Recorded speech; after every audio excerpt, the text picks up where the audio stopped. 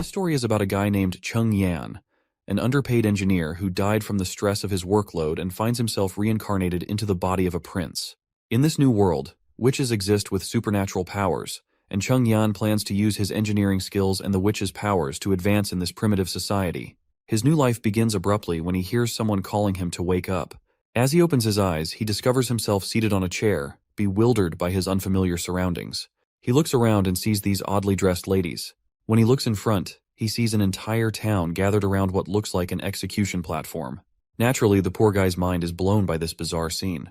I mean, just a while ago, he was probably crunching numbers or drafting some blueprints, not dodging beheadings. Suddenly, a bald guy addresses him as Prince and reminds him that the time for the execution has arrived and he has to announce his ruling soon. The boy remains clueless for a moment about what's happening, but when he focuses, memories of the body's previous owner flood his mind instantly. Apparently, he's the fourth Prince of Grey Castle, known as Roland Wimbledon. He recalls his father assigning all his siblings to various territories under his control, with the promise that in 5 years, the one who governs best will inherit the kingship. But the boy faces a big problem. He's just an ordinary guy, while his siblings are a formidable bunch, giving them an edge in this competition. The first prince has exceptional martial skills. The second excels in finance. The third princess commands a strong following, and the fifth princess is highly intelligent. Meanwhile, Roland, as the fourth prince, seems to be only a waste of oxygen thus far, with no notable talents. To make matters worse, he's been assigned to a desolate border town, God-forsaken city, where streets are filled with filth and neglect. Here, he must interact with the locals and somehow turn this dismal place into a thriving territory. While feeling sorry for his situation, the old man reminds him once again to make his announcement quickly. That's when the boy realizes he has a witch to execute today. The crowd is restless, eager to witness the demise of this alleged witch, whom they believe to be a spawn of the devil and wholly deserving of death. The boy is shocked by the bullcrap spewed by these ragtag individuals and deeply disappointed by their uncivilized behavior, which infuriates him. In frustration, he flings the paper from the old man's hands away and with an annoyed expression, orders everyone to release the witch immediately. The crowd goes quiet, clearly unhappy with the prince's sudden decision.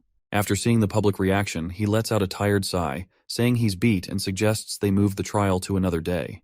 The old man tries to talk him around. Chief Knight Carter Lannis steps forward, urging him to think it over. He insists they must execute the witch right away to prevent other witches from trying to save her. The prince can't help but chuckle at the sight of this tough knight, built like a bull, looking so scared of witches. Our hero then starts to head down, casually pointing out that if more witches showed up, they could squash them all in one go. The knight has no clue how to handle this, and the scene shifts to the fourth prince's residence in Bordertown South Castle. Outside, the grumpy knight stands while our hero slams the door in his face. The prince lets out a sigh at first, but then suddenly freaks out because he hasn't dealt with this many people in his entire life.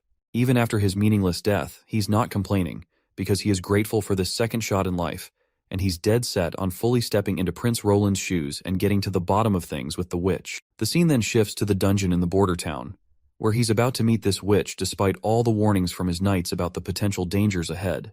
The boy just laughs it off, poking fun at his chief knight for being scared like a coward of a little girl. But the knight nervously insists that witches are minions of the devil. Unfazed, our hero keeps on walking until he finally comes face to face with the supposed witch. The witch stands up and steps forward, and our hero starts to blush a bit at the sight of her beauty. But his noisy knight immediately butts in, telling the prince to back off from the witch. Our hero just casually puts a reassuring hand on the knight's shoulder and steps forward again, asking the girl her name. Once again, the annoying loudmouth interrupts before they can even exchange pleasantries.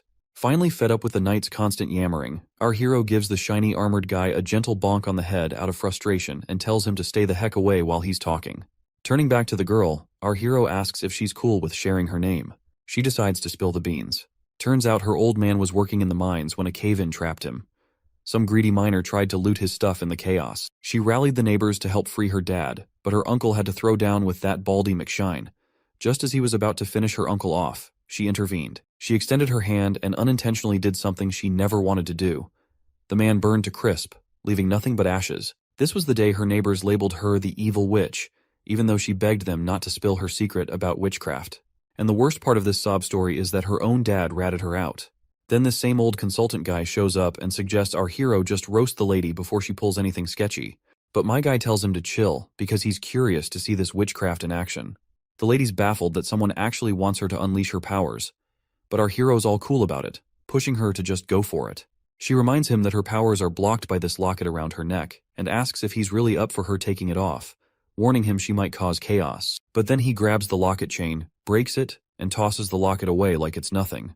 "Show us your damn powers already," he tells her. And so, the fire starts to crackle around her, and this macabre dance of flames just leaves our hero's eyes wide open, and the entire prison cell lights up with the light. The prince freaks out while the woman casually strolls out after melting the prison bars. The knight bolts in the opposite direction, but our guy is just blown away by her fiery powers. Finally, he gets why his consultant said fire can't touch her, because she's basically fire herself. Once the flames die down, the former engineer in him sparks with a genius idea. He's not about to waste such epic magic without using it to revolutionize things. When she asks him to end her life because she's shown him what he wanted to see, he surprises her. He throws his coat over her burnt clothes and tells her she's hired. Prince Ronald, drawing on his past life knowledge, declares that she's essentially a perpetual motion machine, able to generate firepower seemingly out of nothing. However, not everyone shares the prince's visionary thinking. The consultant is utterly annoyed by Ronald's decision. He shouts, reminding him of the witch's ability to obliterate anyone with a mere gesture.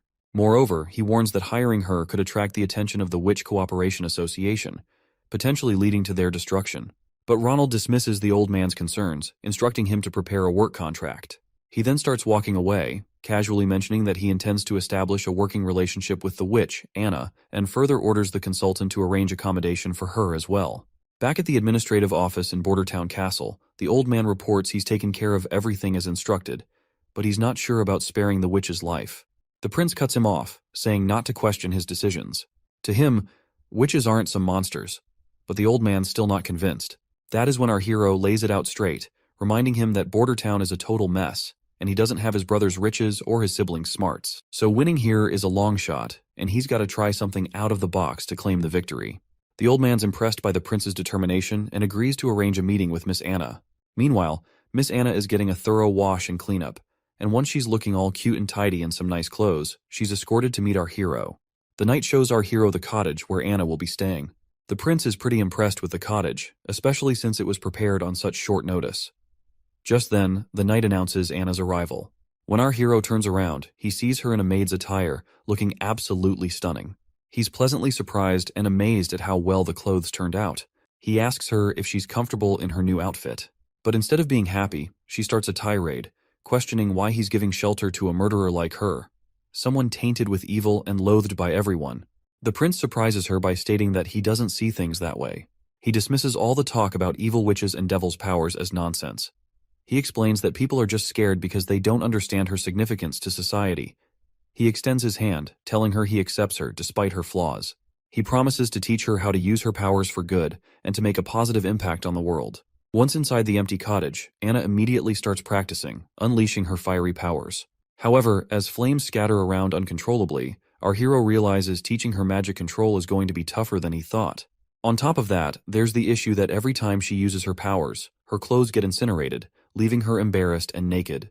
Both of them feel awkward, but our hero is relieved he had prepared multiple sets of clothes ahead of time. Just then, the old man bursts in with urgent news.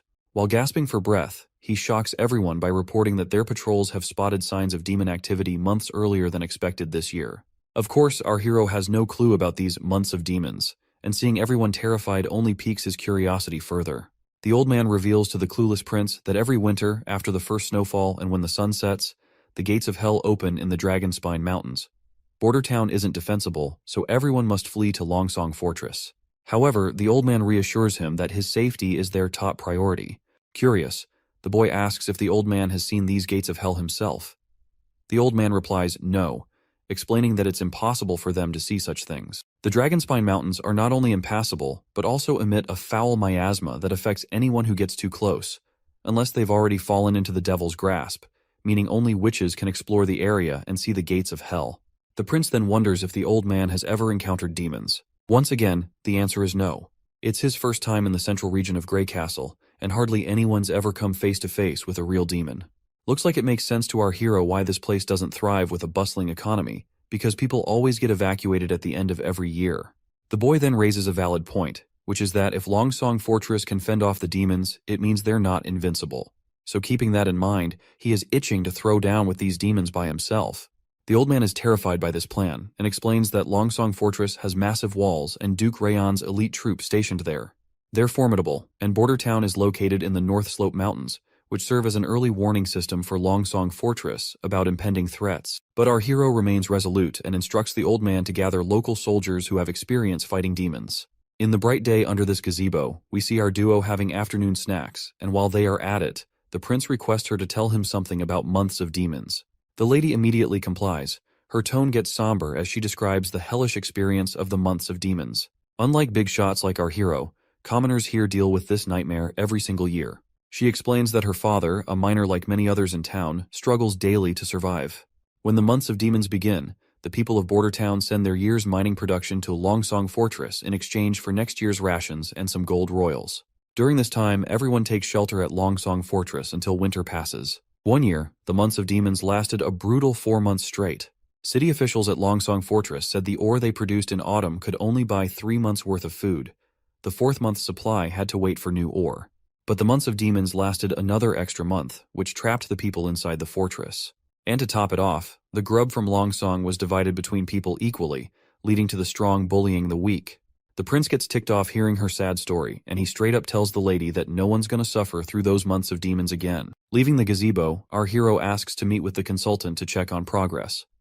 The scene shifts to the Border Town Administrative Office, where Consultant Baroff has brought 3 folks. 2 are soldiers, big shots in charge of the Border Town patrol and lighting the beacon every year. The 3rd is a hunter who claims he's faced demons before, even bagging one himself. At first, one of the scared soldiers stumbles through his words in front of the prince, muttering gibberish that makes no sense. The prince then nudges the other soldier to speak up. The other one then explains that the demons used to be regular critters in the forest, but the evil miasma turned them into savage beasts. They're tough, but still killable. Once the months of demons wrap up, Longsong Fortress sends out cavalry to mop up any stragglers in the area. That's when the hunter slams his fist on the ground like he's showing off, boasting that those monsters are as easy as slicing cucumbers with his sword, and he's taken down 2 already. The big guy then drops to his knees before our prince. The consultant introduces the hunter as Iron Axe, saying there's gossip he's so tall because of his giant monster blood in his veins from the Mojin clan. Our hero asks him straight up if his stories are true. Iron Axe nods confidently, saying he's already killed a demonic boar and a wolf type. Iron Axe explains how hunters categorize demons. As the guard mentioned, these critters started out as regular animals but went berserk after they got a taste of hell miasma, and which is why they're such a pain. The wolf type is sneaky and lightning fast, and the wild boar has a tough back which is so thick that even crossbows struggle to pierce it. The prince quickly realizes that these demons are essentially animals, but with enhanced traits. The hunter agrees, saying they don't pose much of a threat. However, he gets serious when discussing hybrid types, calling them the true spawn of the devil. He explains that these monsters are horrifying creations that only hell could concoct. Describing one hybrid, the hunter mentions it had the body and legs of a rugged beast, but also sported huge wings for short-distance flight. What's more, its senses were keen, always pinpointing its prey no matter how well hidden. The hunter barely survived by diving into the Redwater River before losing consciousness. It seems our hero can handle the regular monsters with big walls, but he's stumped on how to deal with those that can fly. He then asks his knight if those hybrid demon types are supposed to be rare, and the knight nods firmly, saying during any months of demons, you'll usually get 2 or 3 of those bad boys popping up. It's enough to give Longsong Fortress a serious headache. The boy finally connects the dots. With a bang on the table, he announces he's staying put in Border Town for the winter. Everyone's jaws drop at his decision, and the knight scrambles to convince him they're outnumbered by monsters. Our hero fires back, suggesting they build a wall from the foot of North Slope Mountain to the Redwater River. But the knight ain't buying it, and waves it off as a pipe dream, saying it'd take them a lifetime to build such a wall. My guy leans back, telling the knight to chill. He promises if he can't get the wall up fast, he'll retreat like everyone else, because he is not about to throw his life away in this place either. The riled-up knight finally calms down, pleading his loyalty to save our hero at any costs. At the bustling gray castle port of Clearwater, we catch a glimpse of the 3rd princess. She remarks on the chilly ocean breeze, signaling winter's approach, then turns to her knight, Rayon, asking about the return of their black sail fleet. He assures her they should be back at port in 3 days if all goes well. The princess notes this is their last expedition of the year and hopes it brings some nice surprises. Back in the palace, the knight wonders how she was already geared up for the throne competition her father sprung on them. She admits she didn't see it coming, but she figures it's all about paving the way for the king's favorite son to take the throne. Still, She laughs it off, saying being good at running things doesn't automatically mean the second son will win. She tells her knight to dig deeper and understand why she's sending out the Black Sail Fleet on this big expedition. After mulling it over, the knight realizes her fleet isn't just about making money, it's about gaining serious influence and power. Since launching the Black Sail Plan, she's rounded up skilled sailors, tough fighters, and key allies to back her play. This is Garcia Wimbledon, the third princess of Grey Castle. She is using smarts and strategy to secure her shot at the throne. The princess then asks about how their plot to off the fourth prince went down. The knight sighs and says there's been no word from the border, meaning their poison plan probably flopped and the spies they sent to do the job are missing in action. She figures her little bro must have wasted no time offing those spies once they got caught. Looks like the poison actually did its job and killed the fourth prince, but our hero just happened to swap into his body, which is why they think their poison plan tanked. She's now planning to kill the hero once he seeks refuge in Longsong Fortress, and tells her knight to sit tight until then. She also snarks that since the poison didn't do squat, it means that Snake Enbies, who sold them that stuff, was lying about it being colorless and tasteless. And as punishment for deceiving the third princess, she suggests her knight to hang that liar immediately. It's quite funny how she's about to drop the hammer on their reliable poison guy, even though the fourth prince really did kick the bucket from that poison. The next scene shows us Anna setting in the landscape of greenery, and there we meet her teacher Carl, who asks her what she is reading today. Is it poetry, or perhaps history of their church? The girl greets her teacher, and before she can say anything, her innocent image shatters before his eyes. He is left staring with wide eyes, and the next scene takes him to a rowdy crowd accusing his disciple of being a witch and the reincarnation of the devil. Seeing her hanging there, he slaps his hands over his face, jolting awake in his office. Once he's finally awake, he breathes heavily, haunted by the vision of Anna's hanging. He believes that if even a pure-hearted girl like Anna could be called evil, then those greedy administrative officials of Grey Castle must be true demons, born from the depths of hell. He angrily expresses that if they hadn't switched to lower-quality stones just to save a few hundred gold, the theater would never have collapsed, and those innocent victims would still be alive. In his eyes, those corrupt individuals are the ones who truly deserve to be hanged for their heinous acts and corruption. Sadly, this country didn't administer proper punishment to them. Instead, the blame fell unfairly on innocent stonemasons, resulting in harsh taxes, rampant inequality, little rule of law, and even labeling a curious and innocent girl as a demon and sending her cruelly to the gallows. He appeals to God for help in punishing these deserving evil people. Suddenly, there's a knock on the door, and when he opens it, he finds one of his young students, Nana, looking really worried and anxious. The little girl timidly asks if she's going to end up like Anna, hanged. The man quickly reassures her with a pat on the head, promising to protect her no matter what. He strolls through town, thoughts swirling about how the powerful have mistreated the innocent while he stood by. Determined to act this time, he vows not to let another girl suffer like Anna did. His attention is then drawn to a commotion at the town square. People are gathered around the quest board, where they're reading a notice posted by the fourth prince. It calls for workers for construction jobs in the border areas, gravel workers, stonemasons, and more. The notice details everything the applicants need to know. The teacher's eyes widen in shock as he sees the notice signed and stamped with our hero's name. That's when he remembers our hero, the fourth prince. He's heard rumors about the prince having all sorts of unique ideas and a personality that's totally different from everyone else. The prince also doesn't seem to be a big fan of the church, which gives the teacher a bit of hope. But right now, he's worried that supporting Anna, who is a witch, might get him labeled as a witch sympathizer and land him on the gallows as well. He's banking on the idea that if the prince hates the church enough, maybe he also hates their strict laws. That's the only way he sees to protect other girls from facing the church's severe punishments for being witches. We're back with our hero again, and his knight is questioning him about the dimensions of the wall he plans to build. Our hero says it'll be 15 feet tall and 6 feet wide, enough for 4 people to stand side by side on top. The knight then mentions they'll need to dig a trench as deep as a person is tall to stabilize such a massive structure. With the wall being 15 feet tall and 6 feet wide at the top, the base width will need to be doubled for stability.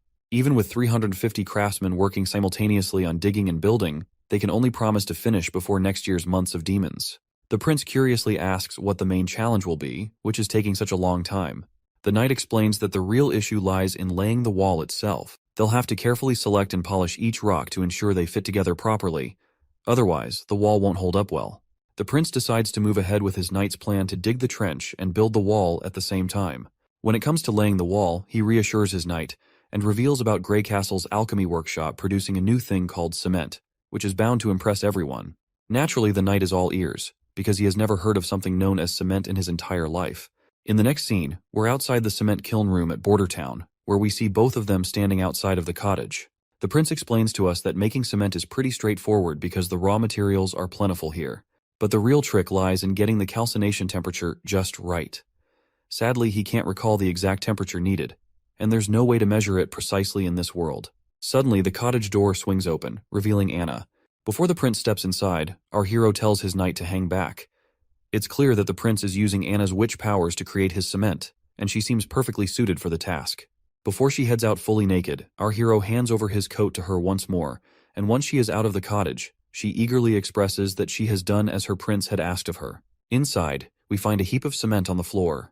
The boy quickly checks the product to see if their experiment paid off, and decides to give it a try before producing at mass scale. Curiously, Anna asks where he plans to use the cement.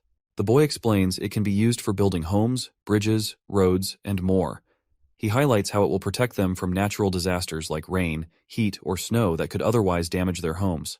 He gives all the credit for the success of making the cement to Anna, recognizing her crucial role. Outside the cottage, they finally glue a few square boulders together with the cement, and both the knight and the girl are pleasantly surprised by the result.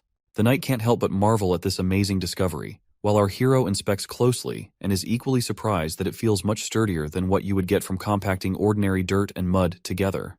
The knight even tries to pry the boulders apart, but despite exerting all his force, he can't seem to budge them, let alone unstick them. The prince reminds his knight that he's been underestimating things because this stuff is better made than he originally thought. The knight is also amazed by this fascinating invention of sticky stuff that turns into solid rock in no time. He's pretty confident that with this, they could easily cover the entire border in 5 years. But our guy dismisses the need for such a grand project, saying even the tallest walls can't keep out enemies from within.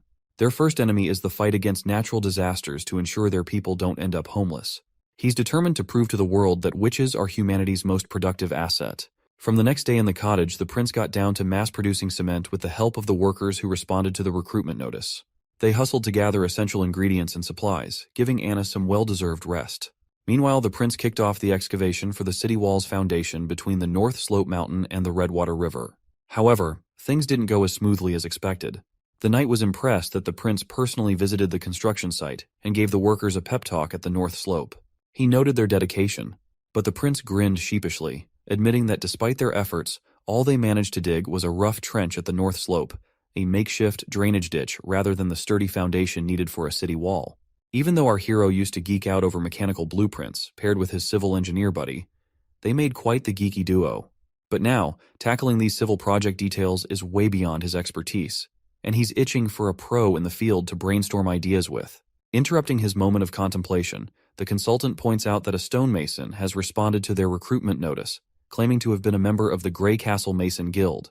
The prince immediately recognizes the guild as a prominent organization in the country, though he's heard they were disbanded due to a construction accident. He then shrugs it off, pointing out that risks are always present in this line of work. He is eager to secure highly talented individuals, and instructs his consultant to bring the stonemason to see him. The next scene takes us to Roland's administrative office in Bordertown. Our hero lounges at his desk, idly passing the time, while Anna sits nearby, absorbed in a book. Finally, the knight arrives with the person our hero has been eager to meet. To our surprise, it's none other than the teacher who had been fretting about his little witches. Before the teacher can start extolling the prince, our hero cuts in, waving off the formalities and telling him to relax. When the teacher's gaze falls upon Anna, he looks completely bewildered, his mind clearly spinning. Meanwhile, both our hero and the knight are totally dumbfounded to see this unexpected meet and greet. Sensing potential trouble, the prince quickly directs the knight to block the door. The knight immediately follows the command, positioning himself at the entrance, ready to not let this threatening man go away. Our hero finds it hard to believe that a random craftsman could end up being a neighbor of Anna.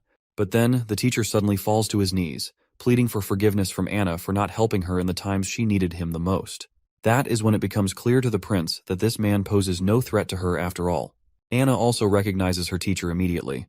The prince then instructs the man to stand and demands an explanation about his relationship with Anna. The man immediately pulls himself together and quickly apologizes for causing a scene. He then introduces himself as Carl Van Bate, a former member of the Mason Guild turned teacher in the border town. He reveals that Anna was once his student. Carl further points out that he doesn't really understand why our hero would spare Anna's life. Perhaps he wants her as his lover, but he isn't complaining since being beheaded is still better than being a prince's side chick. Carl is further relieved to see that our hero doesn't believe in witches being incarnations of the devil. After explaining everything thoroughly to the prince, The man further mentions that there's another talented girl like Anna, whom he would like our hero to also keep hidden here in the palace. The prince gladly gives this teacher the green light to bring her here, promising no harm will come to her if she truly is a witch. However, he can't simply take her away from her family, especially since they aren't directly threatening her at the moment. Our guy bursts into happiness inwardly, looking forward to meeting this next witch and discovering her formidable abilities, though outwardly he remains composed and calm. The prince clarifies that he didn't save the girl out of kindness, but because he needs her help. He doesn't believe in those nonsensical tales that portray witch powers as evil. Instead, he sees them as valuable gifts if handled wisely and used responsibly. So whether it's Anna, this other girl Nana, or any other witch, as long as they haven't committed actual crimes, he won't presume them guilty in any way. Once that's out of the way, our hero finally gets down to business and asks the man if he's ever helped build in Greycastle Town. The man nods enthusiastically, saying he's had plenty of experience. The prince then lays out his plan to erect a wall between the foot of the North Slope Mountain and the Redwater River to keep those demonic critters at bay. From now on, this guy's in charge of the whole project.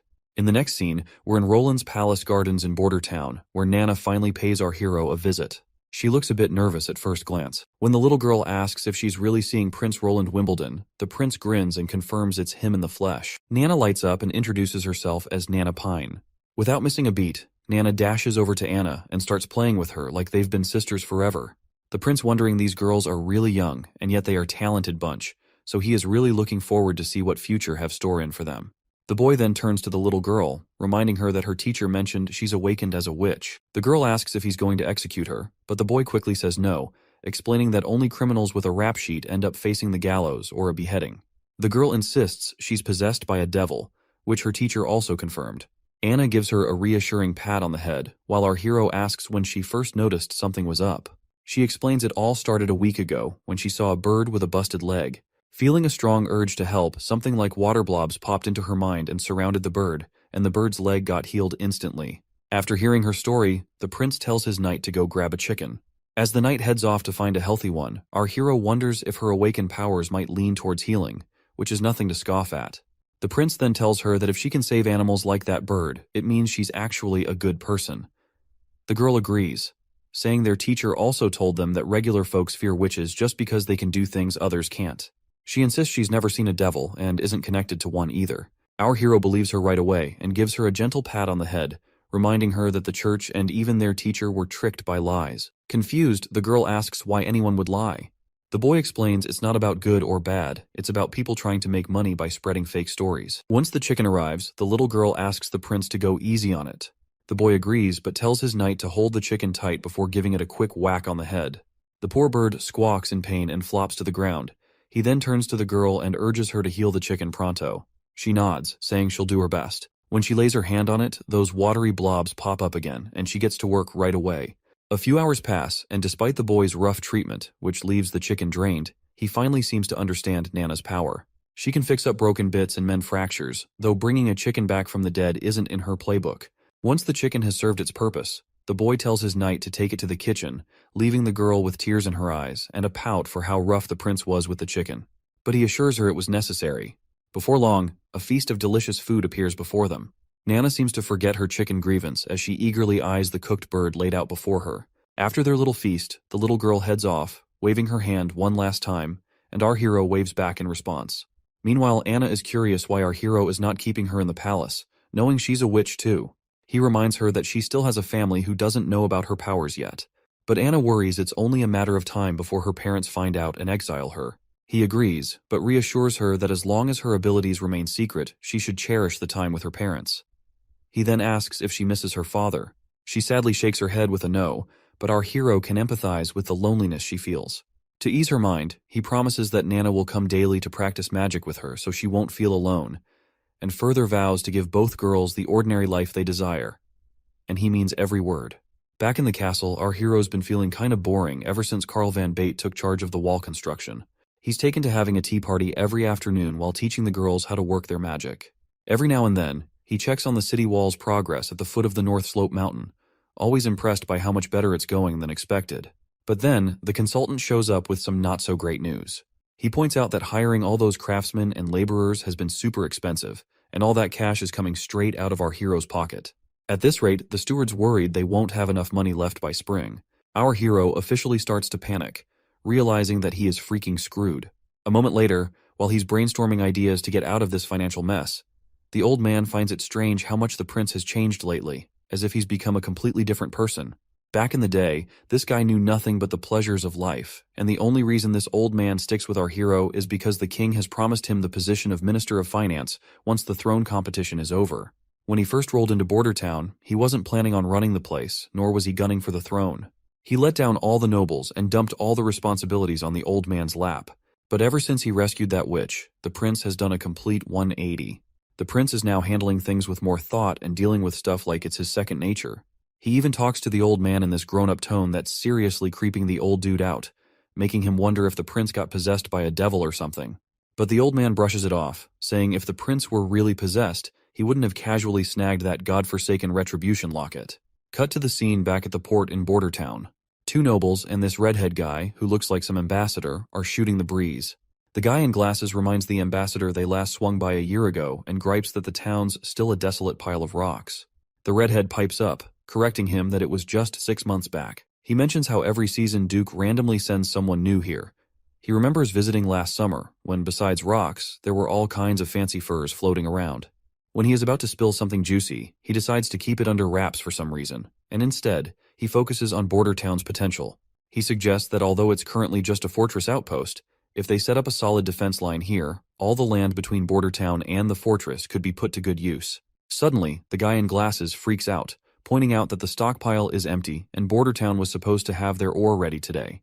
Looks like these visitors are here to collect ore before the demon months hit, offering shelter for the Border Town in return. The ambassador sighs and decides to take the problem to our hero. They ride back on their horses. The guy with purple hair wonders if Border Town found a new trade partner, or already sold their ore to Willowtown or Fallen Dragon Ridge. He's pretty sure it's the fourth prince's doing, who is our hero by the way. The redhead thinks hard, pondering if the prince has already set up deals with towns further down on the Redwater River. If so, they've lost yet another bargaining chip.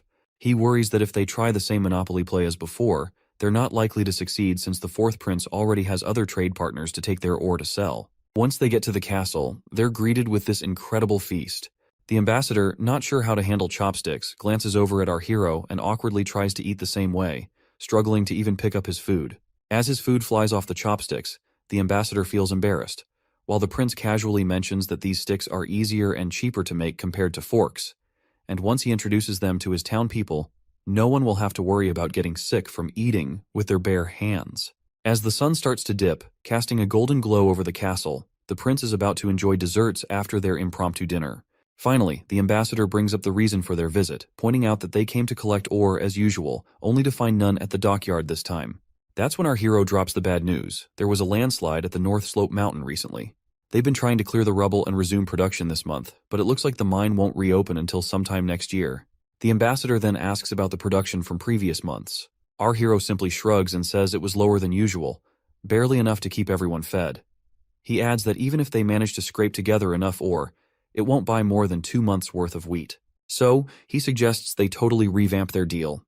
The ambassador looks worried and tries to reel our hero back in, apologizing for past screw-ups. He proposes that the 6 noble families of the fortress pool together to lend enough food for 1 month, promising they'll pay it back next year. But our hero isn't having it. He flat out says if they sell the ore to Willowtown, they won't owe anyone a thing. And here's the twist. The Willowtown is offering gold dragon coins in exchange for their ore. Plus, they're ready to trade wheat, cheese, bread, and honey, all at fair prices. Anything you can buy with gold dragons, they're happy to sell. Compared to dealing with Longsong Fortress, this new setup makes way more sense for the border town. Our hero asks the ambassador another question, pointing out if he even has enough influence to make that decision on behalf of the other families willing to lend 1 month's worth of food. Our hero quickly catches on that the ambassador is a member of the honeysuckle family, with this emblem being a dead giveaway. The prince acknowledges that the ambassador might be from one of the 6 families, but questions whether he can really convince Duke Ryan and the others to agree, or if he can guarantee it. Looks like our hero is hitting the nail on the head as the ambassador's face turns sour like a lemon. The scene flashes back to when the ambassador tried to reason with his father, arguing that the new ruler of Border Town, the 4th prince, definitely wouldn't agree to exchange his minerals and gemstones for some food and bread. He suggested buying from them at 30% under the market price, as they could still make substantial profits. But this bald machismo of a father confidently brushed off the concern, saying the sloth-like 4th prince would never handle Border Town's trade affairs. He believed they could continue swindling border towns' resources for mere bread and shelter. In the present moment, the redhead ambassador, after thinking it through, realizes our hero has a point. He couldn't even convince his own father, but still wants to try his best. So, the redhead takes the plunge and offers to buy the ore and gemstones from Border Town at 30% below market price. The ambassador is confident his offer must be higher than what Willowtown is proposing. He emphasizes that Willowtown is far away, making it difficult to seek shelter during the demon months, which is why Longsong Fortress is the best option for shelter. The ambassador starts to mention the bad roads leading to Willowtown, but stops himself mid-sentence. Curious, our hero urges him to finish his thought. The redhead points out the dangers that could easily spring up along that road. The ambassador realizes he may have inadvertently issued a threat to a prince and starts panicking internally. Our hero just chuckles, dispelling the redhead's confusion, and explains that he never intended to seek refuge in Willowtown in the first place. That bombshell catches the redhead off guard, and he really throws the ambassador for a loop by making it crystal clear he's not going anywhere, not to Longsong Fortress or anywhere else. The prince goes on to explain that Border Town isn't just going to be some outpost anymore. It's going to be a full-fledged part of Grey Castle Kingdom. He's pumped to show off the brand new city walls stretching all the way from the North Slope Mountains to the Redwater River. The redhead's jaw practically hits the floor, and he double-checks with our hero if he heard right. The boy nods firmly, stressing they're putting up this wall right here in Border Town to keep those demons at bay. The redhead's mind flashes back to some fancy banquet where nobles were roasting our prince for starting construction projects just as the demon months were rolling in. Everyone had a good laugh at what they thought was our hero's cluelessness. At first, the redhead figured it was all just rich folks teasing each other for kicks. He never imagined our prince was serious about this whole wall thing. What's really mind-boggling is how our prince, known for chasing pleasure and not much else, is suddenly taking charge of something so massive. The redhead, freaking out a bit, assures our hero that once he's back at the fortress, he'll try to hash things out with the 6 noble families, hoping it'll all swing in our hero's favor. Now it's smack dab in the middle of the night, and our hero's feeling bummed that nightlife in this backwoods world is non-existent. People here hit the bed early unless they're up for clapping some cheeks. Even though he could easily bring someone over to liven up his night, he's got morals and won't stoop to anything sketchy. Out of the blue, someone sneaks up on our hero from behind. He spins around to find a woman in a robe singing his praises for handling the ambassador with brains, hinting the prince isn't all about the party life after all. Turns out she's an assassin, but our hero doesn't waste a second before trying to dash out of the room. The woman throws her dagger, stopping him in his tracks, and reassures him she's only here to chat, telling him to chill out and not panic. The boy stops dead in his tracks, especially with that sharp dagger staring him down, and asks the lady who she might be. She drops the bomb that she has no name but goes by Nightingale, a nickname her sisters gave her for some weird reason. She's surprisingly grateful for our hero's recent care towards witches. When the prince takes a closer look, he notices an emblem similar to the one the old man showed him, which belonged to the Witch Association. The lady gives him props again for his sharp mind, while our hero presses on, asking if she's here for Anna. He admits he has no clue how she knows about Anna, but still reassures the women that she is still alive. The lady nods, saying she already knows that much, and points out that even if she was killed, the Witch Association wouldn't appreciate meddling in politics by killing a prince just because a witch was killed. But she's quick to warn him not to underestimate them. The boy reassures her once again that Anna's doing well. The woman casually replies she already knows, and she's also aware of the other girl named Nana. Then she gives him the creeps by casually dropping that she's been spying on him for the past 2 weeks, keeping tabs on his every move, which really gets under our hero's skin. Because let's face it, this idiot did not have a single clue if he is being spied on. She gestures for our hero to come closer, assuring him she has no intention of harming him. Reluctantly, the boy sits before her, sensing no ill intentions. But then the woman gets uncomfortably close. Noting he's different because he shows no fear towards her or any other witches, she inches even closer. The prince steps back, half-jokingly telling her to keep it PG, not wanting YouTube to slap age restrictions on the video. The lady finally withdraws her hand and gets straight to the point that she's here to take Anna and Nana. The boy immediately refuses without hesitation, insisting they're happy here and safe under his watch. But the lady argues they'd be safer with the Witch Association, where they will be treated like family by every member. But the boy keeps pressing on, noting that the Witch Association doesn't even have a fixed place to call home. He mentions how his soldiers stumbled upon one of their camps hidden in a forest about a month ago, and the tracks led north. However, in that direction, there are only endless mountains. The lady defends their choice, saying they're based in desolate mountains to stay safe from outsiders and dangers. But the boy isn't convinced, bringing up the lack of basic necessities there that would make life difficult for the girls. He also remembers what the old man told him about the association's goal, which is to gather all witches and find the holy mountains, where witches can truly be safe. He asks if the lady has the same goal in mind. Cryptically, the lady responds that she can't give him an answer. This annoys the boy further, as he insists he won't let the girls live in such barren lands where only demons could thrive. That's when a light bulb goes off in his head, catching the lady totally off guard with what he says next. He invites the entire witch association to come to Border Town for the winter, looking all pleased with himself as he tries to convince her it won't be much trouble to wait until winter passes. The lady reminds him that while the prince may not fear witches, the townsfolk will likely freak out. Plus, the church will pounce the moment they catch wind that witches are staying in Border Town. But our hero is adamant, and wants to show everyone that witches aren't evil, especially if they help the town get through the tough months of demons.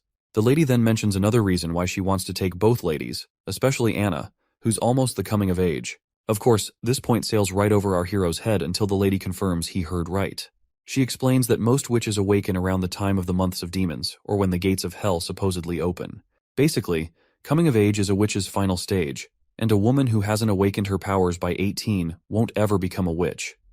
Once a witch comes of age, during the months of demons, demons take over their minds, causing unbearable agony. It feels like something's trying to burst out of their bodies, straining every vein and tendon to the limit. If they survive, they'll recover after 4 or 5 days, but for those who don't, it's a brutal death. That's why witches are seen as the devil's spawn, and their horrific deaths, mixed with church propaganda, make people think they're possessed by demons. The boy then asks what happens once they hit adulthood, to which the lady explains that their powers will stabilize and often get even stronger, with some even picking up new abilities. Our hero questions how valid this all is. Old records claim that witches find eternal peace on the holy mountain and are spared from demons consuming their minds. The lady admits there's nothing concrete about the holy mountain, it's only mentioned in texts. Taking her to headquarters might slightly increase her chances of survival. If witches could live freely without being hunted, the demonic attacks would be way less severe. The boy realizes that Anna and Nana are key players in his big plan, but he's worried about putting them in danger if he goes ahead with it. He quickly agrees to let the lady take Anna if she's up for it. As for Nana, he decides to wait until tomorrow to talk to her about it. The witch is delighted to hear our hero's wise decision, but when he summons Anna and asks her about it, she immediately declines, saying she's not going anywhere.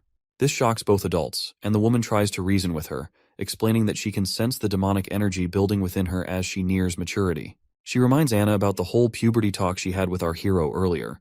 Anna then reminds our hero how he promised her an ordinary life, but she couldn't care less about anything because all she wants is to stay by the prince's side. She's confident that the demonic energy won't stand a chance against her, and she's determined to survive the months of demons and conquer her puberty. The woman sighs and decides to give up on convincing Anna, but she makes it clear she'll stick around to watch over her until she experiences her maturity. She thinks Anna is just a naive kid who doesn't understand the dangers. Of course, our hero doesn't like the idea of her keeping a watchful eye on him for the rest of the winter. Anyway, before the woman disappears, she comes face to face with Anna and talks about the hardships she's seen and the friends she's lost, vowing not to let Anna suffer the same fate. With those final words, she bids farewell to our girl and vanishes into thin air without a trace. Seeing her abilities totally blows our hero's mind. He's amazed by her assassination skills. Once they're alone, the boy gives Anna a reassuring pat on the head and tells her to hit the hay as it's already pretty late for her. The next day rolls around and our hero greets the citizens of the town with a cheery, "Good morning." He gathers everyone for an important announcement. He explains that almost 4 days ago, the ambassador from Longsong Fortress visited him to collect the already mined ore. However, everyone should remember that a month ago, the northern mining quarry collapsed, and production hasn't resumed since then. The community immediately panics because the last output was only half of the average, and they had to endure starvation and a lot of crap from Longsong. He then exposes the Longsong Fortress hideous act, saying he tried to get a loan and supplies from the ambassador, but the guy shut him down hard, just like 2 years back. People freak out again, fearing starvation once again. He reminds them of the time when food was so scarce that many lost family, siblings, kids, and more. He asks them how long they want this cycle of loss to continue. The crowd starts begging him to save them, and he nods positively, swearing he won't let his people fall into that pit again. After a dramatic cough, he drops the bomb, which is that 2 months' worth of mining would have bought them enough food for almost a year, but those Longsong jerks never played fair. The whole crowd starts to seethe at Longsong Fortress for taking advantage like that. So, our hero explains that he traded his stones for a bunch of food from Willowtown, enough to keep everyone fed through the winter. Just as folks start celebrating and feeling relieved, he puts a pause on the party vibes. He reminds them that cutting ties with Longsong means they're committing to sticking it out in Border Town for the winter. That news sets off another round of worry, But the boy quickly shifts gears, reminding everyone about the wall they're building. He boosts their spirits by saying demons aren't any tougher than the beasts in the forest and won't be able to scale their wall no matter how hard they try. Then he gives them a choice: either seek refuge to starve in Longsong Fortress or stand with him to protect their families. He asks if anyone's up for joining him on the wall to fend off monsters, promising good silver coin rewards for those who help out. And if the worst happens and someone doesn't make it, he pledges 5 golden coins to their family. The whole crowd gets fired up by his speech, and suddenly everyone's geared up to face whatever comes their way with determination and grit. The atmosphere in Longsong Fortress is lively with laughter echoing through the entire castle. People seem to be having a good time poking fun at our hero's decision to stay put in Border Town and build a wall. One guy, sporting a solid mustache, jokes that our hero would probably stack some rough rocks together, throw in some dirt and mud, and call it a day. He is sure that eventually our hero will come running back to Longsong, and they can further exploit him when he's desperate. However, the leader of this committee doesn't seem to dismiss our hero as lightly as the others. He asks for the ambassador's take on the matter. The redhead, bewildered at first, mentions that their original plan was to maintain their monopoly as usual, and as long as they purchase ores from our hero at 3 times lower than the market price, it's a good deal for them. But our hero has other plans. He's not just looking to sell the ores to only Longsong fortresses. He's willing to cut the price of ores by half, aims to stimulate higher demand and thereby increase overall production capacity and revenue for Border Town. This approach is a strategic move to foster economic growth and sustainability in the region, and because of that price cut in ores, the Longsong Fortress will be able to earn much more than they earned in the past. Additionally, he intends to manufacture iron tools, which he believes will fly off the shelves no matter where they were sold, making an additional stream of income. However, those aren't the only things to think about. If our hero can hold off the demons at Border Town, it's good news for Longsong too. They won't have to keep dealing with those pesky beasts every year. Plus, the throne squabble is only 5 years long. So if Border Town flourishes afterward, Longsong could end up with the kingdom's 3rd biggest slice of land. The red-headed guy suggests that Longsong should pitch in to help our prince build the wall and defend Border Town. He figures it'll pay off in the end. The old man agrees with the redhead's practical sense but calls it typical merchant thinking. To this white-haired fellow, it's not about whether Border Town succeeds or fails. He just doesn't want to share his turf with anyone, prince or not. The next day, Chief Knight's face was priceless when he laid eyes on the contraption our prince had been tinkering with. True to form, he showered all the credit on Anna, who'd helped with welding the metal parts. The prince couldn't contain his excitement over his latest creation, which is a steam engine. He hugged his beautiful invention tightly, seeing it as the first step towards ushering humanity into an industrial revolution fueled by a new energy source. 5 minutes later, the knight still looked baffled, trying to wrap his head around how the machine worked. When Anna fired up the furnace below, the cogs and gears started turning, and soon enough, the wheel began spinning faster and faster. Watching the mechanical parts move left, the knight completely awestruck. It was his first glimpse of the natural power the prince had been talking about, which is a force equal to the strength of 10 knights combined, and this innovation promised to save a ton of manual and animal labor. Training a knight took 15 years, but building a contraption like this stove only took 3 days. The knight found it fascinating that it didn't need feeding, didn't care about weather, and was impervious to arrows or blades. Seeing this, he started to wonder if traditional knights were even necessary in a world with such machines. The boy was totally stoked to see his farming game jump forward by a few hundred years. Later that night, our hero swung open his bedroom door and found the assassin lady once again, deep into studying the blueprints he'd made. He gave her a bit of a hard time for spying on him and just waltzing into his room unannounced. But the lady just chuckles, pointing out how the 4th prince was rumored to be a total flop with a lousy personality, yet his inventions were master class. She wondered if those blueprints were for the stove he'd cooked up recently, but the boy was feeling kinda down and out, watching her toy with his secret plans he had kept locked up tight in his office. Seeing her impressed, he attributes all of the credit to Anna once again, and explains that the machine could be used for anything needing a lot of muscle, like getting stuff around or making stuff. The lady smiles upon hearing this, and lets our boy know that she'll be keeping these blueprints, since there are many witches in the association who can make good use of firepower. As she tucks them into her robe, the idiot's eyes accidentally drift over her cleavage, and he stumbles over his words in embarrassment, telling her he didn't give permission for that. She just smirks and says she already has something as payment. Tossing a document at him she pulled from her chest. The boy eagerly grabbed it and tore it open, only to find it addressed to his servant Tyre. The letter sternly instructed Tyre not to repeat the same mistake and was ordered to eliminate the prince during the months of demons. The boy's mind races, recalling how Prince Roland used to exploit her whenever he could, and our hero feels deeply unsettled by these memories. The woman then tells him she snatched it from one of the pigeons, mentioning there wasn't any signature on the letter, but she thinks it might have been sent by one of his siblings. So she asks if he's cool with her digging deeper to find out who's behind these orders. He gives her the go-ahead, and she strikes a respectful pose, saying she'll be taking the blueprints as payment. The next day, he's still hung up on last night's letter when the knight shows up. The guy drops to his knees and spills that Tyre kicked the bucket last night. Apparently, she took a tumble from her balcony, and there weren't any signs of a struggle, and the guards swear they didn't see anyone come or go. The boy's visibly bummed out and tells the knight to have the head servant handle the situation. Once the knight had left the room, our hero called the assassin lady back, and she showed up right on cue. She quickly spilled the beans that the servant had killed herself the moment she laid eyes on her. The boy couldn't hide his disappointment, muttering that he figured she'd know how to handle such things. The lady countered, saying she had tied Tyre with ropes up tight, but the wily servant had stashed poison in her fake tooth, and once she died out of poison, she threw the servant from the balcony to make it look like an accident. Even though her interrogation had hit a dead end, she whipped out another note from her cleavage and revealed that this is what she found out in her apartment. With a sly grin, she points out that the sender called Tyre Big Sister and mentioned a seaside view a lot. She hints that there's a chance the third princess from Clearwater Port might be the one pulling the strings. She suspects Princess Garcia Wimbledon might be holding Tyre's family hostage, using her as a pawn to eliminate our hero. Judging by how Tyre chose to end things, it seems she was trained for years before being assigned here. The boy feels deeply disappointed that his own siblings are so quick to eliminate each other for the crown. Suddenly, the woman leans in close to our hero's ear and whispers that she has to go because someone is coming their way. The boy blushes a bit, maybe catching a peek of her assets straining against her shirt before she disappears into thin air. Just then, the old consul shows up with some good news. A bunch of folks have volunteered to take on the demons during the demon months. This puts a big grin on the prince's face, and he decides he needs to go see it all for himself. But before heading there, the old man genuinely asks if he really intends to have these regular folks go up against the demons. Once outside, our hero also feels bummed out and sees that the consultant's worries were legit. These people don't look like fighters. They seem more like street thugs.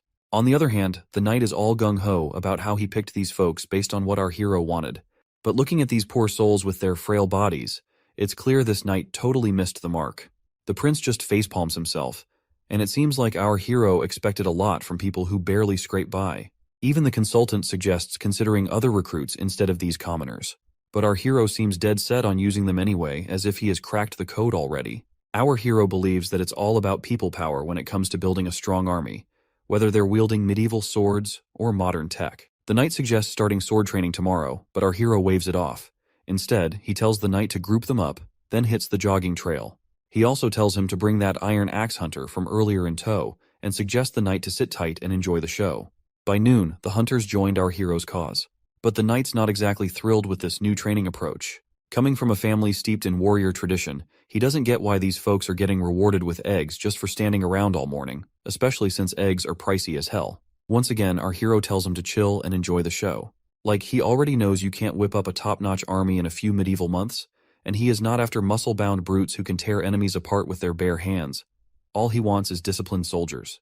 To get results fast, he's using military techniques he learned back in college. He's seen how quickly people can unify under this method, and he is betting these folks will follow suit. After a while, the carriages show up and folks eagerly line up for their eggs. People still can't quite wrap their heads around the idea of eggs as rewards. The knight clangs his plate loudly to get everyone's attention and orders them to form 4 lines. He lays down the law that food will be handed out in order, and stragglers would wait till the end. There's a mix of nerves and compliance as everyone queues up. Meanwhile, the knight is still puzzled why the prince is bothering to teach these kinds of basic things to these people. Suddenly, the crowd erupts into murmurs and talks, chanting Iron Axe, who seems to have quite the reputation around these parts. The prince declares a break after lunch, followed by a visit to the guard barracks in town. Iron Axe is appointed as their captain, tasked with teaching everyone how to set up tents. As soon as our hero finishes speaking, there's a buzz of gossip about the prince putting someone like Iron Axe in charge of their platoon. To calm everyone down, he reminds them that Iron Axe isn't local, just like the witches that do not belong to Grey Castle. Our hero stresses that in Border Town, everyone's treated equally, no matter where they're from. As long as they're not criminals, they're welcome here. The prince unrolls a ridiculously long sheet, longer than your average grocery list, and tells the chief knight to pay more attention to these rules than to who gets to be captain. He stresses that everyone needs to memorize and stick to these rules if they want their usual egg during meals. The chief knight scratches his head at the idea of visiting Teacher Carl after dinner, wondering aloud how reading and writing will help fight demons. But the prince brushes off his concerns and says a well-educated army is always more effective. According to him, history has proven this point many times. Next up, we're at City Hall in Bordertown. There we see our hero stagger out of his room, still half asleep. Suddenly, Nightingale pops up out of nowhere and teases him about his newfound habit of sleeping a lot lately. It seems she has also helped herself by eating some of our hero's breakfast. Of course, the boy does not seem to be really happy to see her eating his breakfast and coming inside without his permission. He then starts wondering aloud if she was never taught to be more subtle around royalty. As he takes his seat, the lady adopts a respectful posture and asks if she's being polite enough. Then she casually mentions she knows the prince isn't into all that fancy, unnecessary politeness. The boy finds himself startled to see that she seems to know what he exactly prefers. He sighs and tells her to just eat the whole breakfast so he can at least ask for another serving. She dives into the food while the prince starts flipping through his new blueprints. The lady then curiously asks why he's been ordering so much ice-ons lately, because it's already dead of the winter, and if our hero wants to make his whiskey cool, he can simply put his drink outside. Seeing his wide-open order book, Prince Ronald realizes that she must have seen everything he has been ordering lately. So, he spills the beans that he's trying to make cheese. And to do that, he needs things to stay below freezing. While the girl praises our hero for his clever ideas, inside our hero's mind, we discover he just fed her a lie about making cheese, because he is making something even more confidential, which he does not want to disclose to her, because he doesn't fully trust her like he does with Anna and Nana. He wants to gather more intel about her before revealing his true secrets. He is apparently focused on developing guns, which are easier to make than steam engines. He fears that if anyone discovers his methods, it could seriously derail his ambitious plans. Also, the ice-ons he ordered is basically known as saltpeter, a substance wealthy folks use to cool drinks in summer. And this name, ice-ons, is just a fancy name given by the nobles. But what's crucial is that saltpeter is a key ingredient in making gunpowder, adding another layer of secrecy to his activities. The boy then changes the conversation by asking if witches train assassins as well, aside from searching for the Holy Mountain. The lady mentions that they're a group of oddballs who came together because of their dream of finding the Holy Mountain, and she only joined the Witch Cooperation Association about 2 years ago. Hearing this, the boy asks if she worked for someone else before joining the association, and wonders if there are people who accept witches. Putting down her plate, the lady laughs at the idea, calling it ridiculous. Sadly, she reveals that if her previous owner had known she had become a witch, he wouldn't have let her through the front door.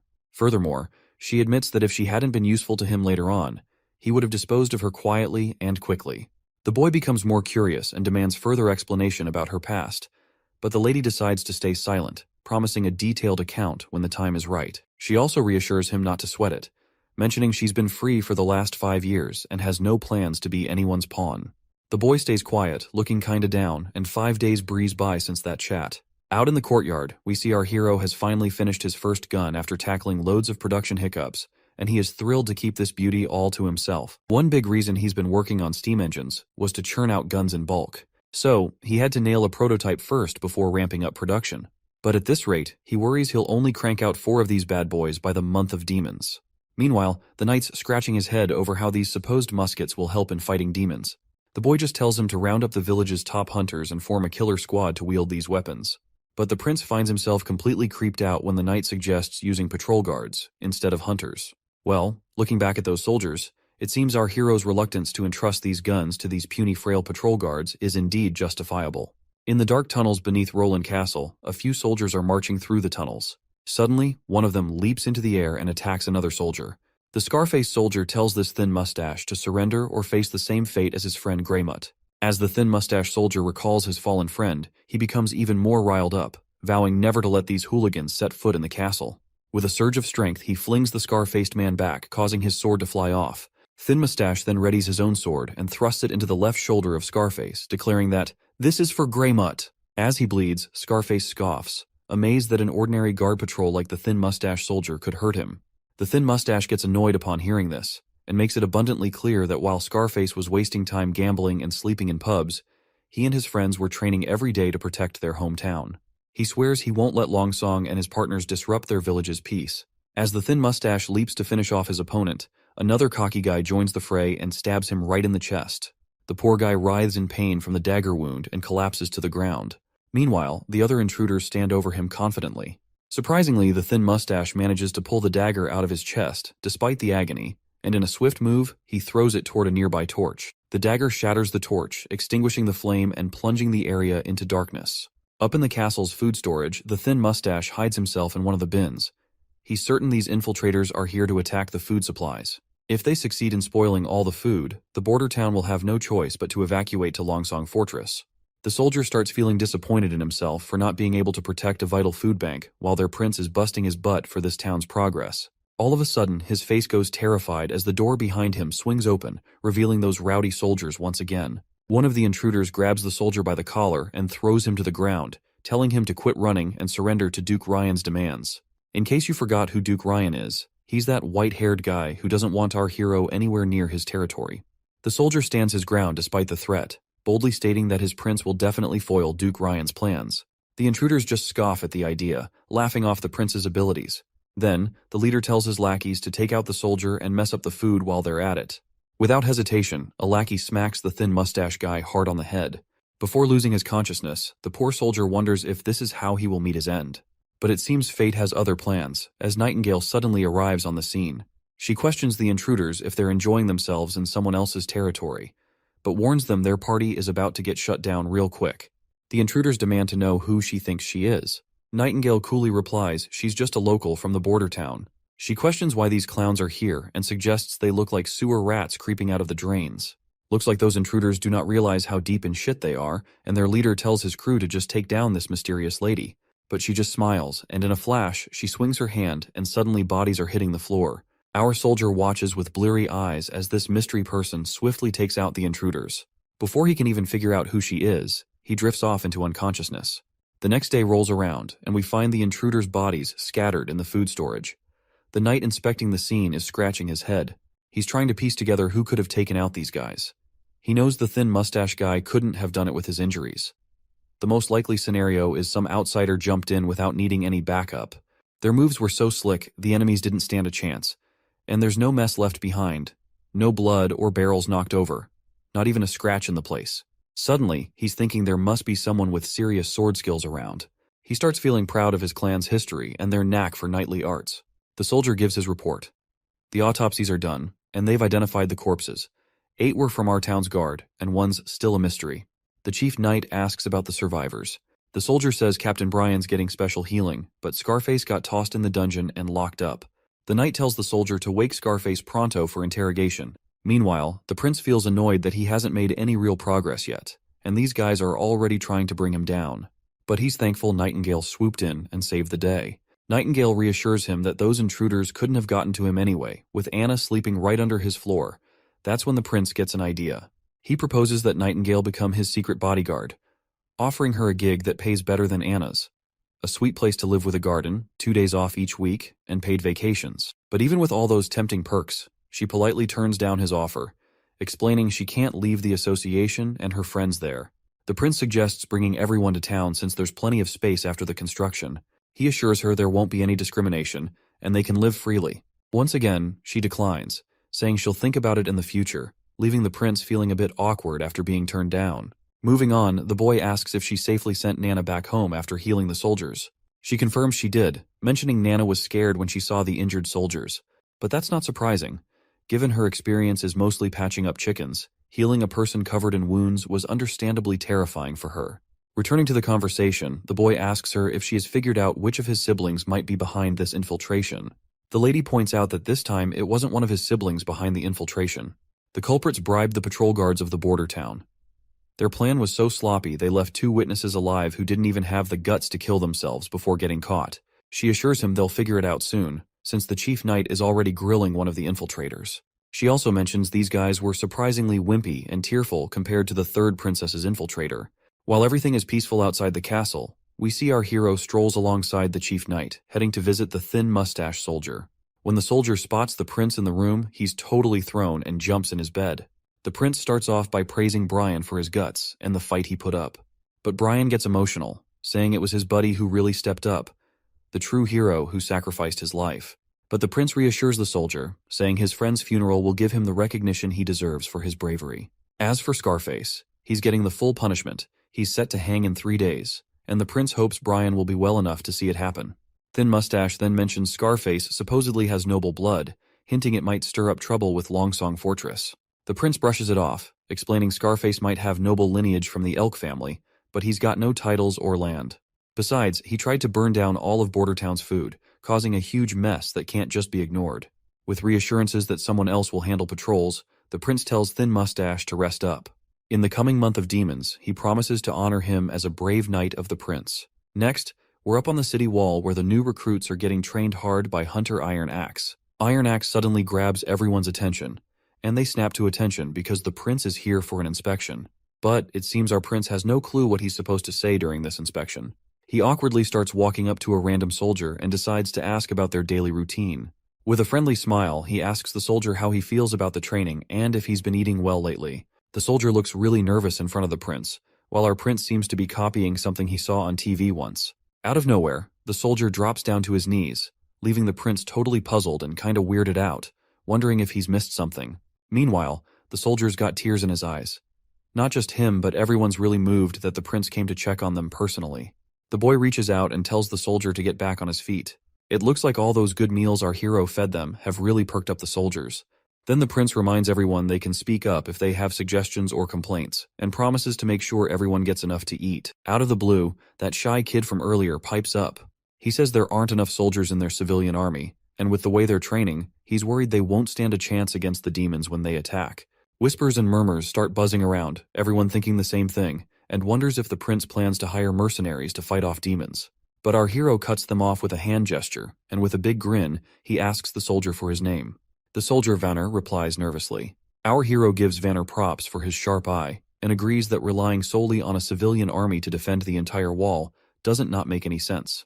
However, he points out that demons are just mutated animals and beasts, not as smart as humans, and Iron Axe has proven this by taking on those monsters directly. Iron Axe nods in agreement, saying those creatures are exactly as the prince described, but he admits hybrids are a whole different ballgame, posing a tougher challenge altogether.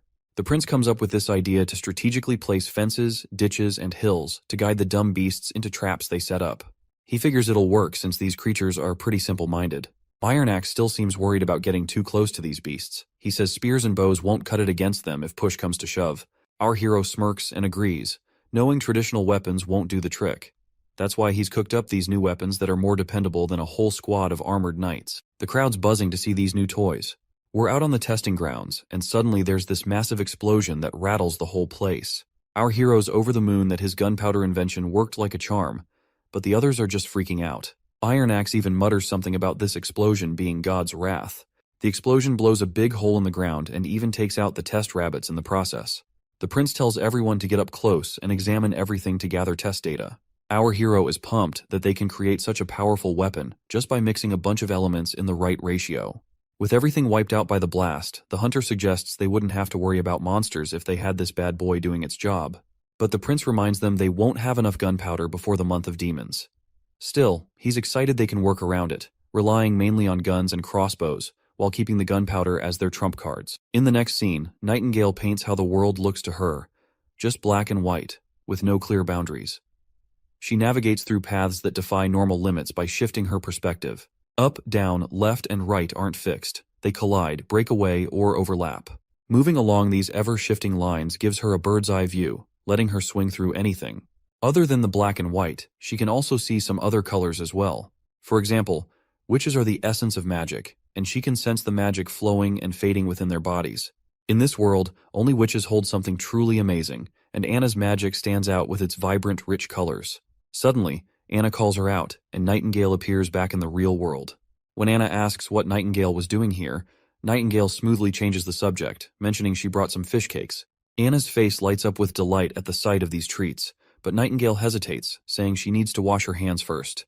Instead of water, Anna just uses her fiery powers to cleanse her hands, which impresses the women big time. That is when it hits Nightingale that Anna is the only witch in their group with such incredible powers. This realization fills her with both dread and sadness, knowing that such strong abilities come with risks. With the month of demons approaching, she worries about Anna enduring unimaginable pain during her puberty. Nightingale gently suggests that Anna should join the association, where other witches can support her. She assures Anna that everyone would be thrilled to have someone as powerful as her among them. But then Nightingale's tone turns serious as she admits to Anna that she might not make it through this winter. Anna then asks Nightingale where she lived before joining the association. Nightingale replies that she used to live in a big city to the east, not too far from the capital. Anna then follows up by asking if Nightingale was happy back then. Nightingale's mind immediately flashes back to her past, recalling herself feeling miserable, locked up with shackles and a power-suppressing locket. Instead of answering directly, Nightingale turns the question around and asks Anna why she wants to know. Anna opens up, sharing that she had a tough life in the slums of Bordertown. Her father sold her to the church for 25 golden coins, and it was our hero who freed her from those chains. Now Anna feels genuinely happy to be where she is. Nightingale gently reminds Anna that leaving the castle isn't an option due to how witches are hated by others, but Anna remains optimistic, trusting the prince to change things for them. Suddenly, their chat gets cut off when Nana storms in, slamming the doors before her. She's in tears and rushes to hug Anna, blurting out that things are about to hit the fan for her. Meanwhile, our hero is deep in slumber, dreaming of heroic exploits, and that is when Nightingale rudely wakes him up. She's absolutely livid, informing the sleepyhead that Nana's father is on his way and suspects she's a witch. Shocked to hear Nana's secret is out, the prince rushes into action, hoping he now has a shot to keep Nana in the castle. He wonders how the nobleman will react when he finds out his daughter is a witch. Will he plead with the prince to let her stay and keep her secret? When our hero finally steps outside, reality is far from what he was imagining. Nana's dad is fuming, demanding the immediate return of his daughter. After they settle into their seats, Nana's restless father calls her over to him. The little girl gets scared and asks if he's planning to sell her to the church. The man gets all chummy, saying the church would never take someone as clueless as her, so she better return back to her father. But our hero steps in, reminding him that his daughter is a witch. The man flat out refuses to believe it, and even when Nana herself confirms that she is a witch, the father gets really mad and suggests maybe Teacher Carl is just labeling another girl as a witch. That's when our hero gives Anna a nod, signaling her to show off her fiery magic powers. She does it right away, leaving the old man stunned to see witchcraft in action. Our hero tells him to calm down and assures him they can explain everything. Eventually, the father starts to understand that his daughter is just here to practice her witch powers after all. But our hero feels creeped out by the implication that her father was thinking of him as a pedophile for calling little girls into the castle. The boy then gets down to business, pointing out that Nana has healing abilities that could be invaluable in Bordertown during the months of demons, to aid in healing the injured. However, the dawning father, Mr. Pine, politely declines, concerned for his daughter's safety if she stays here. Our hero reveals that opportunities often come with dangers, mentioning that from what he's heard, Nana's grandfather and Mr. Pine's father were courageous knights. The Pine family's noble lineage comes from their grandfather's heroic deeds. Mr. Pine agrees, and proudly recalls how his father once faced down an incredibly powerful demon and actually defeated it. He even has the demon's massive horn hanging over his fireplace to prove it. But then our hero points out how the Pine family is not as prestigious as it was before. Pine family is just a working-class citizens now, to which the father sadly admits. He then notices Pine's rough, calloused hands, proof that Mr. Pine hasn't given up on his warrior spirit and still trains daily to sharpen his sword skills. So, he cleverly suggests that Pine join in defending the border, promising to grant him enough land to become a true noble. Despite this tempting offer, Pine isn't willing to take the risk and prefers to send Nana to Longsong Fortress rather than see her in harm's way. Our hero reminds him that Longsong Fortress isn't as safe as Bordertown. The church has eyes and ears everywhere there. If the truth about Nana gets out, not even he could protect her. He promises to prepare a small boat for a quick retreat to Longsong in case of trouble, ensuring Nana and Anna's safety. Finally, the old man puts his faith in the prince, nodding respectfully and pledging his loyalty to fight for our hero's cause. Everyone breathes a sigh of relief and smiles, but Anna pouts, showing her anger toward our hero for even considering sending her away. She makes it crystal clear that she's not going anywhere. The next day, the old constable shows up looking really worried that they've blown all their money on weapons and army training. He's fretting that if things keep going like this for a few more months, everyone's going to starve for sure. The boy facepalms himself and gives him permission to use his savings for their budget. The old man agrees but grumbles it won't solve their long-term problems. Our hero shrugs and says if the defenses fail, they'll evacuate the town as soon as possible, then sends the old man off to do as he's told. Once the constable's gone, the boy feels pretty crushed after draining every last penny he'd saved up, and if the border defenses still fail, he's screwed. Then, his mood perks up when Nightingale shows up again. The woman immediately points out that he had lied to the old man about leaving the town. The prince immediately admits his lie, because he does not want to spread distress among the already terrified townspeople. Nightingale advises him to spend his time with Anna instead of stressing over politics. She shares her fear that Anna might not be around much longer, but the boy insists she will survive, because she has promised to beat those demons at all costs. Nightingale wonders how he can trust a witch cursed by demons. The boy just shrugs and says he believes in her, and further points out that he also trusts Nightingale as well. The woman just stares at our hero's poker face and realizes he's not lying. He casually points out that he doesn't lie without a good reason. Suddenly, they hear a commotion outside. Nightingale glances out the window and gets visibly anxious, noting that it's snowing. Winter has arrived. The boy decides to check on Hunter Ironaxe and his progress. At the shooting range, Ironaxe is using the guns and hitting bullseye after bullseye. The prince shows up and asks about the training. Ironaxe lights up like a kid, enthusiastically mentioning that he's nailed all the basics he was taught. The prince isn't surprised, because being a warrior through and through, Ironaxe has been able to master any weapon given to him. The man praises this iron pipe of the gods for its insane power. He grits his teeth, saying if he had this pipe when he fought that hybrid monster, it wouldn't have stood a chance. Ironaxe drops to his knees, overwhelmed that the prince entrusted such devastating power to a humble hunter like him, and promises not to let his prince down. The prince then checks in with his chief knight, Carter, asking how things are going. The knight looks a bit serious and mentions they could really use more than just the 2 guns they have. Our hero gets it and assures him that 2 more guns are already in the works and should be ready soon. He admits they rushed the gunpowder development because the months of demons are finally here. I'm starting to feel like this comic is turning into a manhwa version of Game of Thrones.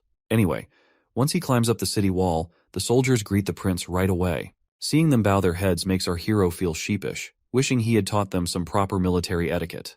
The hunter points out that there aren't many demons after the first snow, but our hero tells him to stay cautious regardless. Suddenly they catch a sight of something, and there they see a demon in a distance. The soldiers start to panic, and one of them even asks if they should sound the alarm. Our hero tells the soldier to decide for himself, since he has more experience after their training. Finally, the soldier decides not to sound the alarm and puts his bow down. Our hero is relieved to see that his training of these soldiers is paying off, because dealing with the presence of the demon should be handled with caution instead of acting on impulses.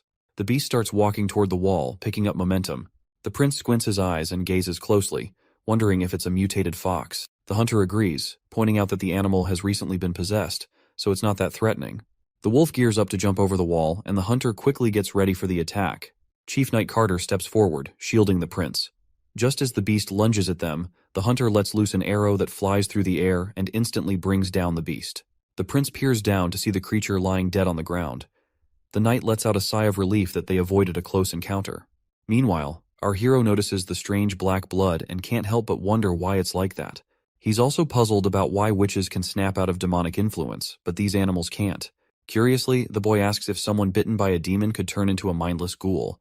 The hunter immediately dismisses the idea, saying there's no such thing as ghouls. Our hero breathes a sigh of relief, glad he won't have to deal with a zombie apocalypse. He then asks if the meat is edible. The knight started to freak out upon hearing this, and questions why the prince would consider eating cursed meat.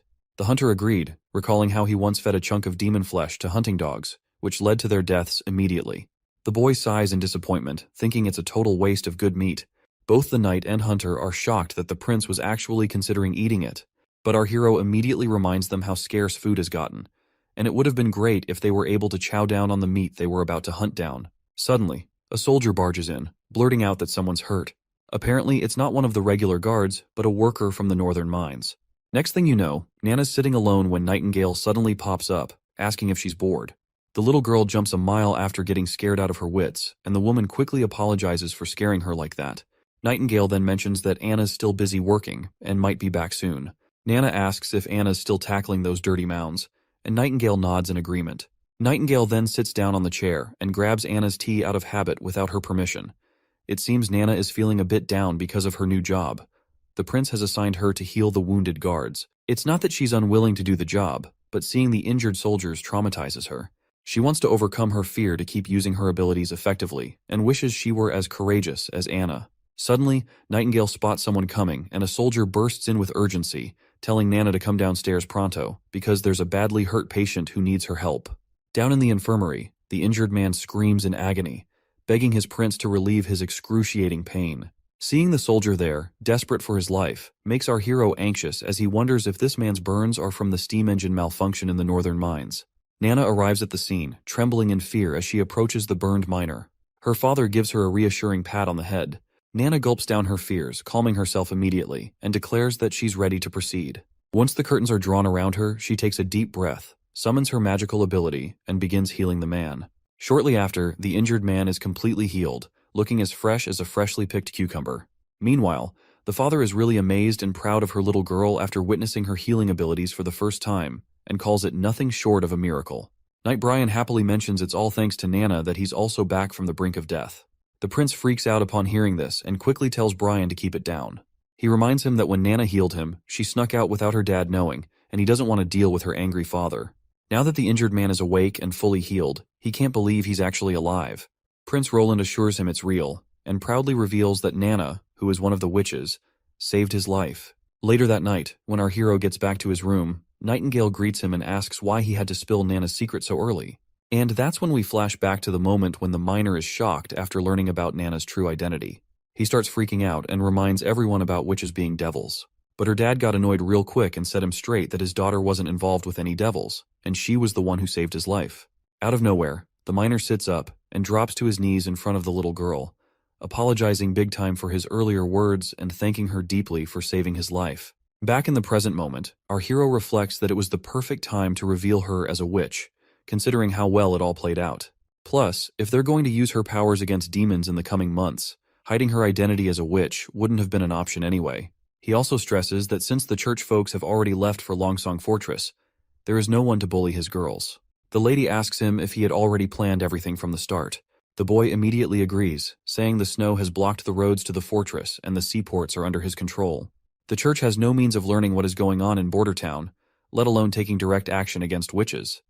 This gives him a sweet 3 months to change public opinion about witches being the reincarnation of evil. He points out how Nana is now seen as an angel instead of a villain in the eyes of the soldiers she has recently healed. They can continue using her power to heal everyone, which will help boost everyone's morale. Once they remove prejudice from the civilians' minds, everyone will be happy.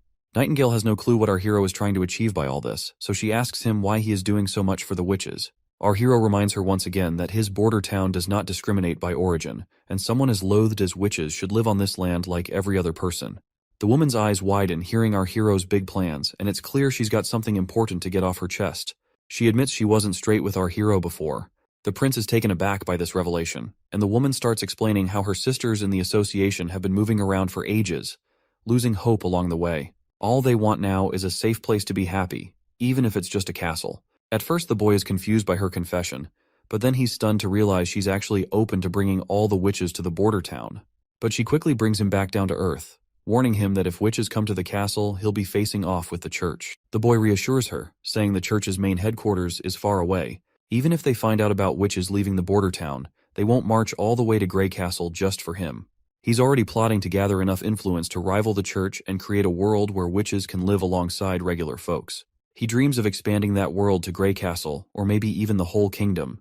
The next scene takes us to the capital of Grey Castle. There, soldiers on their horses are marching down the road when their captain suddenly yells for everyone to stop. This person looks really pumped as they finally return to the castle.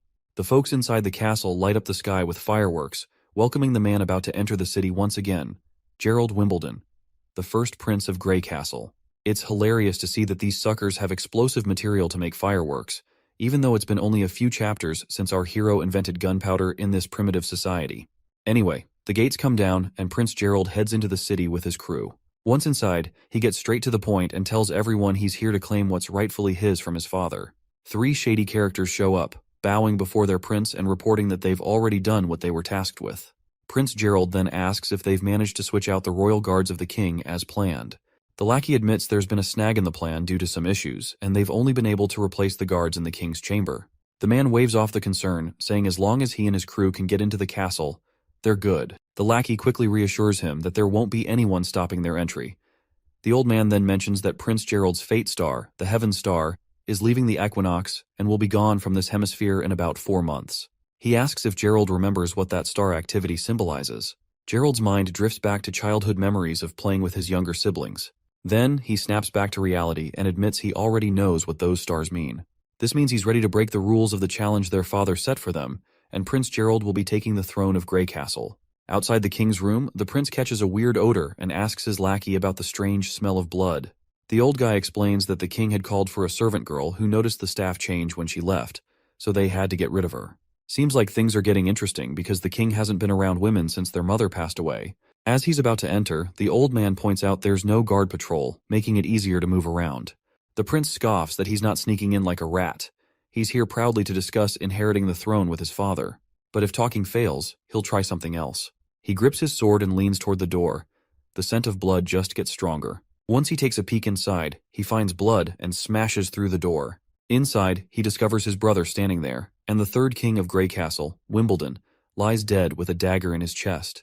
The assassin behind this is Timothy Wimbledon, the second prince of Grey Castle. Seeing his older brother, Timothy claims he didn't want to do it, but had no choice. Just like the first prince had no choice other than to come here. Almost instantly, a bunch of soldiers pop up right behind the first prince and surround him, catching him off guard. The older brother asks his younger sibling how long he'd been planning this. Timothy explains that the decree their father set was like a chess game. He admits he planned to play by the rules, but the third princess started playing dirty. He also points out Gerald as a dirty player, suggesting the first prince wouldn't have rushed all the way across the kingdom to the capital without a heads up from his astrologer lackey. Seems like his lackey has also betrayed the first prince, though the old man clarifies he never lied. When the heavens move from the equinox, it symbolizes a seeker who's lost their way, but also foretells downfall. The first prince gets annoyed and yells at his younger brother, reminding him how he was the favorite son, given all the advantages by the king. Yet he killed their father. In response, Timothy grins shamelessly, pointing out the first prince's hypocrisy, since he was also there to kill the king if talking didn't work out. The first prince trembles, probably after seeing his brother dropping truth bombs so brutally. He asks Timothy if he intentionally lured him here to get rid of him as well. Timothy just shrugs, saying he didn't plan to confront their sister just by staying put to kill his older brother. He's kinda impressed their sister also saw all this coming before the decree was even written. Timothy goes on to explain he wants to end this royal decree early because his Valencia city isn't like their sister's Clearwater port, which is breeding warriors like rabbits. He needs an army, a big enough one to challenge her sister, and that's only possible if he's rocking the Grey Castle crown. The first prince gets furious and charges at his brother, but the soldiers quickly intervene. One of them strikes him from behind with a spear, forcing him to drop to his knees in front of his younger brother. Timothy devilishly informs his brother that he'll be framed for killing the king and labeled a murderer, and he will face the guillotine for his crime as well. The soldier pins the first prince down, but he keeps protesting, asking if Timothy even has the right to judge him, and vows to expose Timothy's crimes to everyone in public. But Timothy has covered all his bases. He's prepared a potion called the Silencer. Once someone drinks it, they won't be able to utter a word. After executing his brother, Timothy plans to play the grieving role perfectly. With no one else in line for the throne, he'll become king without breaking a sweat. He further tells his brother to curse his sister for the terrible fate he's about to face, while the first prince's mind flashes back to a memory once again, and the soldiers start dragging Gerald out of the place. The cunning fox who betrayed the first prince starts calling Timothy king, declaring that the crown is already his. Timothy gives the man a verbal high five for a job well done, but then he pulls out a presumably poisonous pill and tells the man to swallow it if he doesn't want to be betrayed later. Timothy looks at his father, gritting his teeth in frustration at seeing him dead before his eyes. The scene flashes back to the past when Timothy reported to the king that Gerald was on his way to the capital with intentions to forcibly take the crown. Timothy asked if the king had a plan to prevent this. The king just grinned manically, leaving the boy confused.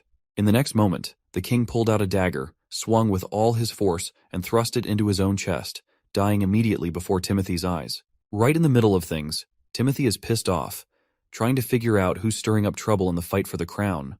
He's dead set on finding that bastard and showing them what happens when you mess with royalty. Looks like the women who visited the king earlier must be involved in this mess. In any case, we're back at the border town castle where everything's been pretty smooth lately. The steam engine prototype in the mines got fixed up, no accidents, and demons haven't been causing trouble either.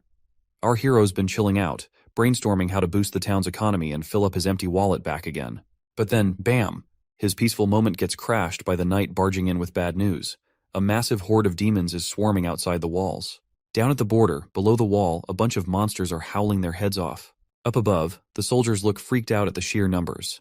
And let's not forget Vonner. He was just a regular miner who ended up joining the army just to eat damn eggs.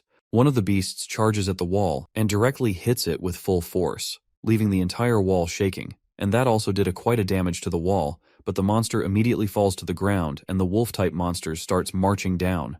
Hunter Iron Ace quickly tells everyone to gear up their spears. As soon as the wolves are right on top of them, the terrified Vanner gathers his guts and stabs those beasts at the captain's command. One of the wolves manages to climb up, but the captain swiftly whips out his gun and blows the monster's brains out. With the immediate threat dealt with, Iron Ace tells everyone to stay focused and keep an eye on what's ahead. Suddenly, a soldier screams as they're attacked, their belly pierced deeply. Seeing their guts spill out terrifies Vanner to his core. The knight and the prince finally arrive at the scene. The knight tells Vanner to chill out and remember his training. Once the soldier regains composure, he snaps back to his senses and orders the others to take the injured soldier to the hospital while everyone else holds their ground and fights off the demons beneath the wall. The prince can't help but smile at the sight of Vanner showing such discipline. He's glad that all that egg-eating didn't go to waste in training the civilian army after all. Suddenly, something catches their eye on the ground, something so freaky that even our hero starts to freak out. The hunter, equally spooked, quickly pulls out his gun, saying they've officially stumbled onto trouble for the day. Our hero's mind is spinning at the sight of this behemoth, a disgusting creature that seems to break all the rules of biology. He never thought he'd come face to face with such a mutant monster. The soldiers rain arrows down on the behemoth, but it's like shooting toothpicks at a tank. The arrows just bounce off its thick, mountain-like shield. They look to their leader, asking what the heck they should do next. Meanwhile, the monster keeps stomping along, each step rattling the whole dang ground. Realizing they need more firepower, our hero tells his crew to get their muskets ready.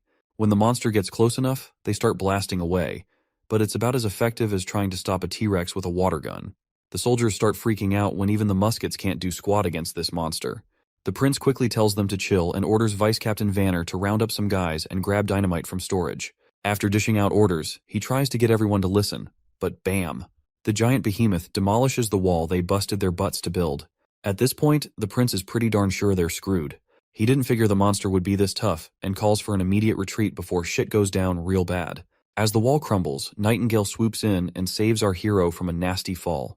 Once they're back on solid ground, the boy asks her what she's doing there. She explains she came because she was worried, and now it looks like her worries were on point. She asks our hero how he plans to handle the monster. He assures her he's still got a trick up his sleeve, and right on cue, Vanner strolls back with dynamite in hand. Our hero jumps in, shouting at Vanner to light the fuse and chuck the dynamite under the monster's legs. Meanwhile, poor Vanner's freaking out in this life-or-death situation.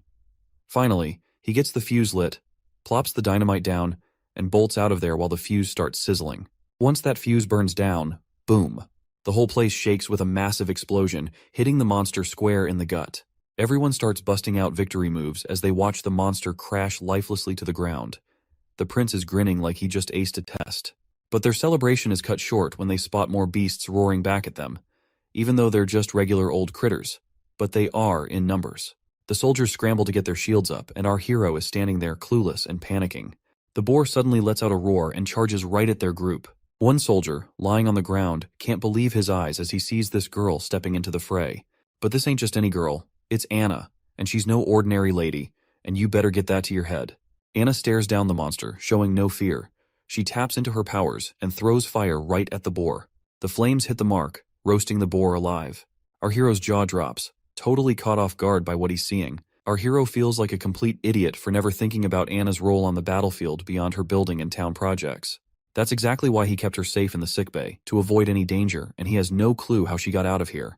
As one of Knight Brian drops down to his knees, he informs the prince that Miss Anna was worried about his safety and insisted on coming to the wall, and he was not able to stop her. Originally, our hero had planned to sway public opinion in favor of witches using Nana's abilities, and once more people accepted witches, our hero wanted to reveal Anna's existence publicly. But it seems like the cat is already out of the bag. The boy quickly orders Brian to protect Anna from the danger, and he instructs Nightingale to do the same. Meanwhile, Anna steps forward confidently as soldiers gather around her protectively. With a determined look, Anna raises her hands, flames flickering to life, and she creates a wall of fire in the hole in the wall, blocking the monsters from advancing any further. Our hero is completely shocked by the magnificence of Anna's fiery display, but monsters continue to emerge from the flames. That is when the boy locks eyes with Anna. And in that moment, the prince understands what needs to be done. He immediately grabs the gun from the knight's hand and begins shooting down the monsters, aiming straight for their heads. The sight of their prince taking action startles everyone. Our hero raises his own gun, rallying the soldiers to prepare their spears and charge forward. His crisp voice fills the atmosphere as he commands them to protect their wall and their border town. The crowd really gets fired up to protect their town, and everyone is ready to take those critters down. After a while, the last wolf standing takes a bunch of arrows and drops lifeless to the ground, finally letting the soldiers savor their victory. The knight is totally blown away by their successful defense of the turf. But then, the prince suddenly remembers Anna, and he starts losing his shit because he's been so busy commanding that he almost forgot about her. He's worried about how he'll explain all about her being a witch to the civilian army. As he frantically looks around for her, he notices something surprising. Everyone is showing her respect instead of calling her the reincarnation of some devil or whatever. The prince is almost clueless about this unexpected attitude toward her from the civilians. Even though her fiery power had scared him, it seems to have earned trust and gratitude from others as well. When Anna finally stands before the prince, she looks exhausted from using her powers and promptly faints, dramatically falling right onto our hero's chest. The next scene takes us to Clearwater Port at Garcia's residence, where the third princess gets the news that her father has kicked the bucket. According to the letter, her brother, Gerald the First Prince, has been fingered for the assassination and is now locked up by the guards. They're saying he didn't kill himself, but rather got slapped with an execution sentence by the bigwigs. This news really throws her knight for a loop, and he finds it all pretty fishy. After a bit of hemming and hawing, she admits her brother can be a bit of a dumbbell, but he's not dumb enough to wish for death. She lays out how Timothy's trying to shift the blame to Gerald to fool the public, but snagging control of all Grey Castle won't happen overnight. So, she's tweaking her plans accordingly. The knight, though, he's still scratching his head over why Timothy would pull such a stunt, especially when the king always favored him. That's when the princess drops a truth bomb. Timothy's scared of her. He's quaking in his boots at the sight of the black flag. She explains that Timothy's move was totally uncalled for. Sure, he's trying to pin the blame on Gerald for their dad's death, but he can't fool everyone forever. If he wants to take over all of Grey Castle, it will require a more elaborate and sustained effort. Therefore, she decides to adapt her plans accordingly. The lady decides to set sail for Grey Castle tomorrow. Her knight asks if she's planning to go head-to-head with Timothy. She tells him that if Timothy isn't waiting out the 5 years to let the decree end organically, she won't either. The knight looks anxious and mentions that the whole kingdom must be mourning the king's death by now. She jokes if he wants her to shed a tear too. The knight hastily says no and obediently drops to his knees, waiting for her next move. She then instructs him to go fetch the captain of the Black Fleet for her, because they are about to sail as soon as possible. Back in the border town, after that horrific raid by the monsters, there have been no further attacks. The injured soldiers were healed quickly and returned to their duties right away. The chief knight was tasked with using the hybrid monster shell to patch up the broken wall, making it one with the barrier. The largest factor in their victory against the large-scale invasion was undoubtedly Anna. However, it's been a few weeks since she fainted, and she still hasn't woken up. Nightingale mentions today's supposed to be her maturity day, but she's sure she is going to die in her sleep, because the pain of maturity can only be endured while awake. She somberly spills that she's seen too many witches die before her eyes, treated like animals, burned or tortured slowly by nobles for some twisted fun. The lucky ones live in exile, far from society, always chasing the holy mountain, a distant dream they can't catch. But she says Anna's not like the rest. Unlike the Association sisters, she's actually cared for here, valued by our hero, and given due respect. This, Nightingale explains, is what the holy mountain truly signifies: a life free from prejudice. In Anna's case, she has already achieved this. As the memories of Anna flood our hero's mind, her strength, her resolve from the day one to the moment she vowed to stay with the prince, he clutches her hand tightly, refusing to let her slip away. Just as midnight strikes, Nightingale notices Anna's puberty beginning, sensing the magic within her body stirring. A candle nearby starts glowing with an eerie green hue, startling our hero, who wonders if it's the work of demonic spirits. But there's no visible change in Anna herself. Then, unexpectedly, the candle's flame dwindles, causing a wave of anxiety, especially for the young Nana. The candle flickers back to life with that bright green energy, surprising everyone again. Suddenly, Anna opens her eyes, which shocks everyone present. Prince Roland hurries over, immediately asking how she's feeling. Thankfully, Anna seems totally okay. She reaches out her hand toward our stunned hero, and he's not quite sure what to expect. But then, a flame bursts to life over her palm, glowing in that vivid green color, which catches everyone off guard once more. After summoning his courage, Prince Roland cautiously reaches out to touch the flame. Just as he does, the scene shifts into the office, where we see our hero's bewildered face. He is shocked to hear that Nightingale has decided it's time for her to leave the border town. She remarks that Anna not only woke up but also survived being possessed by demons, something totally unexpected and unexplained. She suggests that Anna's new ability with those green flames seems to be fully under her control now, synced perfectly with her mind. Anna can adjust its heat, manipulate it, and even move it within a 5-meter radius whenever she wants. But she's still confused over how she dodged that painful experience, given her super strong magic. The guy figures maybe after she used up all her magic at the border, her magic tank was running on empty, which might have toned down the demon pain. You know, witches are all about magic stuff. Since witches gotta keep their powers hidden from the civilians, all that magic energy builds up inside them. So when they hit maturity, bam, it's like a pressure cooker of magic causing them agony. Nightingale nods along, seeing the logic in his theory, and decides she's gotta jet back to the association pronto. Winter's coming, and there's gonna be a bunch of witches hitting puberty soon. She vows to bring any survivors back here to Prince Roland's town, hoping he'll take care of them like he did with Anna. But Prince Roland tells her to stay put, maybe wait till the demons have stopped popping up and the weather settles down.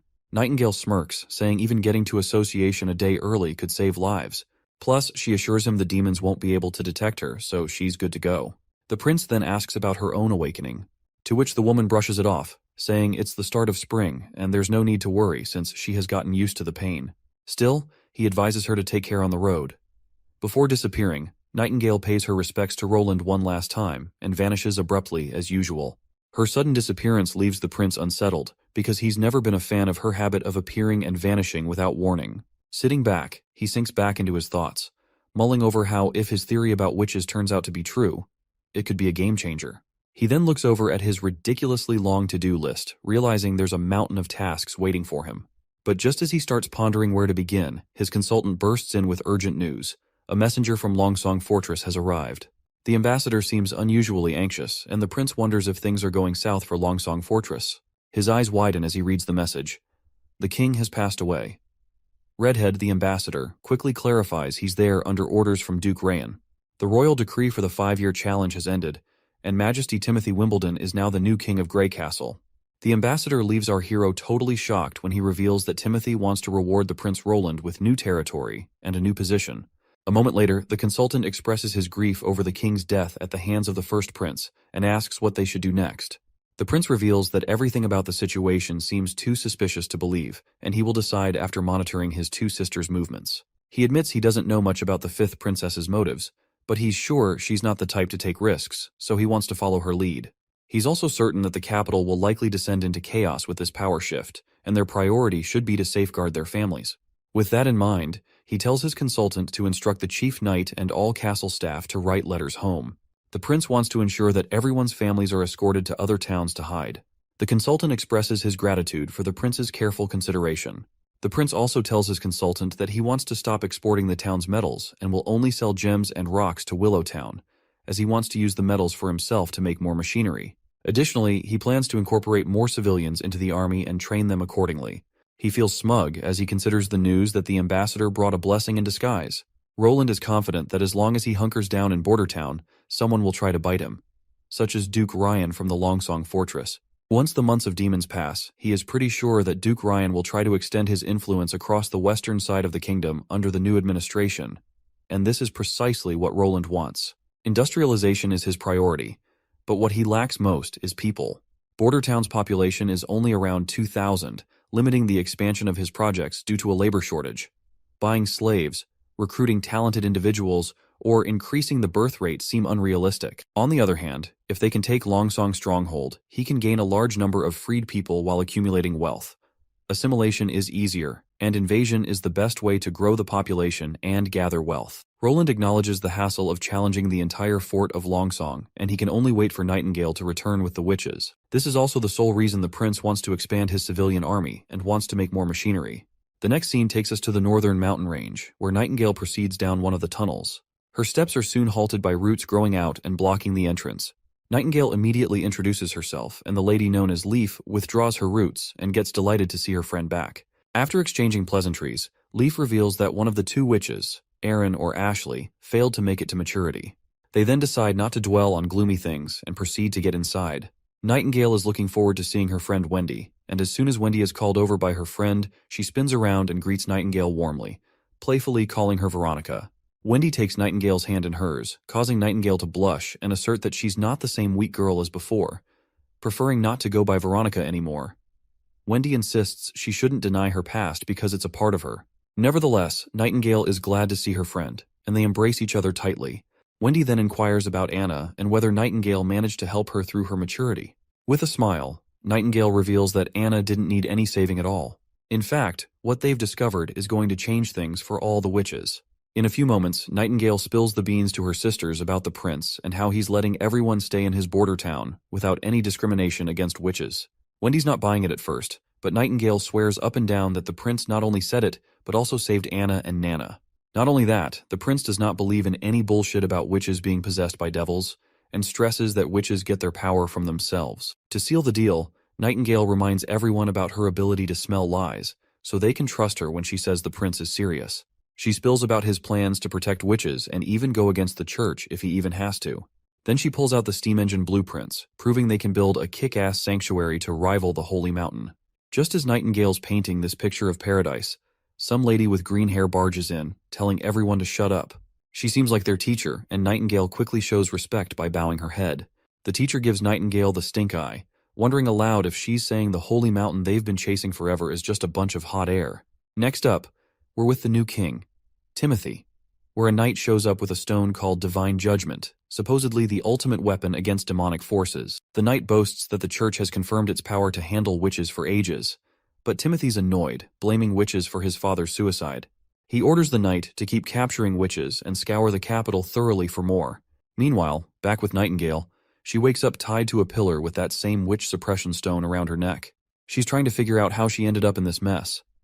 We flash back to when the green-haired lady freaked out at the idea of the prince siding with witches. She rants about how witches have been persecuted and killed for ages. She believes Nightingale has been deceived by the prince and insists that the pain of maturity is a sacred test for a witch's body and mind, and only those who endure it can achieve true power and find eternal peace in the Holy Mountain.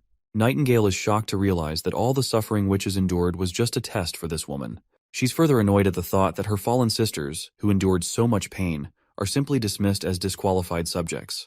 The teacher offers Nightingale a final chance to seek forgiveness for her ignorance and mistakes, promising her mercy.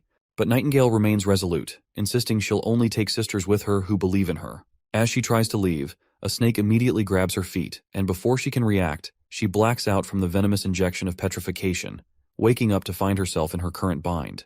While they're face to face, Nightingale reminds her why she is using the Divine Stone of Judgment even though it's prohibited in the Witch Association. The Snake Lady says it's just a tool to punish disobedient kids. She reminds Nightingale how Wendy saved her from the clutches of the aristocrats. Instead of repaying that kindness, now Nightingale is trying to sell them all out to those filthy nobles just to mend her relationships with them again.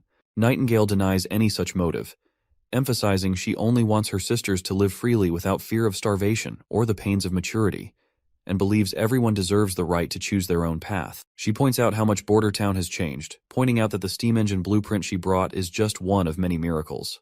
The Snake Lady scoffs, saying she can't make heads or tails of the blueprint and tosses it into the fire, declaring that a hunk of steel can't move like it's alive and she's no fool. She then grabs the hot dagger and holds it just inches from Nightingale's neck, letting her know this is her last chance to beg forgiveness for trying to deceive the Witch Association. If Nightingale doesn't comply, she threatens to skewer her heart and turn her into an example for others. Even though she is staring at her death, Nightingale remains defiant. Instead of bowing her head, she'd rather take that dagger straight to her heart. That's when Wendy steps in, reminding them how many sisters they've already lost and they can't afford to lose another. The Snake Woman grows agitated, demanding to know if Wendy also believes Nightingale's lies. Wendy denies it, stating she's not planning to go to the border town, but she agrees with Nightingale that everyone should have the right to choose their own path. Wendy then asks if anyone wants to bail with Nightingale to the town, but nobody speaks up. Seeing this, Wendy suggests letting Nightingale go solo since she hasn't done anything to harm the gang. The others agree, telling their teacher to set Nightingale free. But the teacher goes absolutely bonkers, saying she can't risk letting Nightingale go because she might expose their turf location to the church. She swings her dagger, ready to strike, but before she can, Wendy steps in and stops her. Wendy grabs a coin and throws it hard at Nightingale, smashing the power suppressor stone. The teacher gets ticked off and goes after Wendy with a snake that bites her hand. But Nightingale springs into action. Before the teacher can react, she's screaming in pain with a sword in her chest, causing her to collapse to the ground. Before anyone can react, Nightingale and her friend start to disappear and exit the tunnel. Wendy doesn't seem to be in good spirits because the poison from the snake bite is spreading across her hand. To stop it from spreading further, Nightingale reluctantly grabs her dagger and severs Wendy's hand from her body. She keeps the hand with her, confident that Nana can heal it back soon. They've been walking forever, and it took them 3 days just to get here. Carrying Wendy is slowing them down further, and with her losing blood, Nightingale fears she won't last another 3 days. But her worries prove unnecessary when a mysterious newcomer arrives, ready to lend a helping hand. A newcomer looks like a boy at first glance, but she is actually a girl. She reassures Nightingale not to freak out. Her name is Lightning, and she recently joined the Witch Association. Nightingale stays cautious around this tomboy and asks if Kara sent her. Lightning shrugs it off, saying it's no wonder Nightingale doesn't recognize her since she's always out and about. She makes it clear she's here because, like Nightingale said earlier, everyone should live life their own way, and she's chosen to stick with Nightingale. Simple as that. She's totally pumped about all the machinery and exploding dynamite, being an explorer at heart. Nightingale wonders why someone so into adventure joined the association. Lightning explains that finding the Holy Mountain is an adventure in itself, but the association is all about books, and Kara's always buried in them. Nightingale asks if Lightning's a fighter, to which she nods, mentioning she can fly too. Or so Lightning thought. She's struggling to move an inch with all that weight over her little shoulders. Finally, she gathers enough energy and starts floating slowly through the air. The tomboy then asks if Nightingale knows Wendy for a long time, noting how Wendy called Nightingale Veronica back at base camp. Nightingale confirms they go way back and tells how, before joining the association, people treated her like a puppet. And it was Wendy who showed her way to live. She reveals she had a family in Silver City when she was 13, but her parents disappeared during a commoner uprising. Nightingale's uncle then took her and her brother, Hyde. That was also the year her witch abilities first appeared inside her, but her uncle figured out her secret right away and split her from Hyde, locking her up to train her powers. He threatened to harm Hyde unless she used her abilities for his dirty work. So she became a full-on assassin. Poisoning, ambushing, you name it. She did every kind of horrendous act. As the Gillen family's wealth increased with time, her hands got dirtier and dirtier as well, soaked in the blood of others. The worst part is that her powers were just too perfect for that kind of work. When she finally reunited with Hyde, he turned her away cold, wishing he didn't have a witch for a sister. After that, she was broken inside. When maturity hit, she managed to survive the pain, and her powers also intensified. The prison bars couldn't contain her anymore, so she broke free, killed her uncle, and left with no direction. It was then she found Wendy, who was like a spark of warmth in her cold world. Wendy took her to the association, where she met other witches, and their teacher Kara provided solace to everyone. In the present, Lightning points out that Kara has gone off the rails, finding it hard to believe there's a prince who genuinely cares about witches. After finally reaching Border Town, we find our duo inside this familiar, quaint cottage. The prince can't seem to stop sneezing, wondering who might be thinking about him so much. Just then, a commotion grabs their attention. As they turn around, they see Nightingale and the other two bursting into the cottage, crashing right before their feet. Anna immediately takes her stance to deal with these uninvited intruders. But Nightingale immediately yells at our hero to fetch Nana as quickly as possible.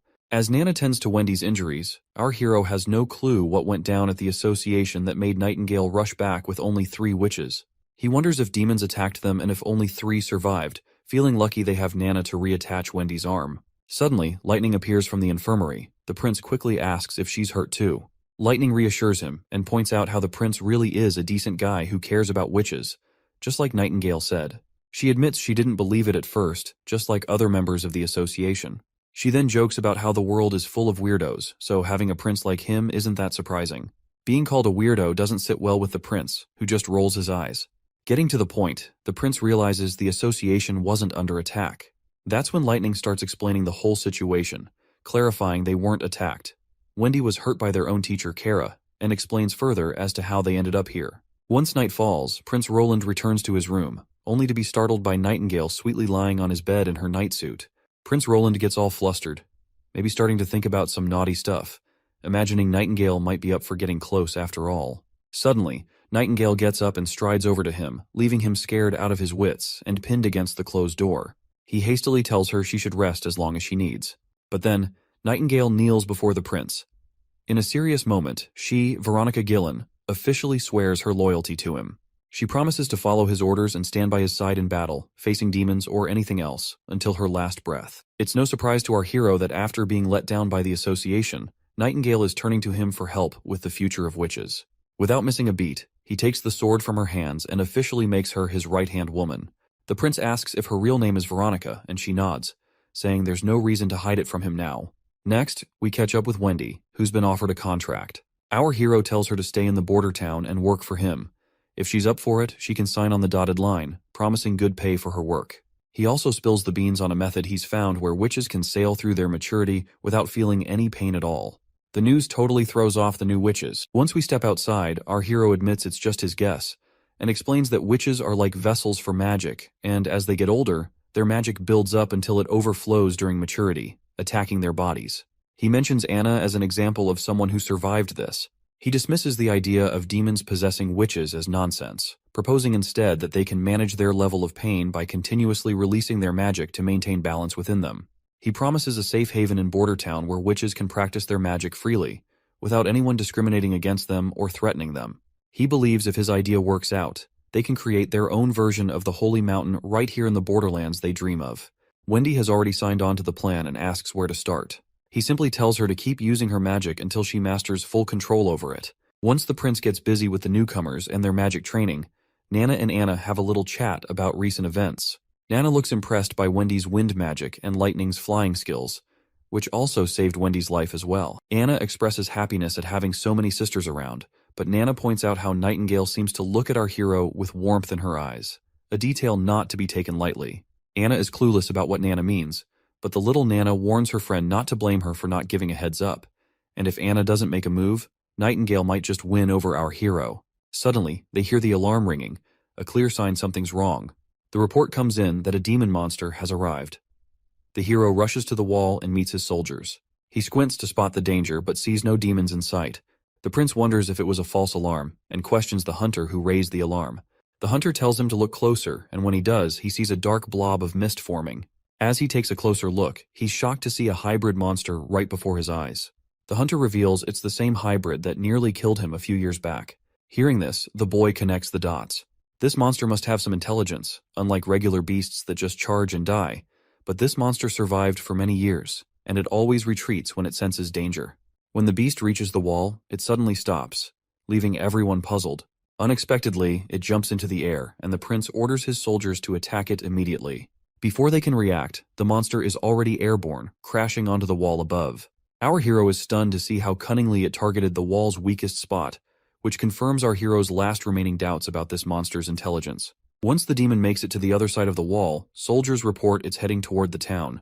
The hero commands his 2nd Civilian Division army to accompany him, while the backup division holds the wall for now. Our hero marches toward the town with his platoon, regretting underestimating the smarts of these monsters. Finally reaching the monster's location, they're hit with the gut-wrenching news that it's already devoured someone alive in town. The trail of blood before our hero's eyes sends a terrifying chill down its spine. But he does not succumb to fear, and annoyingly orders everyone to stay on high alert. The monster pops into view once more, snatching another civilian. Prince Roland immediately cautions everyone as the soldiers look helpless against the monster, unable to use their guns for fear of hitting civilians in the chaos. Not only that, the soldiers can't even get close to this monstrosity. Iron Axe commands his soldiers to get on rooftops and higher ground to aim precisely without harming civilians. Soldiers immediately climb up to the rooftop to take their positions. Despite the odds, soldiers manage to shoot over the monster's overgrown head, but they slightly miss their mark. The monster glares back with an annoyed face. But before it can strike, Iron Axe closes in and blasts the monster's head right away, finally avenging the innocent lives taken by this monster. In the Hermes perimeter, north of Grey Castle, a gigantic mutated creature crawls its way toward the towering wall. The knights on the wall tremble as they witness the enormity of the approaching monster. Upon finally stepping on the rooftop, the creature drools and immediately perks up at the sight of the humans nearby. Without hesitation, the monster opens its massive mouth, unleashing an entire army of monsters marching out from its belly. The soldiers realize they're trapped with no escape route in sight. Still, they immediately start running in the opposite direction while a creature in the sky keeps following the soldiers. Eventually, when they reach the inner city's north wall, they find themselves waiting for the gate to open. The girl reveals to us that the whole outer city has been wrecked by the monsters. They've got to defend the church, but with only a handful of soldiers and monsters right on their tails, it looks like a tough fight ahead.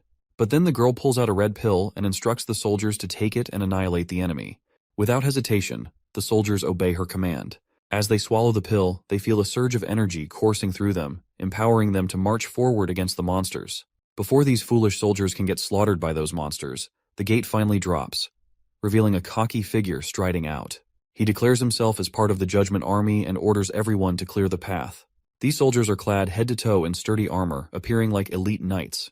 The lady is bewildered by the sudden appearance of this so-called Judgment Army, having no clue who they even are. However, she doubts that mere humans stand a chance against the hybrid monsters. But it looks like we're about to find out if these soldiers are all talk, or if they've got the goods. As the monster and army of judgment comes face to face, the sky monster swoops down. One of the knights on the ground immediately grabs hold of its gigantic sharp claws, and the other knight takes a stance and sends a spear flying with godly speed, piercing the monster right through the head. The woman is completely blown away by the soldier's speed and strength, which is matching the power of hybrids. As these badass knights wreak havoc on the monsters, the scene shifts to a church spire. On the balcony, we see 3 archbishops using a telescope to observe the Judgment Army. Seeing those monsters dead on the ground, they seem pleased to see that their army appears to be winning against the monsters. Archbishop Taifun shakes his head, noting the worst part of the battle was the total annihilation of the reinforcement armies sent by the 4 great kingdoms. Archbishop Heather chuckles in agreement, commenting on how those kingdoms sent thousands of soldiers who ended up as mere cannon fodder. She's clearly pleased, seeing it as proof that the border defenses of those kingdoms can't hold a candle to the church's mighty Judgment Army. However, a third individual interjects, pointing out the heavy toll of using so many pills in the process and the loss of much of the judicial army, which forms the core of the church's power. Taifun clenches his teeth, emphasizing that they had no choice because the beasts of the wastelands have appeared exactly as foretold in the Bible. He warns that time is running out, and unless the continent unifies and gathers its strength, destruction awaits them all. The arrogant lady chuckles again, saying humans are basically monsters committing horrifying acts just like demons, so maybe wiping out humanity isn't such a bad idea after all. This really ticks off the old man, who tells her to cut out the blasphemous talk and stop defying God's will. But the girl just brushes it off with another sassy comment, saying God never promised humanity would survive, and further challenges the old man, asking if he's sure God cares more about humans than demons. The old man looks even more ticked off, but he stays quiet. Maybe because deep down, he knows there's some truth in what she's saying. Well, even Archbishop Maine thinks the same way as that woman does, but he is also sure that God only favors those who come out on top. Back in the border town, they lay the fallen soldier to rest. Our hero gathers everyone's attention and announces that they are gathered to mourn Mr. Aggie from the Civilian Army 2nd Division. The prince goes on with the usual talk about the man's heroic deeds in sacrificing his life to save their hometown, bidding him a final farewell as they cover his grave with mud. Chief Knight Carker is deeply moved by our hero's compassionate gesture, noting he's never seen someone of noble birth show such respect for commoners whose names he didn't even know. Our hero points out that giving a proper farewell feels right, especially since Bordertown has never held proper funerals for those lost to the monsters, and they deserved more than a hastily dug hole. Besides, the prince believes that holding these funerals serves the purpose of decency and boosts morale.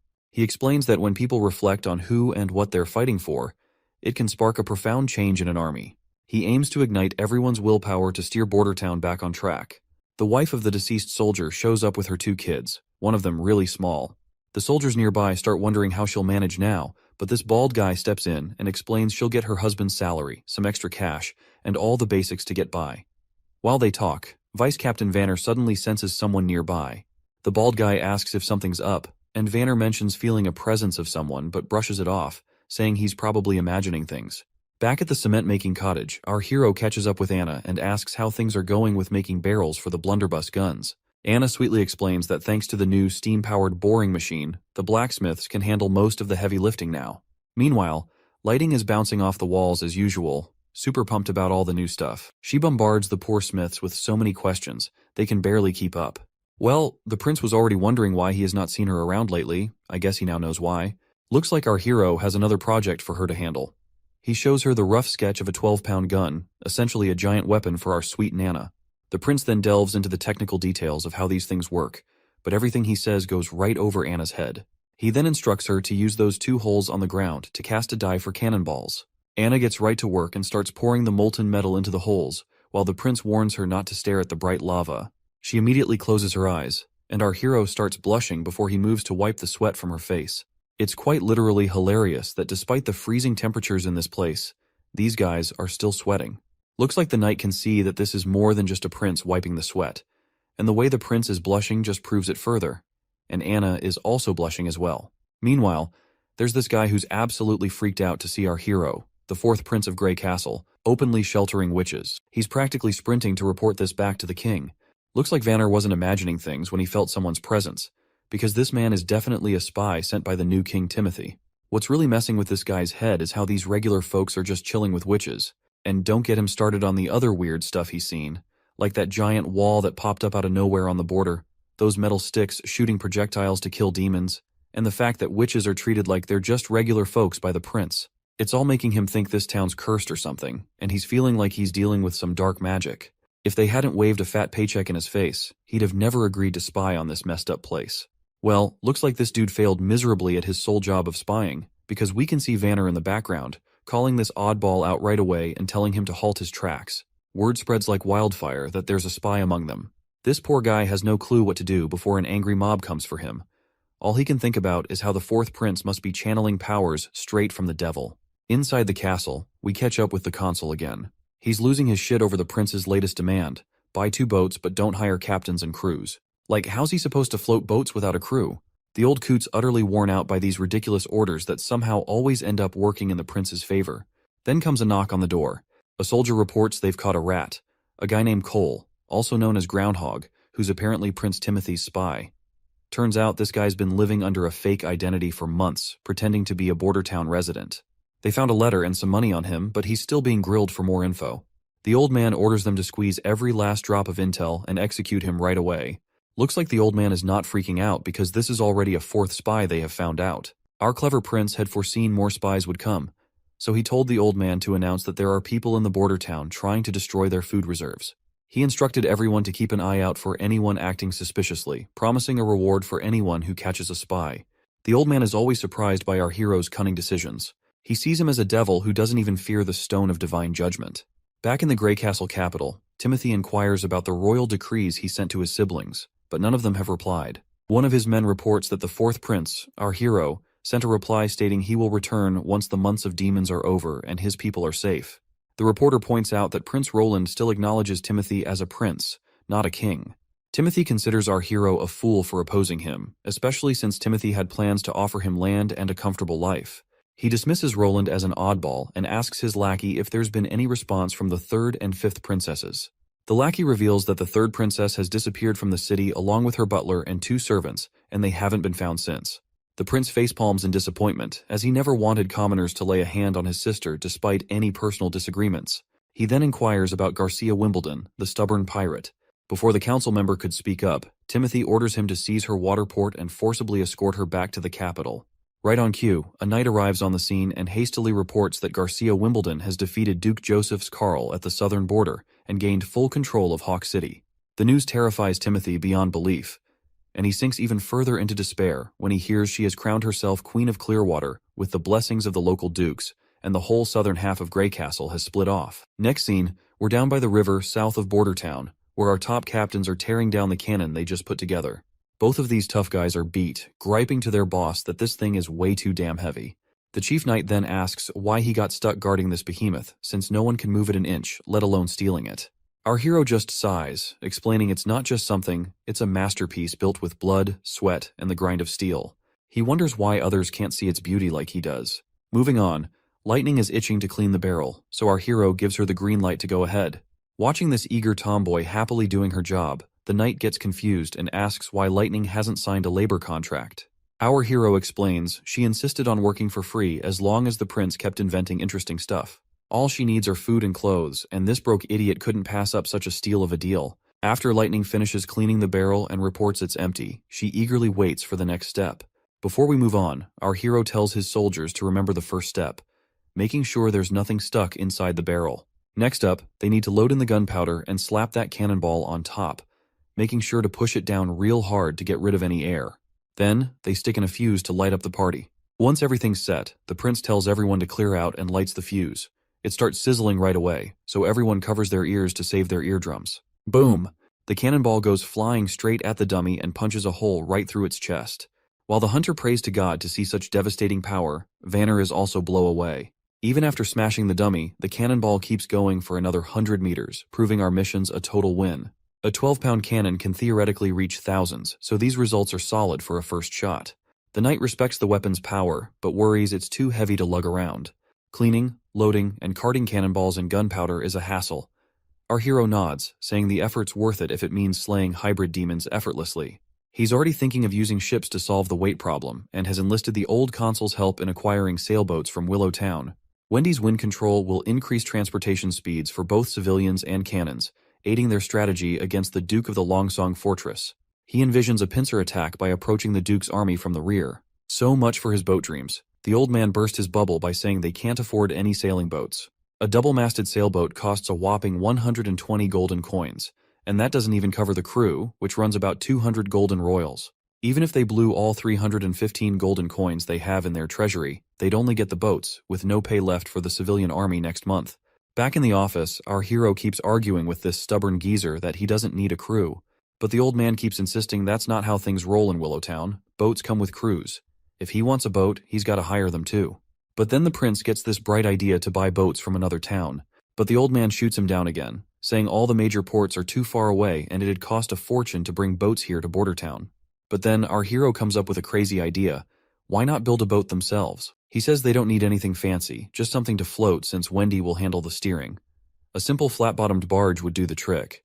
But then the old coot brings up another problem about the materials they'll use. Our hero confidently suggests using light wood, but then he realizes a boat of logs might not be as durable and reliable. He even considers having Anna help weld a proper metal boat, but he's already used up all the metal-making guns and stuff. Then, the idiot remembers they have tons of concrete left over from building the wall. He suggests using wood for the base and reinforcing it with steel rebar, then making the rest of the boat out of concrete. We don't need to waste any more time figuring out how he plans to make this boat happen. Let's just wait for our hero to finish up the blueprint and get started.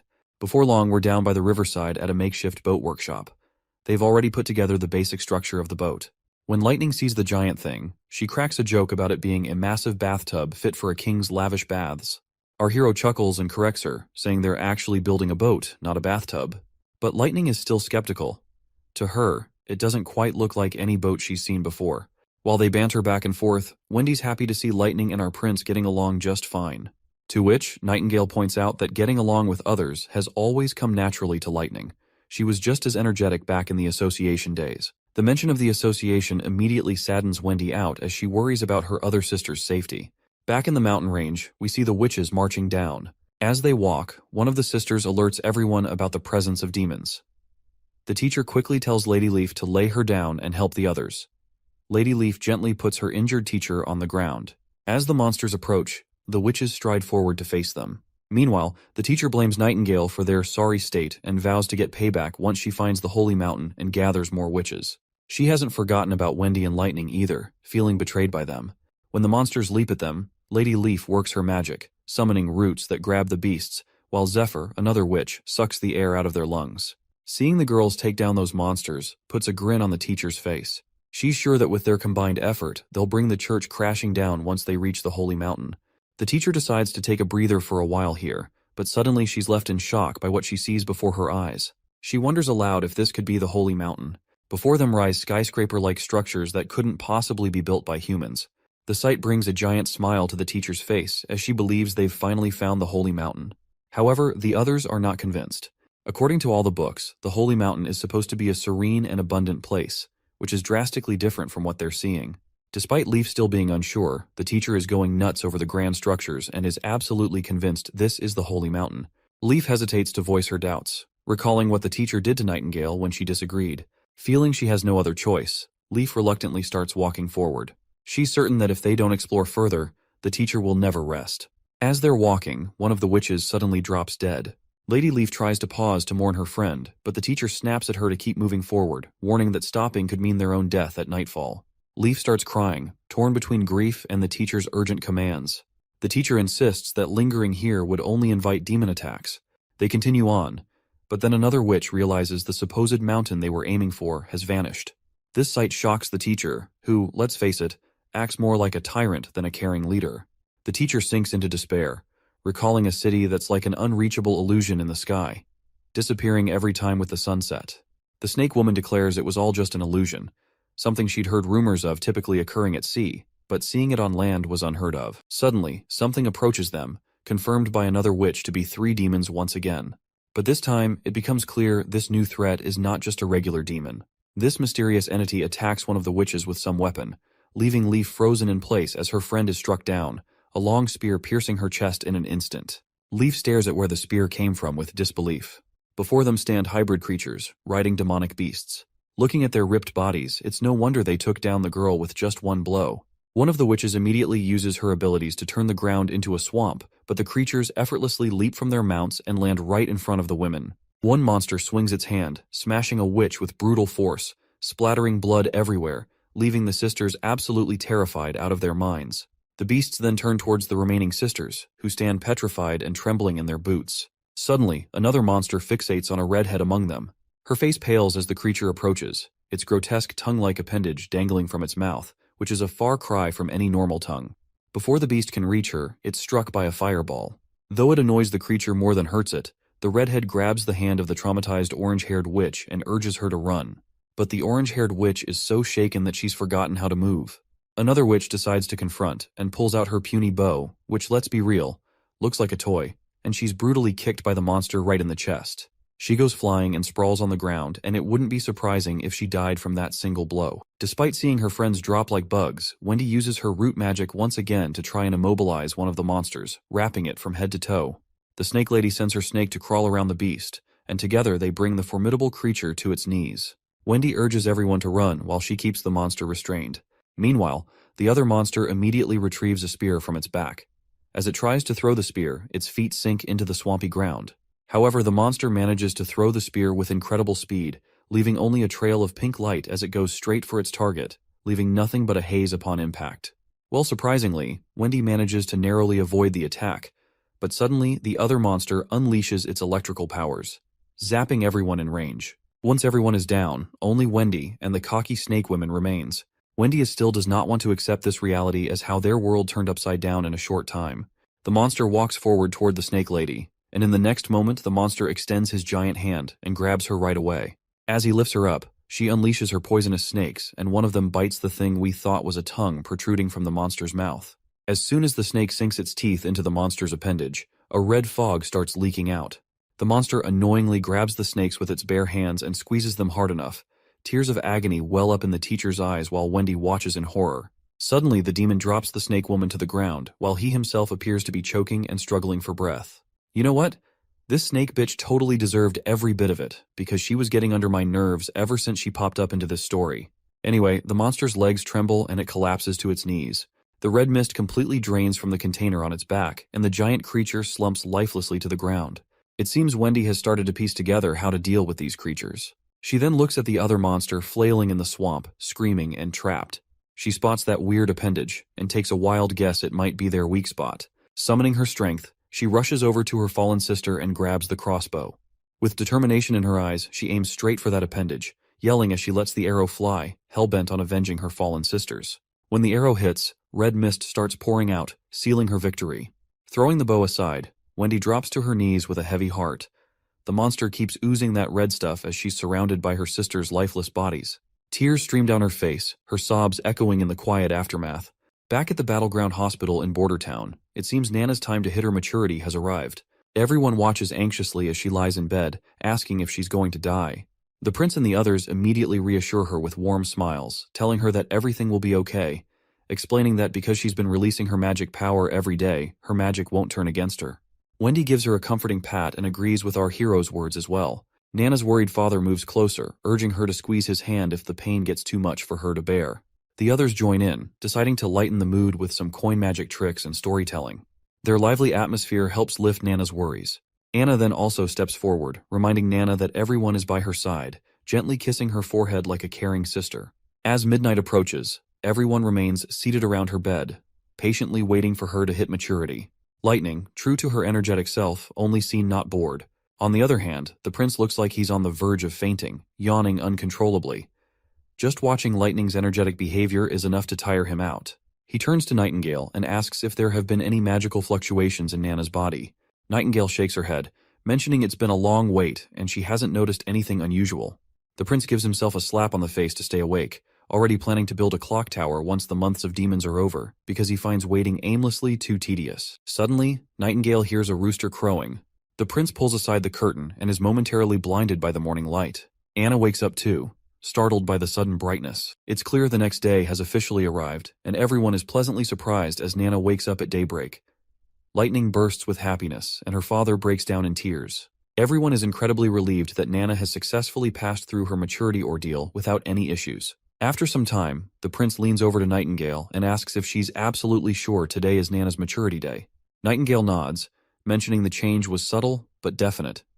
She agrees with our hero's theory about witches, how daily magic practice can boost their powers and ease their hardships. If all witches get good training daily, they could make it to adulthood without issues.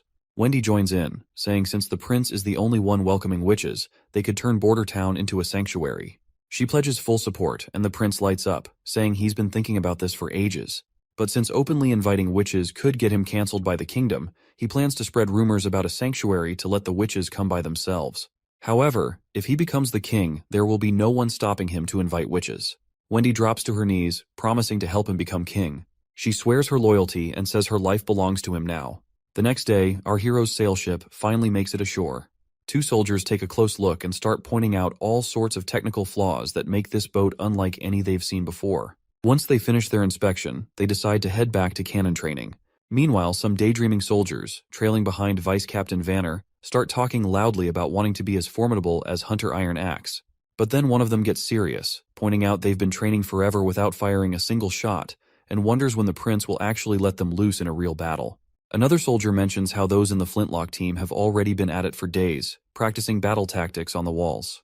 That's when Vanner starts to wonder if our hero really plans to use the cannon team against demonic beasts. But, considering how heavy and bulky the cannon is, it's not exactly ideal for transporting up onto the walls. Finally, it clicks for Vanner that their master's strategy involves using the cannon on the sailing boat, not just against beasts, but against a strong army. At the west shore of Redwater River in Border Town, we find the cannon team undergoing training under the command of Hunter Iron Axe. They've been tasked with aiming the cannon in a specific direction. The chief knight remarks on how hardworking the cannon team looks, and our hero agrees, noting that both teams are pushing themselves to earn 5 more silver coins than the others, which fuels their determination to succeed. The prince plans to move operations to Littletown once the soldiers are well trained on the ground. Curiously, the knight asks if our hero means the concrete ship they built, and our hero nods, saying that's what he's calling it. He points out that the workers managed to wrap up everything in these few days when the snow was light. They not only slapped on some anti-rust treatment, but also threw together a shed for storing cannonballs. And hey, Wendy's got herself a platform now to play around with her wind powers to stir the boat. Chief Knight finally gets why our hero was so bent on training Wendy to handle her magic. Then Prince Roland drops a bomb on the poor knight by making him the commander of the boat. The knight freaks out, saying he's never sailed a ship in his life. Our hero shrugs it off, saying it's no big deal because the witches will be the ones running the show anyway. When the soldiers finally let loose a cannonball, it goes boom. And our hero is feeling pretty smug as he is about to kick off this new leg of his journey aboard his boat. With the glass bottle shattered by the impact, Lightning finally inaugurates their boat adventure, all set to sail as Littletown's navigator. Meanwhile, Taigu Pine, the overprotective dad, takes charge of communications. On the other hand, the knight reluctantly roped into the role of captain doesn't look too thrilled. Lightning gives the knight a reassuring pat on the shoulder, assuring him that navigating suits her perfectly since she's a pro at sea adventures. She mentions her dad, known as Thunderbolt, also has a knack for the sea. Exploring the ship, Lightning is totally blown away by the bizarre materials it's made of, unlike anything she's ever seen. The chief knight is pleased that the weather is surprisingly good today, a choice made by our hero for testing Littletown. Once the boat is on the water, everything seems to be going smoothly, with a man named Brian assigned as helmsman. Lightning then tells Brian to turn the rudder fully to the right, and the knight echoes the same command. The tomboy gets curious and asks why the chief knight is repeating her, to which he explains he's following orders from the prince. Meanwhile, Brian is clueless about what he's supposed to do, so Lightning, after facepalming, decides to take charge herself. She goes all out and spins the rudder sharply to the left, leaving the two behind totally terrified. After her little adventure, Lightning marvels at how our hero has paid attention to details that even someone with years of sea experience like herself might miss. Lightning then tells Wendy to crank up the wind, since she has been assigned a role as movement power support. Before she got this title, our hero had pushed Wendy to master her magic, which she hadn't really bothered with before getting to Border Town. After some serious effort, her early attempts were only enough to blow dry some pieces of meat, but she matured slowly. And now, armed with those lessons, Wendy channels her magic and gives the boat a solid shove, sending it sailing above the water effortlessly. Lightning and the knight are pumped to see the boat moving, while this father gets all deep philosopher, pointing out how our hero turned rocks into boats and made them float. At this point, he's starting to believe there's nothing our hero can't pull off in this world. As the boat continues to sail smoothly, the man gives props to Brian for becoming a sailor in less than half an hour. Brian sheepishly credits Lightning because she was the one who was guiding him through everything properly. Meanwhile, on the pedestal, Wendy starts feeling drained and struggles to keep up with pushing the boat, as if running out of magical power. But she takes it as a challenge, pushing her limits with a goal to last until the ship reaches shore. Or so she thought. Wendy starts losing consciousness, and Lightning immediately directs everyone to steer the boat towards shore because Wendy has fallen ill. Once the tomboy gets her down, they find Wendy's entire body covered in icy sweat, potentially freezing her to death. They chide her for not informing them about her condition earlier, but it seems their streak of fortune has just taken a turn, as their boat also crashes into some rocks which causes damage. The captain bellows orders, directing Lady Lightning to escort Lady Wendy back to the castle while commanding the others to stay and gather the sails. As Lightning immediately departs with Wendy, the captain of the damaged ship is visibly disheartened. He reflects that while their test of Littletown was not a failure, it hasn't quite been a success either. At least they've identified two critical issues to address: keeping Lady Wendy warm on the pedestal and making the boat shockproof. Meanwhile, back in town, a carriage travels down a desolate road. The driver of this carriage is a one-legged man, and inside the carriage a priest can be seen beating the shit out of this little girl. And this girl is apparently not alone in this carriage. The carriage driver couldn't help but feel sorry for the girls, even though the man inside the carriage seemed to be their only lifeline. Without him, these girls would have likely frozen on the streets. When the man steps out of the carriage, the driver asks if they are all orphans from Wolfheart Kingdom. The priest nods, explaining that churches in the kingdom take in children when food and clothing are scarce. And since church ends up taking tenfold kids nowadays, the priest is glad that they have a driver someone like him to rely on. Grateful for the well-paying job, the driver appreciates earning 20 silvers to transport these orphans. And since he does not have one of his legs, driving the carriage just suits him perfectly. Little does the driver know, these girls aren't ordinary orphans, they are witches. That's why the priest pays him so generously. But the priest doesn't disclose this detail, just urging the driver to keep going without questions and promising payment upon arrival. Once they stop at a hotel to grab some food, the priest tells a woman that he's brought some tender kids for her to take care of. While that awful man parades those girls around like merchandise, the carriage driver can't bear to watch his client exploit them for a quick buck. He closes the curtains, unable to stomach the sight of their humiliation. The scene shifts to Archbishop Maine descending into a vast underground chamber once again. He marvels at the sight, acknowledging that no matter how many times he visits, the grandeur of the dome never fails to take his breath away. The Archbishop asserts that this dome, which he calls a natural creation, is surely the work of the Lord. The Archbishop explains that while the Hermes Church above ground symbolizes steadfastness, the heavily guarded depths of the Hermes dungeon might be the true heart of the church. Once he steps into that mysterious facility, a knight guides the priest deeper into its depths. As they stroll along, we learn these knights are the church's most steadfast hounds, rewarded with homes in these tunnels for their loyalty. Any disciplinary actions are dealt with severely, often resulting in lifelong confinement within the very dungeons they guard. Other tunnels house libraries filled with church literature, historical documents, and notably, the prison where those unlucky criminals rot away for good. Through another door they go, entering the prison where desperate voices beg for freedom, willing to trade their lives just to escape. The priest stops before a particular cell, secured with a large lock. He instructs the knight to wait outside and, once alone, he urges the prisoner inside to eat properly. The priest reminds him that his meals are among the best, though alcohol is understandably excluded. Well, the man in the prison is apparently the King Wimbledon, and he questions if the priest would even have anything to eat in a place like this, while lamenting 6 months of isolation without any news of his son and daughter. The priest appears reluctant to disclose anything, but finally shares the grim news under the king's pressure. Gerald Wimbledon, the king's first son, was executed on Timothy's orders for regicide. The third prince, Garcia, has declared herself Queen of Clearwater, setting the stage for an inevitable clash with Timothy. As for our hero and the fifth princess, they are alive, but there are no significant updates to report. The old man is completely shocked by the news about his first son.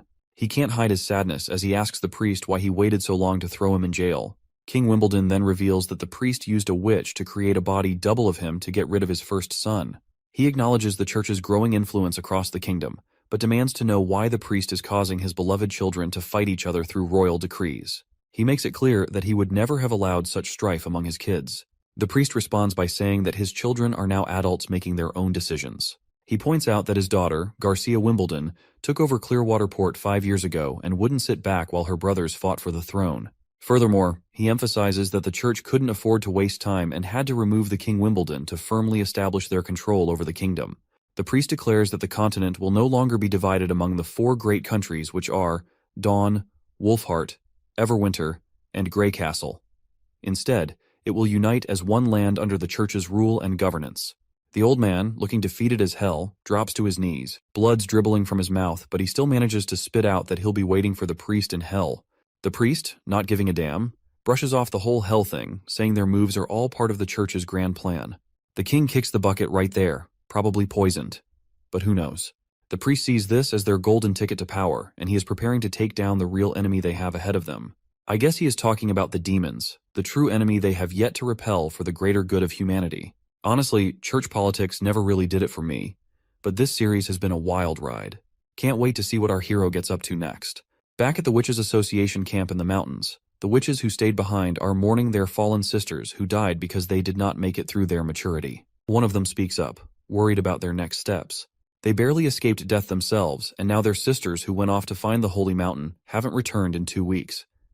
Their food is also running low, which is only adding to their anxiety. Suddenly, they hear footsteps approaching. It's Lady Leaf. She enters the tunnels and drops to her knees, completely exhausted, and her face eventually meets the floor. Rewinding a bit in time, we find Lady Leaf walking a desolate path, her face pale from the harsh weather and hunger gnawing at her belly. Suddenly, her maturity hits hard while on this desolate journey. Just as she's grappling with this personal battle, a monstrous figure appears right behind her. Startled, she turns and begs for help, only to snap awake abruptly from her nightmare. As she sits up, Hummingbird tells her she's been out cold for 2 whole days.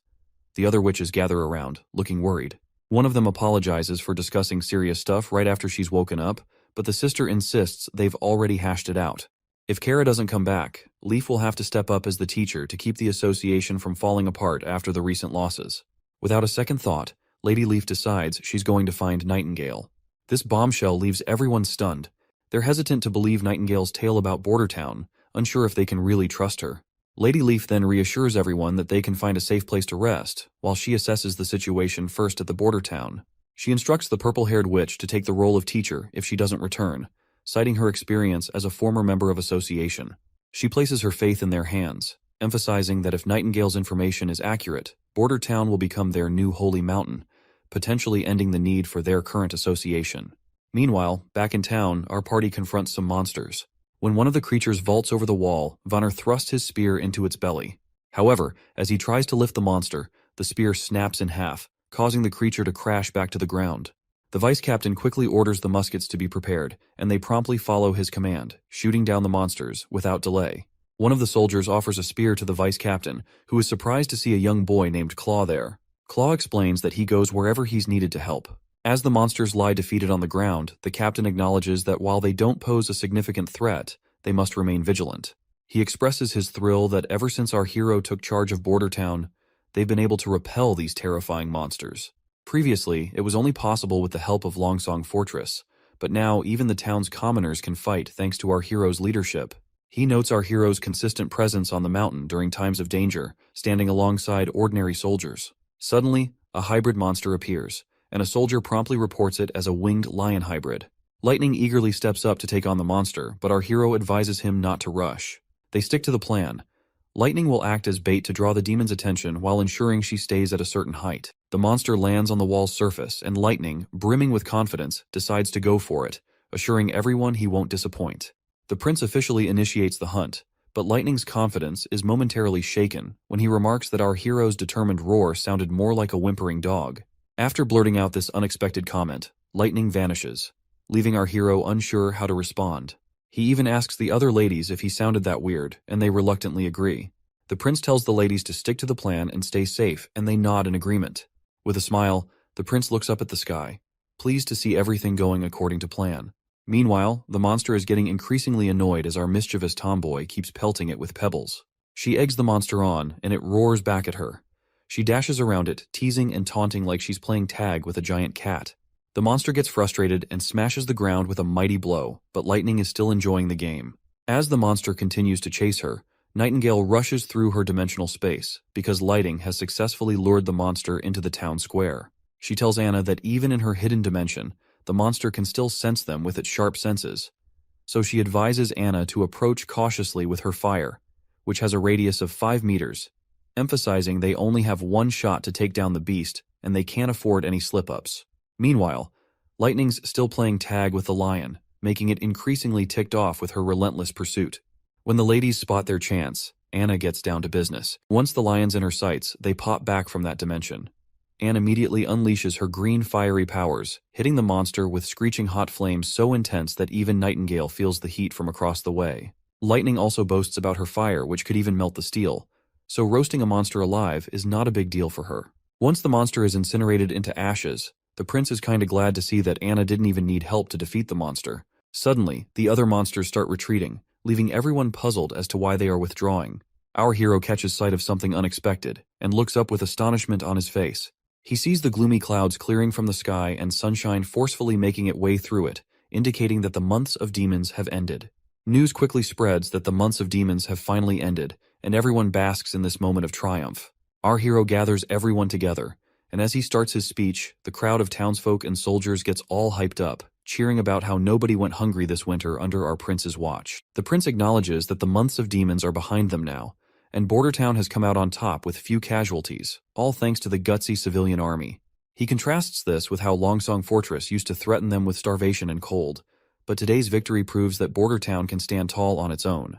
The crowd goes wild again, thrilled that they don't need to depend on others anymore. With a grin, the king decides to throw a big bash to celebrate their hard-won success. He announces a victory parade, promising that everyone who joins the town square dance will get a tasty treat of honey-glazed beef. Once the parade time arrives, the chief knight escorts a big chunk of beef into the party, and Hunter Ironaxe takes charge of lighting up the fire grill. Soon, everyone starts their victory dance as flames crackle around the bonfire, filling the air with the sweet aroma of sizzling meat.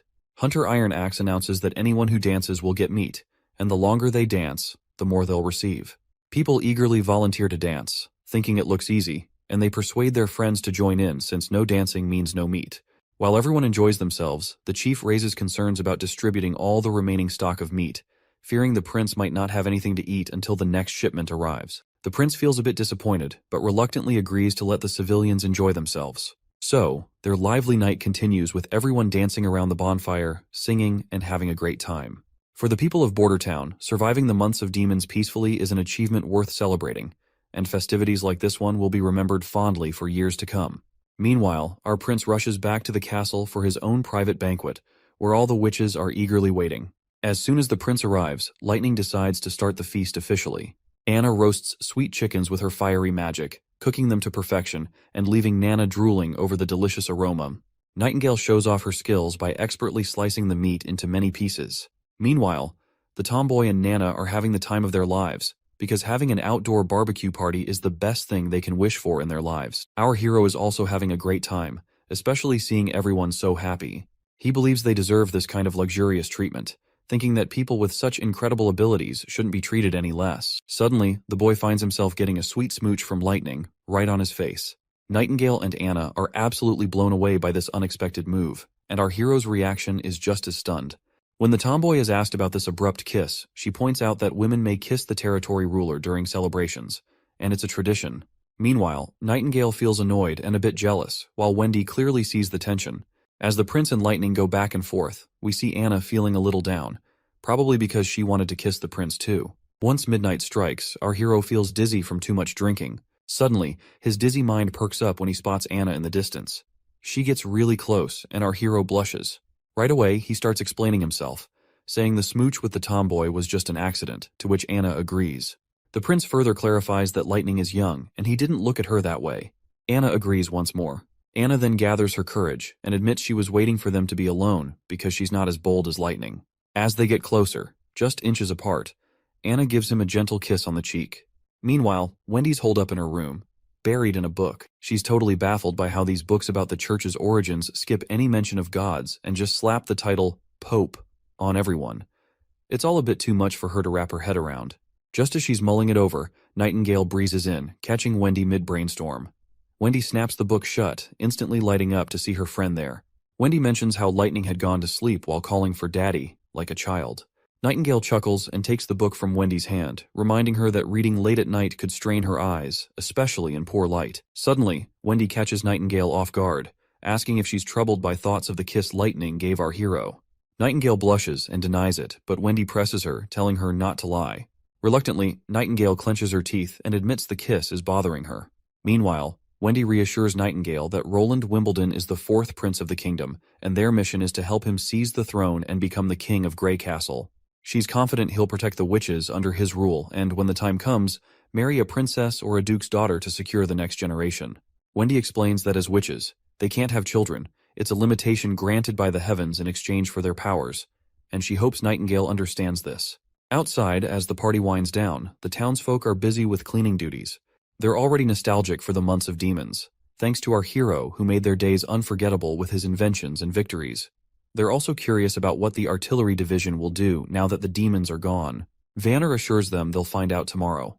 The next morning begins with the sound of horns, gathering all the soldiers for an announcement from our hero. Iron Axe informs them that since they've successfully protected Bordertown from the demons, every member of the civilian army is now a private soldier under Prince Roland.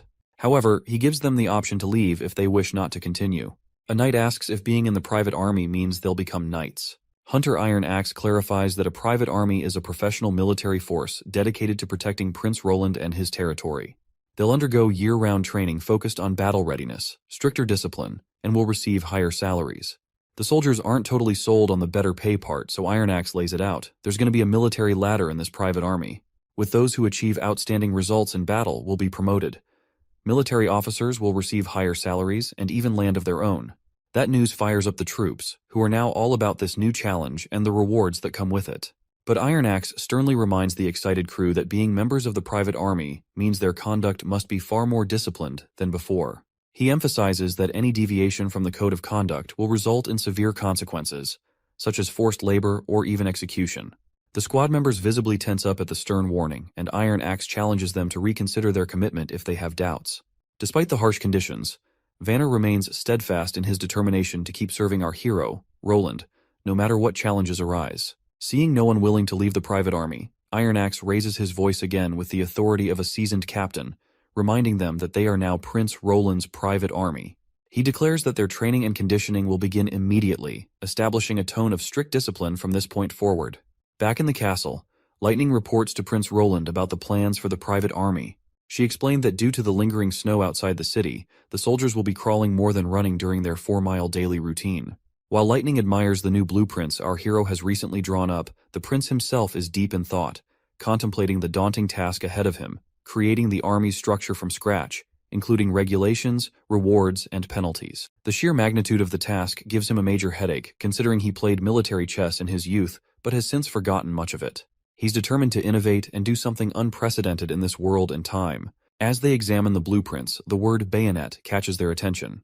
Before they can delve further into their discussion, a knock on the door interrupts them. With both witches vanishing into thin air, our hero grants permission for the visitor to enter. The old custodian surprises us once again by reporting that there's an aristocrat named Chris who wishes to meet our hero. Chris had left during the months of demons and has now returned, visibly upset because his house was demolished due to the construction of the walls. When our hero confronts Chris, the noble sternly demands answers about why the prince allowed his house to be taken down. He emphasizes how he spent a substantial amount, 150 golden coins, to build that magnificent mansion. Our hero bluntly asks if Chris is referring to the westernmost house in Bordertown, to which Chris confirms. The prince apologizes, explaining that it was necessary because the house was too close to the wall and obstructed troop movements. However, he reassures Chris that the city will reimburse him for his loss. The greedy noble immediately perks up and asks how much he'll be getting. Our hero points out 20 golden royals, but this greedy guy isn't satisfied with such a small amount. Eventually, he agrees and asks where he can collect his money. The prince then reminds him that the sum has already been transferred to the property's rightful owner. The noble gets agitated and slams his hand on the desk, insisting he is the rightful owner of the property. Our hero cunningly points out that if the property truly belonged to him, why hadn't he been there even once during the months of demons? The noble explains that he had stayed at Longsong Fortress because he didn't want to die in Bordertown. That is when the prince sees his opening, and questions whether this fat cat is implying he deserted his ruler out of fear of the demons. As the chief knight strides over, he claps the noble on the shoulder with a fierce look, letting him know that admitting his mistake about the house ownership can make this whole thing just a misunderstanding. He warns the noble that he can leave quietly to avoid any trouble, but if he does not leave, he will be charged for the act of treason and will be executed right away. The noble starts sweating bullets, finally owning up to his blunder and admitting the house isn't his. Our hero plays it cool, casually telling him it's all good and he can head out without any fuss. Before the noble scurries off back to Longsong, our hero tosses a message with him to carry. If any other nobles want to dodge treason charges, they better think twice about returning to town. It sounds like the noble is seething with frustration as he vents his anger by punching a nearby tree. He's convinced that once the Longsong Duke takes control of the territory, the prince will have to return, and this fat cat will wait for the moment to gloat over our hero's supposed downfall. As he storms down the road, his fury subsides when he spots a woman covered from head to toe, and the noble is taken aback by her beauty. He's never seen such elegance, not even among some princesses. Watching her stride purposefully toward the castle, he begins to wonder if she might be our hero's wife. Once inside the city, she covers her face again amidst the bustling town, finding herself confused to see the bustling streets, even though the months of demons just ended recently. When she reaches the castle gates, she wonders if Nightingale was truthful about the prince of this town. She hesitates before entering, but then she makes up her mind, thinking she could handle at least 2 guards if it came down to it. The knights at the castle door react sharply at this robe figure, ordering them to back off, as this is not a place for commoners. Lady Leaf remains undeterred, removes her hoodie, revealing her beauty, and boldly identifies herself as a witch. The soldiers exchange bewildered glances, unsure of how to respond. Meanwhile, Lady Leaf nervously swallows her fear and, with determination, requests to meet Nightingale, Nana, or Anna. The both guards take glances at each other, and one of them decides to step inside to report the situation. While seeing those soldiers go, Lady Leaf remains fearful that the soldier might be fetching reinforcements, or perhaps Nightingale had deceived them about the existence of Nana and Anna. With her head down in thought, she suddenly feels warm hugs from both Nightingale and Wendy. Once she realizes that they are her friends, the Lady Leaf is stunned to see both Nightingale and Wendy embracing her, their eyes moist with tears of joy. Wendy whispers a heartfelt "welcome home" into Lady Leaf's ear, which causes her to burst into tears herself. Meanwhile, our hero is seen yawning, and Wendy brings him some tea. During their tea time, our hero inquires about Nightingale, prompting Wendy to happily reveal that Nightingale is welcoming a new sister who has recently arrived. Our hero nearly chokes in surprise at this news, while Wendy enthusiastically mentions that the sisters from the association have come to Border Town. Shocked and excited, our hero asks Wendy if they were not looking for the Holy Mountain, to which the woman explains that only 7 witches remain, as the rest were obliterated by the monsters during their adventure. She then apologizes, mentioning they arrived while our hero was asleep, and asks for forgiveness for letting the witches enter the castle. Our hero, on the other hand, is thrilled to have more witches join them, no matter their skills or how many there might be. Wendy, though, drops a hint from Lady Leaf that these gals aren't exactly warriors, which means they might not be much help in a fight. You see, under the Stone of Divine Judgment's influence, these witches are kind of limited in their combat skills. But hey, the prince is cool with that. Having a witch who can zap things with electricity means no more dark nights, and one who can sculpt stuff means skipping all that refining and molding hassle. It's got our hero daydreaming about how much he can jazz up this ancient world with technological advancement using the power of witches. Nightingale abruptly snaps our hero out of his daydreaming, dragging him back to reality, reminding him that everyone is waiting for him. Shortly after, everyone gathers for dinner, with all the witches present. Our hero is pleased to welcome them to Border Town and hopes they enjoy the food, encouraging them to ask for anything they want. Lighting enthusiastically chimes in, agreeing that our prince is quite the generous guy and mentioning how he's always open to new members as well. One of the witches scolds Lighting for being so casual with our hero, but our hero dismisses her concerns, saying they don't bother with titles or formalities, and urging everyone to start eating before the food gets cold. Meanwhile, the other witches watch Nana and Anna using what look like 2 little sticks to eat.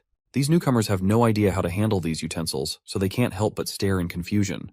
Regardless, everyone digs into their meal, thoroughly enjoying it, and once dinner ends, our hero finds himself poring over documents detailing each witch's abilities. After reviewing everyone's skills, the prince realizes that there isn't a witch capable of shaping materials or generating electricity.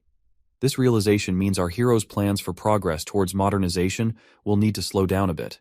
However, he acknowledges that there's enough talent among the witches to meet their current needs. The first witch our hero takes a liking to is Lady Leaf.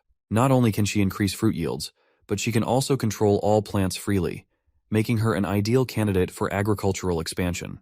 Next is Scroll, a witch with inhuman memory that operates 24 hours daily. After her maturity, she is now able to recreate any book she's read, making her perfect for teaching. Then there's Hummingbird, a cute witch who can make things weightless or adjust their weight with her magic. This makes her invaluable for lifting cargo or adjusting payloads. Fourth is Soraya Zoan, from a merchant family in Grey Castle's capital. She can recreate lifelike landscapes using her magic brush without needing paint, ink, or paper, which makes her essentially a walking camera. Echo, the fifth witch, hails from the southern continent and can replicate any sound, making her a master of sound illusions. Finally, Lily, who just turned 16, has the ability to prevent food from rotting, potentially helping with food preservation. but our hero has yet to figure out if her powers can also kill bacteria. However, after Lady Leaf, the seventh witch, known as Moon, is the most intriguing witch. A young girl who doesn't talk much but is a priceless asset because she can magnetize metal. Her ability was upgraded after maturity, and now she can magnetize almost anything. Nightingale reveals that Moon was regarded as the most useless in their camp and often bullied by their teacher, Kara. But for our hero, magnetism means he has a way to generate electricity, which is the oldest trick in the engineering books, and all credit goes to Faraday. With electricity, they can have light, and it won't be long before another miracle happens in his territory. He decides not to categorize the witches into battle and non-battle categories, but instead prefers to place them into three large categories. The first category is self-reinforcing, consisting of passive abilities that are not affected by the Stone of Divine Judgment. The second category is summoning, and as the name suggests, the magic is summoned outside the body, but with an area of effect of 5 meters or less, and these abilities can easily be suppressed by the Stone of Divine Judgment. The third category, power attaching, is all about directly attaching magic to their target. The process is slow, consuming a hefty amount of magic, and can be interrupted by the Divine Stone of Judgment. However, once the conversion is done, the added properties become intrinsic to the object. They remain effective even in the presence of a Divine Judgment stone. Once he sorts everything out, he calls it a day, knowing that things are about to get a lot more hectic from here on out. While Roland is about to hit the sack, we catch all the witches gathered in one room. They're grilling Nightingale, asking if they can dodge the agony of maturity by using their magic powers every single day. Nightingale shoots back that Anna and Nana are living proof of this theory. She claims she's spotted changes in both girls' bodies using her fog.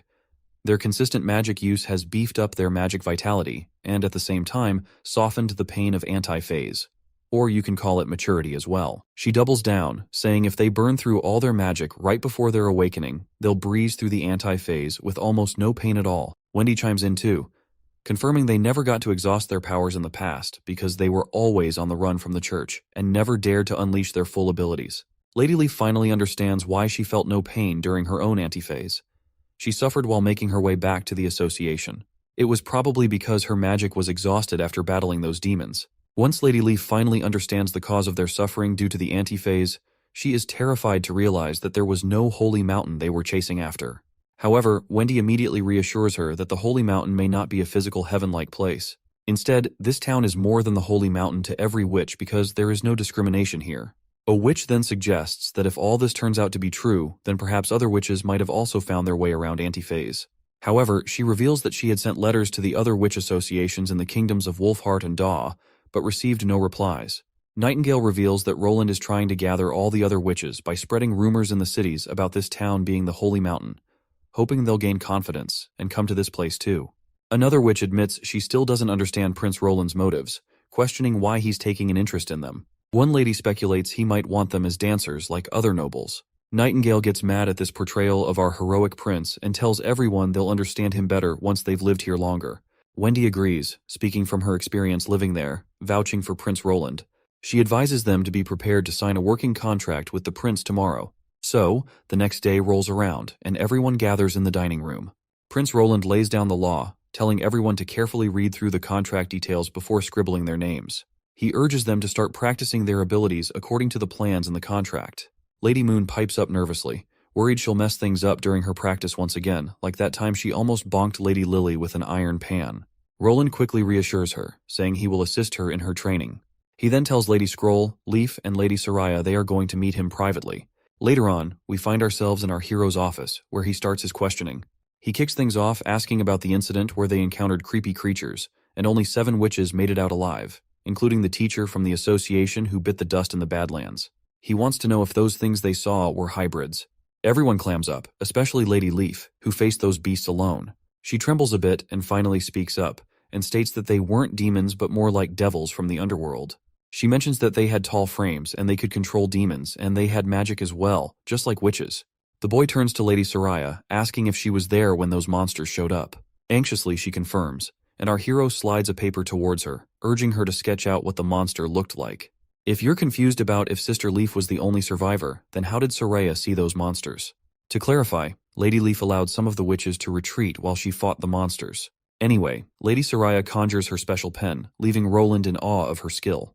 She starts sketching, and with some deft strokes, what appears on the paper terrifies both our hero and Nightingale. Soraya feels drained after completing the drawing, and Lady Leaf wastes no time pointing out that the monsters in the picture are exactly the devils they encountered. She explains how one devil could throw javelins at lightning speed, while another could summon lightning itself, all alongside their immense physical strength. Lady Leaf also notes their weakness. They couldn't sustain their special attacks continuously, which she exploited to defeat them solo. Roland is shocked to hear that Lady Leaf took on those monsters alone. She then clarifies that she discovered a weakness under the devil's masks, a tube that was vulnerable. Kara's snakes bit the tube, severing it and causing the monster to perish, though it also cost Kara her life. So, the Lady Leaf used the same strategy to defeat another monster, discovering that there was red gas inside the tubes, which dissipated and caused their deaths. Prince Roland quickly realizes this sounds exactly like a respiratory system. But looking at the pictures, he's unsure if these creatures are aliens. Their skills and weapons don't seem to match up with typical alien descriptions. She then reveals they also encountered a floating city in the sky. No matter how much they tried to approach it, it always remained distant. Lady Leaf points out that the floating city might be a mirage. Our hero asks if they can draw it, because if it's actually a mirage, then the real devils could be somewhere in the Badlands, and the red blood mist above the city is what the devils breathe.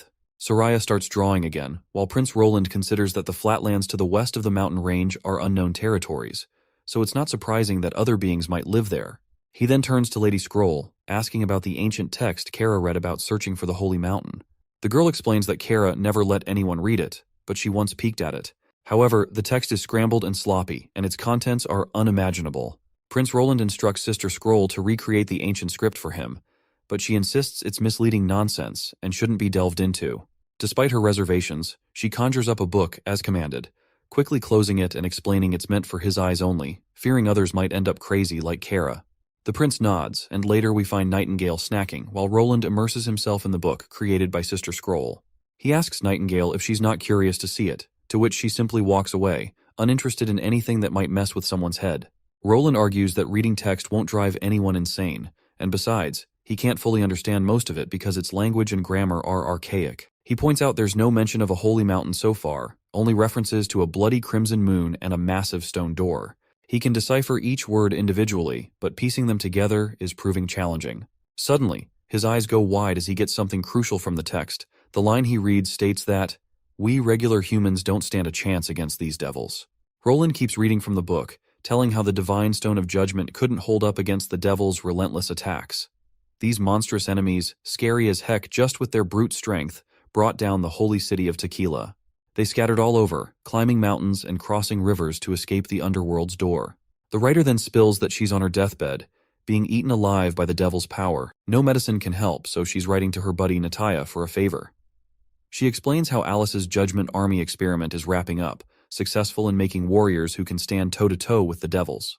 But she's afraid even if they beat the devils, it won't be a real win. It'll just spell disaster. She begs Nataya to shut down Alice's Judgment Army, believing only Nataya can make that call. Once he reads all of this, Roland grabs his head in utter confusion. He speculates that Kara might have mistaken devils for witches, believing witches would reign supreme and prompting her to bring down the church's army. But he's still confused by how Kara had planned to overcome the Divine Stone's power, which is effective against witches, but useless against devils. With that knowledge in mind, at least he now knows the devils mentioned are a separate species, not witches. Still puzzled, Roland wonders when the church fought these devils and what kind of place Tequila is. He's frustrated with the original Roland for not taking studies seriously, leaving him with a disappointingly empty brain focused only on pleasures. He turns to Nightingale, asking if she knows where Kara found the book that drove her mad. Nightingale explains Kara already had the book when she joined the association, but she points out that, according to Wendy, the association was started by some witches who happened to meet in a sea breeze town. Nightingale explains that Kara, Wendy, and Scroll are the original members of their group. They discovered ancient underground ruins in the eastern forest near a town, but only Kara investigated further and claimed to have found the book there. After this discovery, the association expanded, and the church caught wind of their association and began a manhunt. Kara fled to the mountain range in search of the Holy Mountain, and that's the extent of their association's history. She then asks Roland if he's up for checking out the ruins. Roland shakes his head, saying the eastern forest is too far, and he'd rather focus on developing his territory than wandering off. Roland has another idea brewing, setting up a proper organization. He assures them it won't be like before, obsessing over holy mountains. Instead, it'll be a witch union, all about managing witches responsibly, no crimes or dodging the law with the use of power. Just freedom and happiness for all. The next scene takes us to the Longsong Fortress, where a grand noble gathering is in full swing. Among the attendees is Perov, the ambassador, who marvels at how this celebration mirrors the lavish banquets of the capital. He's certain that it took considerable effort from the Elk family to gather guests from such prestigious backgrounds at Longsong Fortress. In the background, we see a blonde guy telling her sister to approach the ambassador, but she is too embarrassed to do such a thing. So, the blonde then unexpectedly addresses the ambassador as Buddy. The ambassador bristles at the informal greeting, while this newcomer insists they're old friends and tells him not to be so uptight. He teasingly asks Perov ambassador if he wasn't appointed by the leader of Longsong Fortress, then jokes about the profitability of the mines at the border town, implying they must be raking in money from the locals.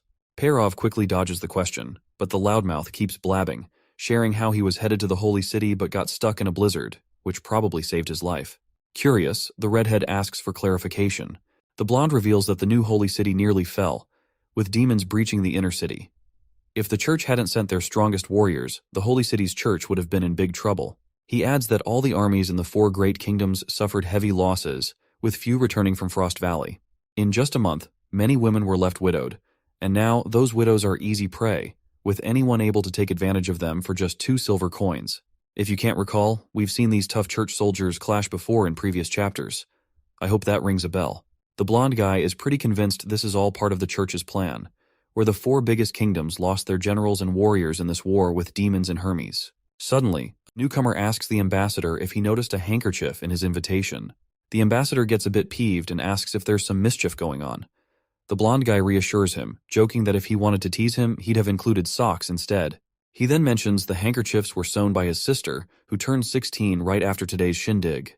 Seems like the brother's eager to pair his sister up with this redhead, despite their big age gap. Suddenly, someone starts shouting, and all eyes turn to see a noble throwing insults and curses at our hero with every name in the book. Perov steps forward and inquires about the commotion. A man explains they are discussing the owner of the border town who has seized properties from the aristocrats. A curly-haired noble then steps forward to clarify directly to the ambassador. He reveals he resides in the border town but seeks refuge at Longsong Fortress each winter during the demon months. This year, however, every noble from the border town has been informed that Prince Roland has demolished their homes to build a wall and isn't providing any compensation. What's more troubling, Prince Roland has branded those who fled to Longsong Fortress as traitors for abandoning their prince and territory. Returning to Longsong Fortress now means facing the death penalty for treason. The ambassador quickly catches on that Prince Roland is probably aiming to cut his ties from Longsong Fortress completely to make his territory self-sustaining. Meanwhile, the noble keeps on bashing Prince Roland's moves, hoping Mr. Medi can help them get a message to the Longsong Fortress Duke to help them. Medi steps in coolly, telling everyone to chill because Duke Ryan is already on it. He boasts how the Duke's been building up an army and the Elk family is also ready to help in this cause. The border town's nobles are relieved, stating that if Duke Ryan is handling this directly, they have nothing to worry about. But the ambassador isn't thrilled about attacking Prince Roland. He pulls Medi aside, reminding him they're talking about a prince here. The blondie shrugs it off, calling Roland a prince who owns a patch of dirt and assures the ambassador that Roland will surrender once they face him. Despite all the reassurances, Perov isn't exactly thrilled about the situation. His friend keeps hammering home that if they march into the border town with a huge army, all those farmers and miners will scatter like ants, so the battle will be over before it could begin. But Perov's main worry is that Longsong Fortress will be the one to take the brunt of this conflict, not Prince Roland. He can't quite wrap his head around how Prince Roland will use regular folks to take on the Duke's army, but he has this uneasy feeling that Roland will come out on top somehow. Later on, Perov swings back to the Honeysuckle family in the Longsong Fortress. He greets his father, who tells him to grab a rundown on their imports, exports, and available labor. It seems they need to prepare for the Duke's army in the spring. The ambassador is shaken to realize they're dead serious about taking on the border town. His old man tells him Duke Ryan's already called for recruits once the snow melts, and all 5 major families gotta pitch in knights and soldiers to back him up there. Perov asks his father how many soldiers they're sending. The old man, kinda surprised Perov's suddenly interested, lays out the knights and common workers they're sending, which are over 100 men in total. Perov gets really worked up hearing this, and begs his father not to hit the battlefield. The baldy asks why, and Perov just says straight up he's worried sick about his old man's safety. Hearing that, the baldy starts laughing his ass off at Perov's concern. He considers Longsong Fortress to be an elephant ready to squash the border town like a measly ant, so he ain't sweating it. He reminds Perov that Prince Roland only got a handful of knights and maybe 50 guards. But the redhead ambassador keeps his protest. He points out how everyone underestimated Roland's mud wall, thinking it would crumble after a night's rain. But surprisingly, it held strong. People also doubted the border town would not survive the winter, but Roland stood his ground till the end of the months of demons, earning everyone's respect. The Baldy gets more riled up hearing this and tells his son to shut it. He points angrily at the portraits on the wall, his tough-as-nails ancestors who stood firm in the battlefield. And as their descendant, he's not backing down from any battlefield either. The poor son couldn't help but take his father's insults, who just doesn't seem to get how unpredictable Prince Roland can be. He's pretty convinced it won't be long before Honeysuckle gets tangled up in this fancy politics and gets devoured by our prince. Back at the border town's castle, our hero reveals to us that he's kept his promise and granted some land to Nana's father, Tiggy Pine, making him a viscount. The land, south of the river across from town, is still dense forest for now, but Roland promised it would be the first to develop once the border town expands. Every business share on this land will belong to the Pine family, and surprisingly, the big man agreed wholeheartedly, opting to enjoy his undeveloped forest for hunting until then. On the other hand, Roland also officially bestowed knighthood upon Brian, and he will win land every time he racks up military achievements. Our prince has finally figured out an effective way to utilize his desolate land. With the river as a boundary, the area between it and the mountain range will serve as a military training ground. On the other side of the river, he plans to establish future factories and agriculture. He also intends to utilize the forest to the west of the border town, rich in lumber, edible fungi, wild animals, and medicinal herbs. Just then, someone enters. Well, it seems Sister Soraya has been summoned by our hero. The prince greets her warmly, motioning for her to come closer and sit down. He asks her about the progress on her work at the city hall. It turns out our hero tasked her to draw passport-sized images of everyone in the border town to compile a comprehensive report.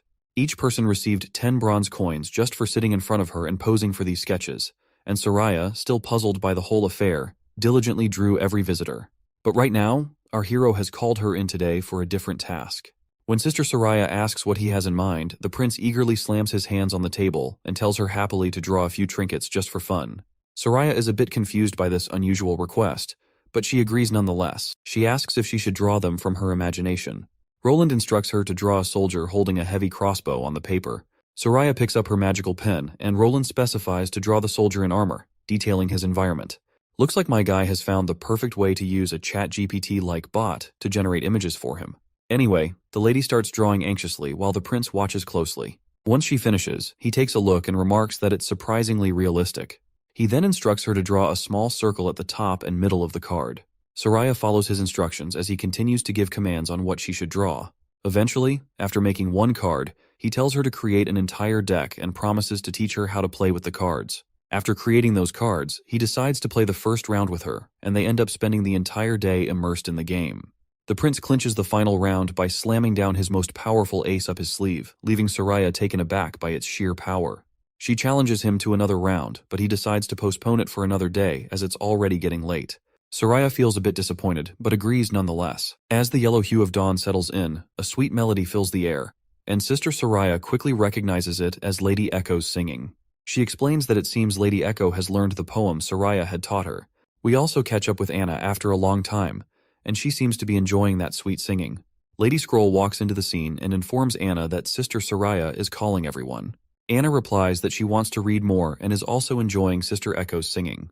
Purplehead then reveals that even Echo admires Anna for her abilities among all the witches here.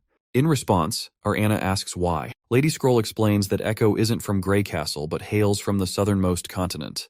She was brought to Grey Castle by slave traders from Clearwater Port, where she was trained in techniques to seduce men to fetch higher prices. Though her current life is better, her past remains a mystery which was full of sorrow, and she was torn from her family and landed far away from home. Anna feels sad for her, and Lady Scroll adds that for Echo, having a power like Anna's is like winning the lottery, considering her singing isn't exactly a career booster.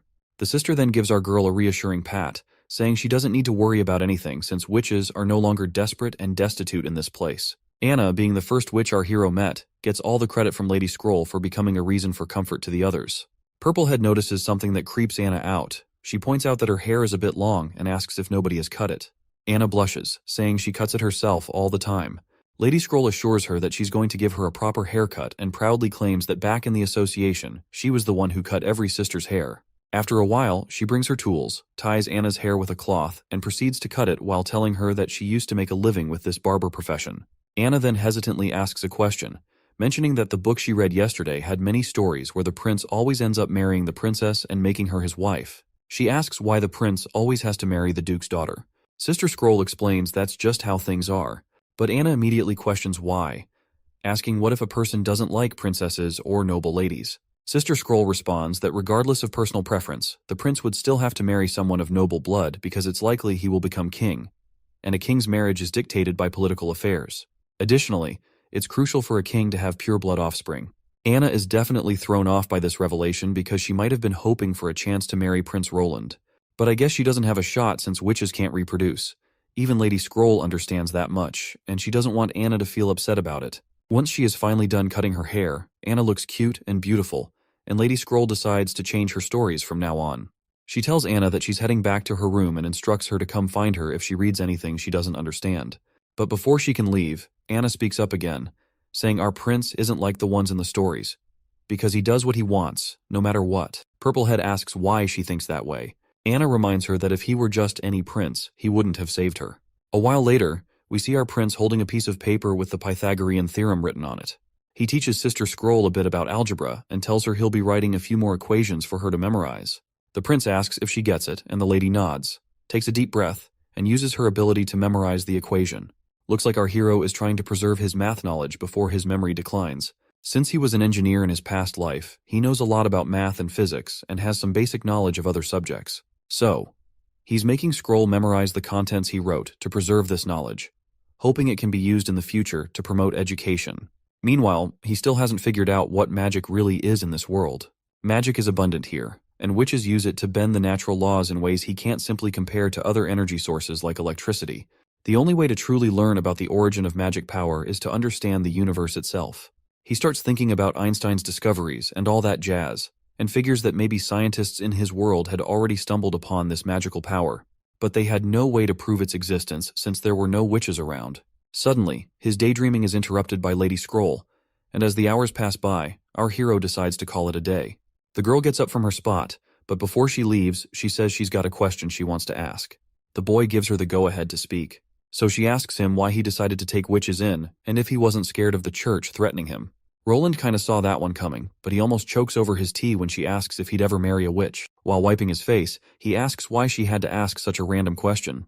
But then he starts picturing what it would be like to marry a witch, and memories of Anna flash through his mind. All those nice memories make him grin, and after imagining it, he happily says he'd totally marry a witch. As the night deepens outside, we see Nightingale in her night attire, ready to hit the sack. Damn, I would love to stare at her big hooters, and you can do as well. Just pause the video. Anyway, Wendy, with her eyes always closed, asks where Nightingale is lost in thought and wonders if something good happened because she rarely ever sees her smiling like that. The scene then shifts back to earlier, when Sister Scroll asked the question about whether the hero would marry a witch. It turns out Nightingale was eavesdropping on their conversation, and upon hearing the prince's response, she lights up with a hope. Meanwhile, in the present, Wendy persistently asks the source of her happy smile and wonders if she won a good game of cards. The next day arrives, and we see our soldiers being grilled by their captain, Iron Axe. He's diligently putting them through their paces, and the chief knight is amazed at the energy these guys are exuding. He remembers how, before winter, they were just a bunch of miners and hunters with lazy attitudes, but now they've transformed into full-blown warriors. Still, he knows that once these men taste their first battle, they'll truly become soldiers.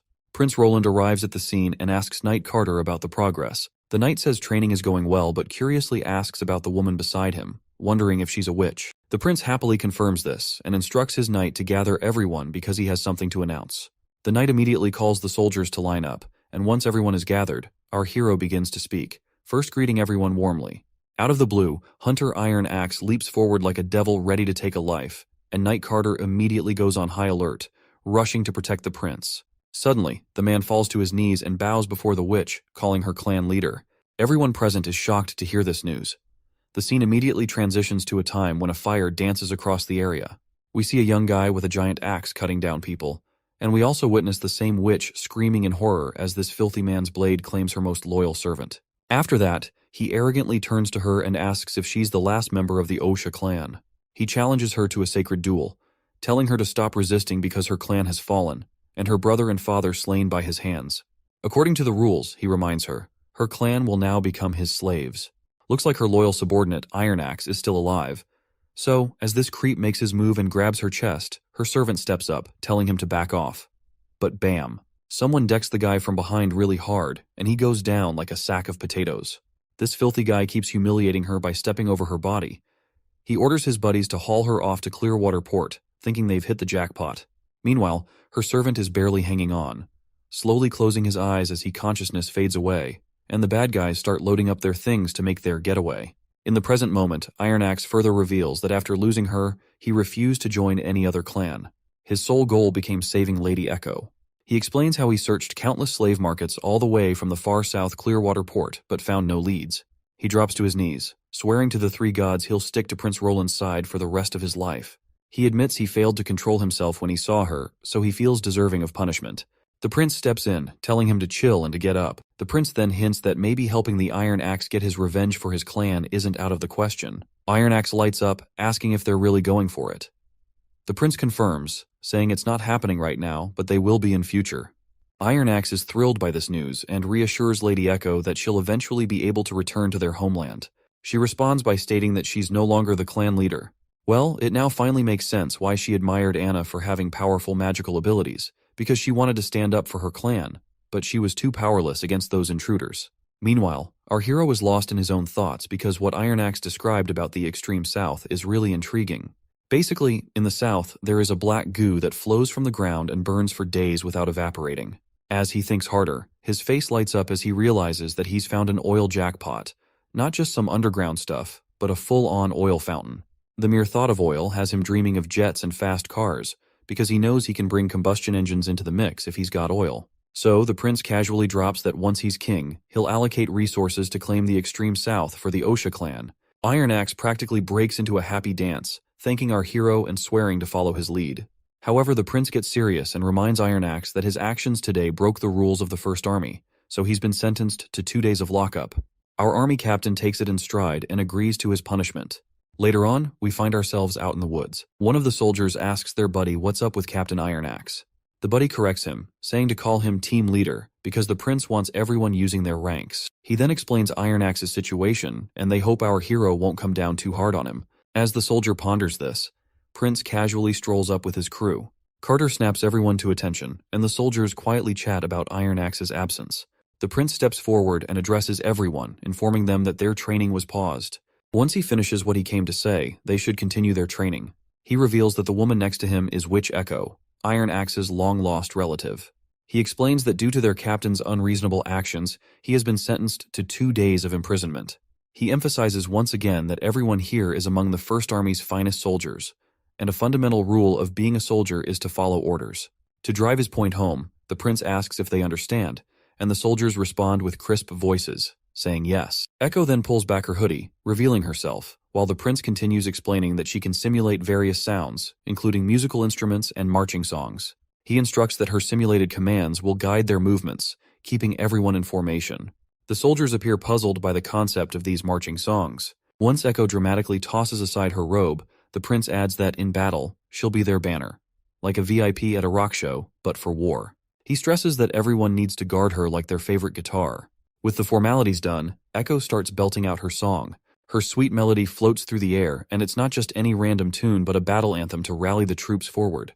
In the middle of the night, the soldiers stand on guard duty when suddenly an arrow pierces one soldier's heart out of the blue. Before they can react, more arrows find their marks, leaving the remaining soldiers screaming in agony. There stands the would-be king, Timothy, clad in golden armor from head to toe, leading an army of thousands of knights. His companions praise him for attacking his sister in the dead of night while she might be sleeping, but Timothy corrects them, saying she's awake now because he purposely sent a diversion army on the main road while bringing elite knights in from the east to catch her off guard. He mentions that even if she wants to escape now, she can't move at night. His knight agrees, stating that withdrawing troops at night is a big taboo, and if she tries it, her whole crew will crumble like cookies. But then, the twisted brother reveals he knows his sister well, confident she'll cowardly flee, leaving her citizens behind to be butchered. But he is sure that he will catch her, dead set that she won't slip his grasp even if she makes it to Clearwater Port. The knight lays out their battle plan. He'll hit Eagle City hard while Timothy hunts for Garcia. With the plan set, Timothy pumps up his soldiers, telling them to wave the Grey Castle Kingdom's flag high. They charge toward the frightened soldiers, knocking them down before they can even think of running. The knight grins at the chaos, promising their king they'll scatter their enemies like dust. Timothy scans the surroundings in search of his other knight, Francis, who was supposed to lead the diversion as a decoy. Since Francis hasn't returned yet, the king is convinced that the greedy bastard must be off plundering Garcia's treasures for himself. Suddenly, his knight's face goes pale as he points his finger at front. Once he looks in that direction, they see a silhouette of a massive army, which is led by Garcia Wimbledon, proudly waving her flag as Queen of Clearwater. With confidence in her tone, she rallies her soldiers not to fear, and they raise their spears, ready for action. While she smiles confidently, her brother, however, is totally pissed off to see there with her army. But even as confident as she might be, he's sure that this will be the last time she acts brave, because he's looking forward to destroying her and her army. Meanwhile, we're at the entrance of Garcia's Eagle City, and there we spot Francis. As he enters the city, he sees terrified locals who immediately shut their doors and windows upon seeing the platoon. Francis is starting to get suspicious by now. He knows the third princess isn't dumb enough to leave the walls undefended. Suddenly, his nose picks up a weird smell, and he tells everyone, "It stinks here. Head to the town hall." Well, it seems like something is indeed rotting inside the sewerage. Once they reach the town hall, the knight enters the hall along with his soldiers. A while later, the soldier tells the Duke they've searched the basement but found nothing valuable. Well, the Duke flips out, kicking stuff violently around. He finally realizes it was her plan all along. If she had been in a hurry to retreat, she wouldn't have ransacked the entire castle for valuables. It looks like she was prepared to abandon the city long before. Right on cue, he gets more bad news, which is that the north gate is on fire. He rushes outside to see flames blazing and smoke billowing. The knight tells the soldiers to stay calm and get people to extinguish the fire. But the soldier shouts that it's spreading and water won't do a thing. Hearing this, Duke Francis is shocked once again. The soldier explains that not only will water not put it out, but it will actually spread the flames further. Another soldier suddenly appears, likely with some bad news, revealing that the fire has already reached the city and their troops can't contain it. It's spreading fast. The knight is shocked once again, and this time he's utterly terrified. When he thinks about unstoppable fire, only the work of witches comes to mind, and he's sure that Garcia is enlisting their help. Still, he rallies his soldiers not to panic and tells them that this demonic fire is cast by the witches under Garcia's command. He mounts his horse and rallies the soldiers to follow, because they're going to make it out of this place alive by passing through the flames. They zoom through those screaming flames, the knight yelling for everyone to keep moving, convinced they've got the divine stone of judgment backing them up. They push on through the firestorm. Buildings are crumbling left and right, but the Duke leaps over every obstacle like a hero. After finally getting out of the first wave of flames, he turns to reassure his soldiers they've made it, only to see them already swallowed by fire. He trembles, staring at the stone, wondering why the heck the divine stone of judgment didn't do a darn thing. He watches the city crumble around him, despair sinking in as he fears being crushed by the falling debris. Once taking a bird's eye view, we see the entire Eagle City appears burned to a crisp. Finally, the Duke emerges alive from the gate, though his feet tremble and he's covered in bruises. Realizing the divine stone of judgment didn't protect them, he knows it wasn't the work of witches. While he collapses to his knees, a giant axe-wielding figure appears, and the Duke confirms to us that they are the Sand People. As he trembles for his fate, the man before him raises his axe and brutally chops his head off. Meanwhile, back with Timothy and his soldiers, both armies prepare for battle. As Grey Castle forces advance, Garcia's soldiers take their positions. The clash erupts into a brutal bloodbath for these unfortunate people. People from both sides are slashing and stabbing, total mayhem as a soldier tries to charge towards the queen, sitting all regal on her throne surrounded by those sandfolks. She just raises her hand, doesn't even bother to say a word, and with a flick of her finger, those sand dudes rush forward and chop the horse's legs clean off in one go. Poor soldier hits the dirt, and before he can even blink, the sand guy swings his axe again, ending him with one brutal whack. Timothy's crew starts freaking out. There's another whole army staring them down. It's those folks from the southernmost region, where Lady Echo and our Captain Iron Axe hailed from. And since the southernmost region is full of oil, I have started to think that the inferno in the city was sparked by oil. Which is why it's no wonder Duke Francis couldn't snuff it out. These sand dwellers raise their axes high and charge straight at Timothy's army, swinging and stabbing with deadly precision, cutting through soldiers like they're slicing cucumbers. It's not a battle anymore. It's a one-sided massacre. The sand dudes dominate the whole scene with their sheer power. Lady just smiles, watching the chaos unfold, while Timothy's face shows pure terror and horror. He bites his nails, unable to think clearly. Ordering his knight to sound the horn and regroup, the knight grimly states it's already too late. Timothy keeps nervously biting his nails, urging his soldiers to retreat. He bolts in the opposite direction on his horse, still cocky even after biting the dust, convinced he'll get this sister next time. After that messy showdown between those two stubborn siblings fighting over territories like kids arguing over ice cream, We head back to the border town, and it looks like Prince Roland is gearing up to face Longsong Fortress. He's pretty sure Longsong is trying to strike now because they think the border town's at its weakest, right after the demon months. But our hero's been ready for this. There's not a ton of gunpowder in storage, but it should be enough to fend off the siege. He's wrestling with whether he'll move into Longsong Fortress once he wins. Well, probably not, because dealing with those trash nobles would be a nightmare.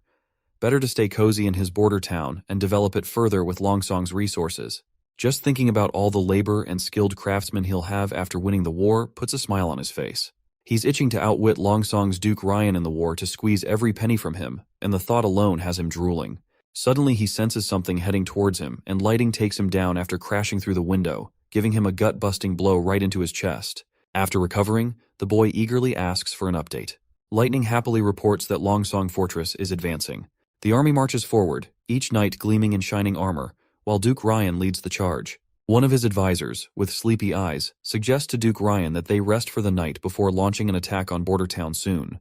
Duke Ryan playfully retorts that he'll sleep in his large castle bed tonight, right after defeating Border Town. He jokes that a second-rate place like Border Town will be an easy conquest. However, Baldy beside him interjects, noting their soldiers have been marching endlessly and are exhausted, so he suggests delaying the attack would be wiser. Moreover, since the prince made it through the demon months, he must have something up his sleeve, so they should be cautious.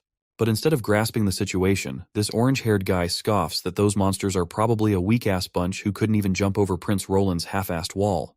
The Duke agrees, mentioning how Hermes was almost overrun by demonic hybrids this year, while Border Town just faced a few stray monsters and survived somehow.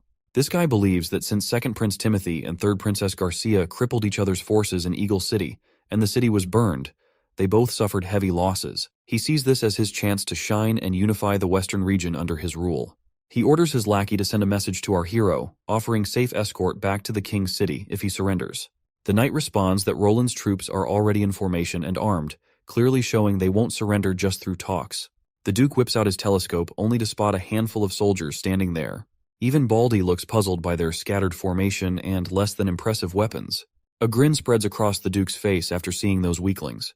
With his simple hand gesture, the whole army starts marching forward to take on this small group.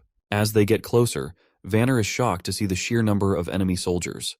He shakes off his fear with a slap to his own cheeks, rallying his buddies not to sweat it. He reminds them that they've beaten demonic beasts, so they can handle these humans as well.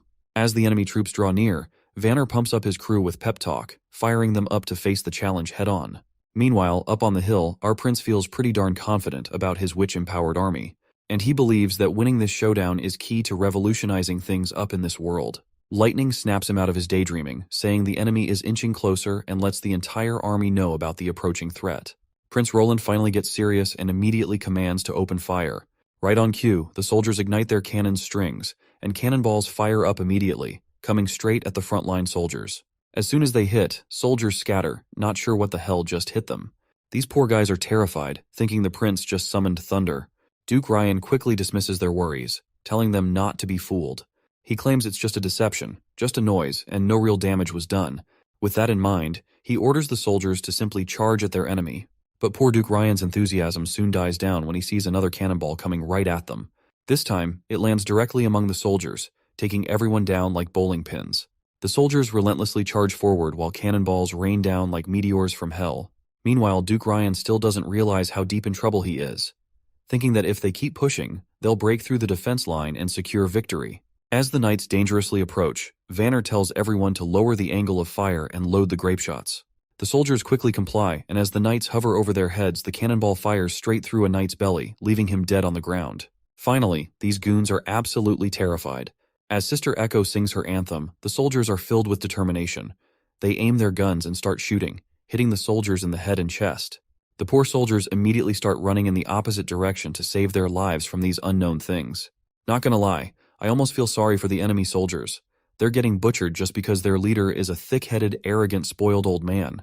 While the leader grits his teeth in frustration, the orange-haired advisor claims they have no clue what kind of sorcery the prince is using and decides to retreat for now. Baldy agrees, saying they won't run out of firewood in these hills, so it's better to retreat. Meanwhile, the soldiers are doing their best to escape, but Duke Ryan immediately yells at them to stop retreating and even strikes down one of his own soldiers for running in the other direction. Despite all his pleas for his troops to stand their ground, The poor guys are just running for their lives to avoid being burned to a crisp in the scorching heat. Meanwhile, Prince Roland is quite happy with his victory. But it looks like the Chief Knight isn't thrilled about this kind of warfare. He says there's no honor in it. But Prince Roland immediately tells him not to feel down, because they still need to keep chasing after Duke Ryan. It seems like Carter will have to get used to this new era of warfare, as the Age of Knights gives way to a new kind of battle. As the prince rides on his ship, he appears happy with the battle's outcome, which turned out better than he expected. If all goes well with troop movements at night, the Iron Axe and Rifle Company can launch a surprise attack on Duke Ryan tomorrow morning. He's excited about leading the first army in the world backed by technologically powerful witches, each playing their respective roles. Suddenly, Anna appears on the scene and asks why he's sporting such a creepy smile. He quickly brushes it off, saying it's nothing, but she moves closer to wipe the drool off his face. However, the prince immediately snatches the handkerchief and decides to clean up himself. The girl reminds our awkward prince they should hit the hay since it's already late. He agrees, but once they reach one of the ship's rooms, he's flustered to find everyone chilling in the same room. He's totally thrown off, wondering if they're all supposed to sleep in the same room because, let's face it, even for a harem, this is a bit much. As their DIY ship sails through the bright night, everyone seems to be sleeping soundly. Among the witches, our hero can't help but notice a certain pair of distracting attributes no matter where he looks. The ladies are just a bit too close for comfort, and he can't shake off the unease. Suddenly, he spots Anna wide awake, watching him like a curious puppy. He gives her a charming smile and playfully pinches her nose, deciding to teach her a trick to fall asleep. He tells her to start counting sheep jumping through hoops. 1 sheep, 2 sheep, and keep counting until she falls asleep. The girl immediately complies and starts counting. As she continues counting softly, the prince finds himself wide awake. Now he's having an even harder time falling asleep. Nightingale seems awake too, sneaking glances at him. The next day finally arrives, and Prince Roland gets dressed. Lady Leaf appears still sleepy and asks how everyone slept. Well, it seems Anna had a rough night. She still appears to be counting sheep even now and is about to hit the 100,000th sheep.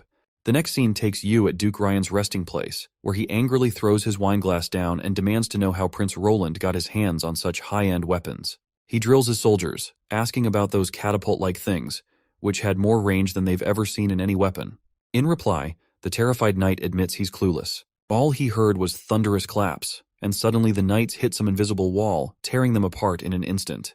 The orange head suggests it might involve witches, but Duke Ryan calls it bullshit, reminding his soldiers they had the divine stone of judgment for protection, so there is no way witches could attack them. Deciding to retreat for now since they might lose this war, Duke Ryan plans to gather more troops back at Longsong. Once ready, he intends to block all trade on the Redwater River, knowing Bordertown won't last a month without food supplies. He orders everyone to prepare to return to Longsong Fortress by tomorrow. But it looks like their plans hit a snag, as Sister Echo's singing rattles everyone in the tent to their core. Before they can react, a massive explosion rocks the entire area. Duke Ryan storms out, demanding to know how the enemy caught up to them without anyone noticing them last night. The knight quickly brings a spare horse, and Duke Ryan wastes no time hopping on, sprinting away before things get even worse. But soon, he finds himself staring down gun barrels as Captain Ironaxe and his army stand before them. Instantly, our soldier pulls the trigger, and the bullet hits Duke Ryan square in the chest. He topples from his horse, kissing the ground with his face. He looks worse for wear, his groggy eyes catching a glimpse of our hero marching forward with his team, and he loses consciousness before he can see them clearly. After a while, we make a grand entrance inside the Longsong Fortress. Local soldiers scramble as they see our party crashing their party. They seem more scared of the witches walking alongside our hero. Knight Carter reveals that the Duke's family tried escaping through the back door, but was captured by our first army. The prince lays down the law, saying all rebels and prisoners of war are to chill in the dungeon. Then, he gets this wild look and blurts out, "First things first, let's touch the corpse." Anna and Nightingale are creeped out to hear this and ask, "What kind of weird fetish is that?" The prince quickly backtracks, explaining he just meant looting the body, not getting all creepy with it. And so the first round of looting begins, and everyone dives into the loot. First up, they snag 300 shiny gold royals, followed by a special Clearwater port pearl necklace and some top-notch hides from the Wolf Heart Kingdom and Hermes' Godstones. But then they hit the jackpot, a hidden room. They press Y to open it, revealing a treasure trove filled with glittering gold items. The prince can't help but drool at the sight of so much wealth. Seeing chests stacked high with riches, he muses on how the lives of the rich are always so mundane. But he's not complaining, because he'd rather cry in a Ferrari than stress about paying rent any day. Suddenly, Knight Carter bursts onto the scene, revealing that Ambassador Petrov Hill of the Honeysuckle family has already arrived at the castle. The prince is taken aback by this news, not expecting him to arrive so early. The knight and the other ladies scramble to tidy up all the loot as quickly as possible. Outside the gate, Ambassador Hill reluctantly makes his way into the castle. He's visibly anxious, imagining our hero smugly demanding ransom money in the exchange of his father. But once he finally faces our hero, Ambassador Petrov Hill sees Roland smiling pleasantly. The prince casually assures him that his father wasn't harmed since he surrendered first. Grateful, the ambassador thanks him and offers to pay any ransom the Honeysuckle family can afford. However, Prince Roland surprises him by declining any money, asking instead for livestock and people. Petrov quickly offers up cows, sheep, and horses, but admits that the Honeysuckle family is short on people. Prince Roland gets specific, listing out needs for bricklayers, stonemasons, blacksmiths, farmers, and serfs. He rattles off a long list of goods, which also lists down the alternatives for other specific items. He smugly tells poor Petrov that 1,000 sheep and 300 craftsmen would be a fair exchange, given the worth of the Honeysuckle family head. Petrov finds himself thinking hard, realizing he's got just a day to come up with a solution. But then, the prince hits him with bad news. He's under a tight deadline. Prince Roland casually mentions that Petrov has only a short time to decide what to provide from the list. He's not planning to stick around Longsong for more than a week, and will be heading back to Border Town soon. Petrov is thrown off by this news. If the prince leaves, who will run Longsong? He doubts Duke Ryan's kids can handle it either. He humbly asks if the humble prince wants someone to look after Longsong Fortress. The prince surprises Petrov, asking if he's interested in taking charge of Longsong. He explains they need someone or a family to oversee the territory. If the Honeysuckle family wants in, they'll be taxed by Border Town, which is 30% of their revenue plus 1,000 gold royal worth of goods and materials. Well, that's a tempting offer. Petrov thinks to himself as the prince casually lays a hand on his shoulder, hinting at the allure of power and opportunity the Honeysuckle family have. Roland suggests this could be Petrov's shot at real influence, but he's got a few questions first. First up, Roland asks how Petrov plans to handle any opposition. Anxious, Petrov counters with questions by asking the prince about his estimates of revenue and taxes of Longsong. The prince calmly insists that this is not his headache, and asks Petrov how he will ensure that monthly 1,000 worth of goods and materials, and what kind of steps he would take to make sure of the revenue target. Roland slaps the ransom terms in front of the redhead, signaling Knight Carter to escort him out. With a cunning smile, he shakes goodbye to that poor guy, and tells him he'll be waiting for his answer if he genuinely wants to manage the place considering all the conditions. He also reminds him not to forget about the hefty ransom for his father. Well, Nightingale sure caught him off guard with her sudden appearance. She pointed out how the ambassador seemed pretty sincere and truthful. Prince Roland, feeling a bit embarrassed and blushing, quickly looked away as she leaned in closer. He agreed with her, admitting he used to think nobles were just lazy pleasure seekers, but he's impressed by the Honeysuckle family's business skills. As Nightingale leaned even closer, holding him in her grasp, she whispered softly, her warm breath tickling his ear, asking if he really didn't want to stick around in Longsong Fortress. But before he could answer, she darted off and reappeared before him, reminding him to consider Longsong's wealth and how prosperous this place is compared to Border Town. Roland shakes his head in response, explaining that Longsong is deep in political roots, which makes it tough to revolutionize here. So he'd rather stick with his border town and play Anno 1800 and keep on expanding. Not to mention, the influence of the church here runs deep, and discrimination against witches would be at its peak. He's always maintained that he wants all witches to roam freely on the streets, something he can only achieve in Border Town. The girl admires his noble ideals, her heart racing as she struggles to control her impulses. Suddenly, she loses control, grabbing our hero and pulling him close until they're both blushing and they share a kiss. After that slimy and slippery smooch, she quickly steps back, leaving the prince feeling utterly embarrassed. She suddenly disappears as Knight Carter appears, announcing that High Priest Tylo of the Longsong Fortress Church wishes to meet him. Prince Roland, still blushing from the earlier encounter, gives Knight Carter the go-ahead to allow the priest in. Shortly after, Inquisitor Tylo arrives in the office and promptly greets their new ruler. He explains that he's here to pay his respects on behalf of the Holy City. As they settle in, Prince Roland is surprised that the church does not seem bothered by the death of Duke Ryan and by the new ruler of the Longsong. The priest shrugs it off, saying the church usually stays out of political squabbles as long as the king governs justly and improves the lives of his people. He adds, with a knowing look, that they don't care where the king came from either. With his usual sass, Roland asks if Tylo's only here to give blessings. The priest smirks and says that's just part of it, and he's got a proposition that might pique Roland's interest. The priest tells Roland he's willing to assist in expanding his territory. Roland, though, reminds him of the church's stance on staying out of political clashes and secular disputes. The priest clarifies that while they usually keep their distance, they can't ignore everything. He explains that the conflict between Timothy and Princess Garcia has stirred up the southern region, and the church wants to back a king with strong moral values to bring peace back swiftly. He acknowledges that Roland's actions have made positive waves across the western region, and everyone is aware of it. Oh, the church will be rooting for our hero to progress forward. But since they don't want to get deep into political stuff, the priest offers to help the prince by providing material aid. He then rummages through his coat and throws a box, stating that this is a special medicine produced by the Holy City. He tells our hero to accept this as a goodwill gesture from the church. The boy picks up the pill curiously and examines it closely. The priest explains that the red pill grants temporary incredible strength, while the black pill enhances pain tolerance and resistance to extreme temperatures. After the priest leaves, Roland reflects on the church's approach to cozying up to him and giving their support. He turns to Nightingale and asks if she can discern if the priest was truthful or not, but she explains she couldn't penetrate his thoughts as there was black void due to the divine stone of judgment he carried. Upon inspecting the pills with her fog ability, she notes they seem surrounded by a black void, similar to the divine stone of judgment, but it doesn't appear to affect her abilities like the stone does. She figures they could test those pills on some poor soul already on death row to check their effectiveness. Meanwhile, our hero is confused why the church wants him to fight his siblings to seize the crown, especially after Garcia's victory in the Battle of Eagle City.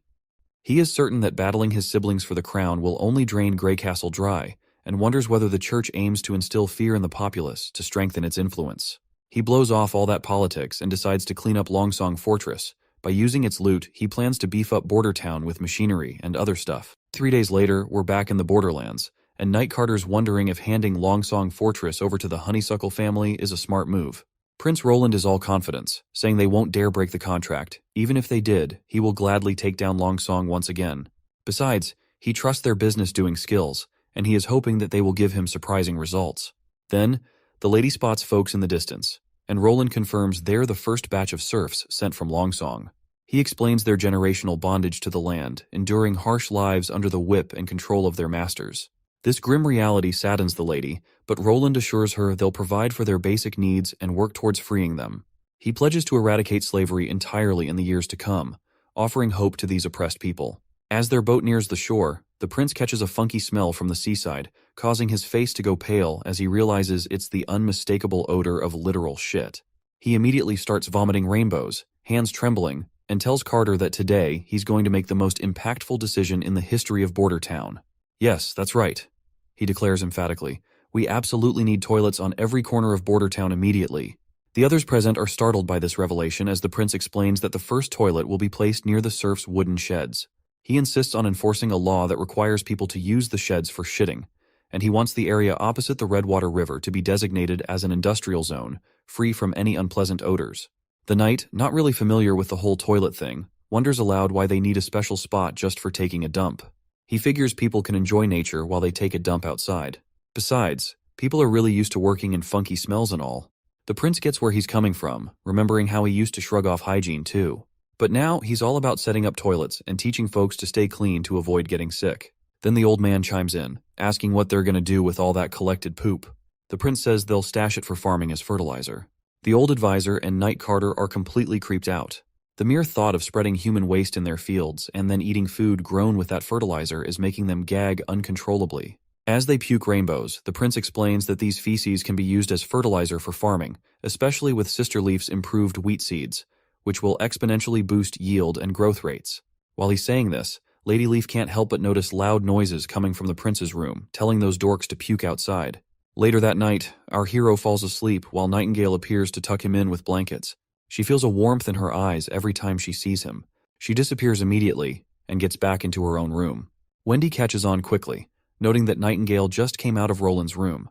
The girl blushes after getting caught red-handed, asking her friend why she's still awake. In response, Wendy reminds her that the prince isn't a child, so sneaking around like that in the dead of night isn't the best move. The love-struck lady then mentions that news of the witch union's dissolution has already spread throughout the kingdom, so she's worried that some witches might try to harm the prince because of it. Wendy reassures her, saying the castle is fully guarded. Plus, the prince keeps a divine stone of judgment right under his pillow. As Nightingale undresses, her friend reminds her they're witches and can't have children. Blushing, Nightingale acknowledges this, but recalls the prince once said he wouldn't mind marrying a witch, and she believes he meant it. After freshening up, Nightingale flops back onto her bed and probs Wendy to spill something about the church. Her friend asks why she's suddenly interested in the church, and Nightingale reveals about the highly paid priest who visited our prince. The priest promised to support Roland to claim the throne, even though the prince wasn't keen on cooperating. That priest still offered them 2 suspicious pills, supposedly blessed by the Holy City's prayer room. Nightingale asks her if she knows anything about these shady pills from her time at the Abbey. Wendy explains she doesn't know much, since the Abbey had high walls on all sides and she could only see the sky. Many young girls like her, who didn't know where they came from, lived there. There were also orphans and abandoned children taken in by the church, some even sold by their parents. She learned etiquette, singing, and reading there. But once she became an adult, she was sent away from the Abbey. As she recalls her past, Wendy feels a chill run down her spine. Nightingale immediately hugs her to offer comfort and warmth, and Wendy embraces her friend in return. So, she goes on to explain that she spent about 10 years there until that fateful day arrived. Wendy's teacher forcefully dragged her to a prison cell that day, where she was abruptly thrown into a dimly lit room. The stern woman who tossed her inside warned Wendy not to ask questions and just endure it. With those curt words, she slammed the door shut, leaving poor Wendy alone in the darkness. As Wendy looked around, a chilling sense of dread washed over her. There were priests with whips in hand, already mercilessly beating another girl. When they turned their attention to Wendy, a terrifying chill ran down her spine. These filthy, vile individuals seemed pleased to have another victim. Once the other girl lost consciousness from their torture, they turned their attention to Wendy. They approached her like demons, their eyes gleaming with sick intentions. To them, she was just another choir girl with a developed body, ripe for their cruel desires. They lunge at her, grabbing her by her long hair, tears streaming involuntarily down her face. The brute slams her against the gate, covering her mouth with his hand, warning her not to make a scene or scream because it'll all be over soon. As this filthy dude slips his hand under her skirt, Wendy's soul shatters, her eyes going numb. As the vile man enjoys himself, a sudden punch lands squarely on his face, snapping his neck and sending him crashing to the ground, blood pooling around him. The one who delivered the knockout blow is none other than the same girl who had endured their torture for too long. After seeing her released from her shackles, the other guy lunges at her, but with a single punch, she puts a hole in his gut. Then, with her bare hands, she takes down the other one too. Wendy is totally freaked out by all this madness. One of the men pulls out his stone of divine judgment, wondering if she's awakened her powers. The woman raises her ridiculously long, stretchy leg and brings it crashing down on the man's head, scrambling his brains completely. Once all the priests are down, Wendy still trembles in fear, while the other girl calmly walks towards the gate, standing defiantly as knights rush into the room. The sight of the dead men left the arriving woman utterly shocked. She collapses to the ground in terror, and one of the knights swings his sword, but the girl dodges every attack effortlessly. The knight keeps coming at her, but the girl grabs his hand and twists it so hard she tears it off from his body. The other soldier by the gate freezes in shock. Without missing a beat, she jumps up and tears him apart before anyone can blink. Word spreads like wildfire that there's a demon in the cell, and this girl takes on every knight like it's nothing, while Wendy just watches in horror. She's ruthless, stabbing the knight in the back with her spear without showing any emotions over her face. More soldiers swarm in, trying to surround her, but as they charge, she gets serious, swinging her sword so fast it's a blur, cutting through them like they're nothing more than cucumbers. Meanwhile, the terrified Wendy crawls toward her teacher's body, grabbing the key she needs. And with that, the flashback ends. Wendy explains that thanks to that girl, she managed to escape from the Abbey. Using a few silver royals she took from the dead, she wandered until she arrived in the Seawind region. 2 years later, she awakened and became a witch, bringing her story to an end. She later heard that the church covered up the incident, claiming it was a fire. She doesn't know what became of that girl or the other girls abandoned at the Abbey. Nightingale felt deeply saddened by Wendy's story, as she could relate to her pain. She grabbed her friend's hand, offering the warmth and love she needed. In the next scene, we've got Baldy turning all red, like radiating this intense crimson aura. Our best knight Carter is duking it out with him, and he appears to be seriously struggling. Looks like Prince gave this bald dude that power-boosting pill to see if this pill is actually a real deal or it's just hot air. Judging by how our knight's having a tough time, that pill's definitely packing a punch. Anna is excited to see this inmate holding his own against Carter, who is one of the strongest knights around. Prince Roland is also impressed, realizing the priest wasn't lying after all. He can only imagine what kind of combat power a trained knight would have if they took the same power-boosting pill. This seemingly random guy is giving Carter a tough fight, despite not being a knight or soldier. As the fight goes on, our knight finally lands a critical hit, making the red guy spit blood. However, he quickly recovers and charges back at Carter, who retaliates and disarms him with a single blow. The knight acknowledges the man's skill and calls for another sword. But just then, the furious man spots people watching from above the wall. When he locks eyes with the prince, his rage intensifies, and he immediately turns towards him. Seeing this threat to the prince's life, the knight orders the soldier to shoot down the prisoner immediately, and the gunman quickly opens fire, pumping bullets into his back. However, the guy doesn't seem to be affected by the bullets, so Carter quickly commands his soldier to bring him his horse. But it's too late. The prisoner takes a stance and effortlessly leaps over 30 feet into the air. Just as he's about to strike our hero, Anna jumps in and uses her fiery powers to start roasting him alive. When that isn't enough, Nightingale joins in, quickly slashing him with her sword to immobilize him. That crazy guy caused quite a scene, but luckily Nana was there to patch up the injured quickly, and no one got seriously hurt. As for the prisoner who took the pill, despite gaining incredible strength, it seemed to have some serious side effects. According to Nightingale, the symptoms on his body were similar to someone who had swallowed a divine stone of judgment. Even with these side effects, if the church has this medicine, it's not hard to imagine them becoming a major power someday. No wonder Anna's fire magic didn't do much against that guy, especially if there are remnants of the divine stone of judgment in that pill. This is all just speculation from my end, since these shitty translations don't explain things clearly. Anyway, the prince learned today that the church's willingness to sell these kinds of things suggests they aren't afraid of retaliation from the new king after Grey Castle reunifies. This only means that they have something even stronger than these pills, which is why they don't care if someone uses these pills against the church. This year, the prince initially planned to focus on education, agriculture, and production, but now weapon research and development are becoming top priorities. He's planning to produce breech-loader firearms because they're easier to make. As for the cartridges, all he knows is they involve something called mercury fulminate. He'll likely need a lot of money for research, gathering alchemists, and setting up laboratories. While the prince is lost in thought, the girls snap him out of his daydreaming, reminding him that it's getting late and time to hit the hay, and they'll continue their work tomorrow. Nightingale has already dozed off, probably tired from all those shitty algebra lectures.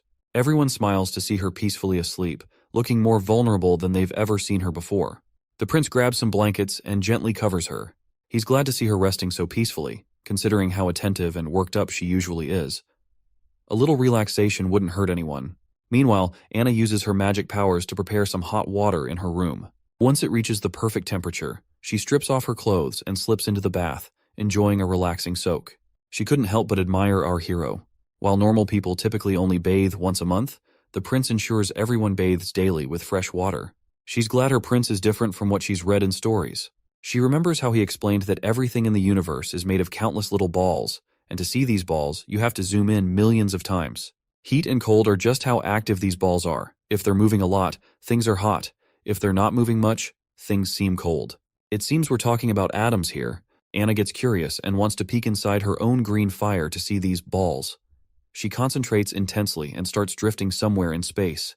Green energy swirls around her, and I literally have no clue what the hell is happening here. When she finally returns to reality, she sees that her magic has turned red, but I'm still not sure what's going on. The next morning rolls around, and Roland is deep in a dream about battles with tanks and aircraft. In his dream, he's conquering the world with mechas and cutting-edge military power. Suddenly, Nightingale's voice interrupts his vivid dream, and he wakes up groggily. His first question upon opening his eyes is whether there's a new witch in town. Nightingale replies no, and reminds him that Anna's abilities have changed once again. This news really confuses the sleepy prince because Anna has already reached adulthood. He gets snapped awake when a wet towel slaps his face, and Nightingale urges him to quickly go see Anna to check out her latest transformation. She describes it as a shocking magical form, almost tangible. Shortly after, they begin walking down to the office. On their way, Nightingale reveals that when she found Anna in her room, she was sitting at her desk surrounded by metal objects. At that point, she was so shocked that her bread fell from her hand when she saw Anna's magic powers had changed internally, and there was a cube inside her.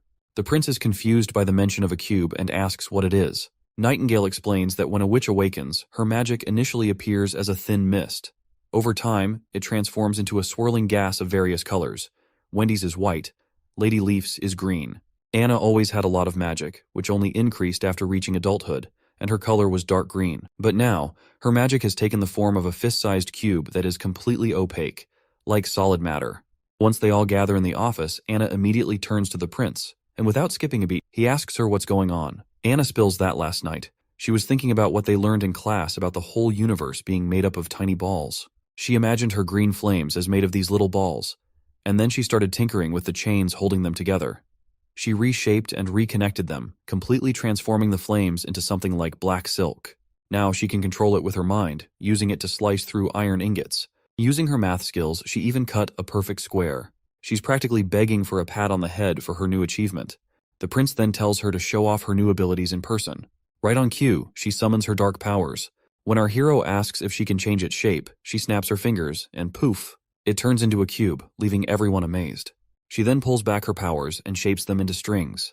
The boy tries touching them, and, to his surprise, they're tangible. He asks if she can make them thinner. She nods, saying she can, but warns they're sharp enough to cut anyone who touches them. Despite looking delicate and thin, these strings are actually pretty tough. Unlike her green flames, she can control the temperature of different parts of the flame. Well, our hero seems to have figured out that his hunch was spot on.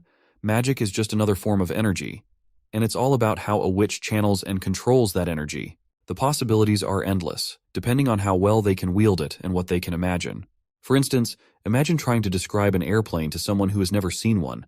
It's tough. So, the only limits to magic are what a witch knows and how big they can imagine. The more they understand about the world, the stronger their magic can become. Anna figured out that everything's made up of tiny particles, and that insight helped her grasp how her flames work and how these particles fit together. So she is now able to reshape those particles to make different things. And finally, our hero gives her a deserving pat on the head for a job well done.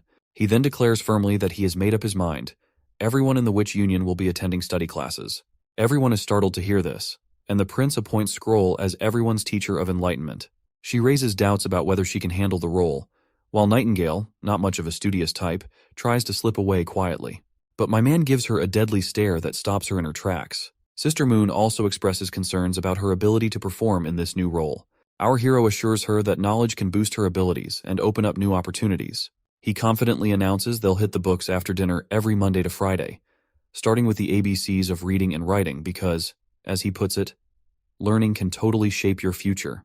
But it seems Nightingale is still not too thrilled about it.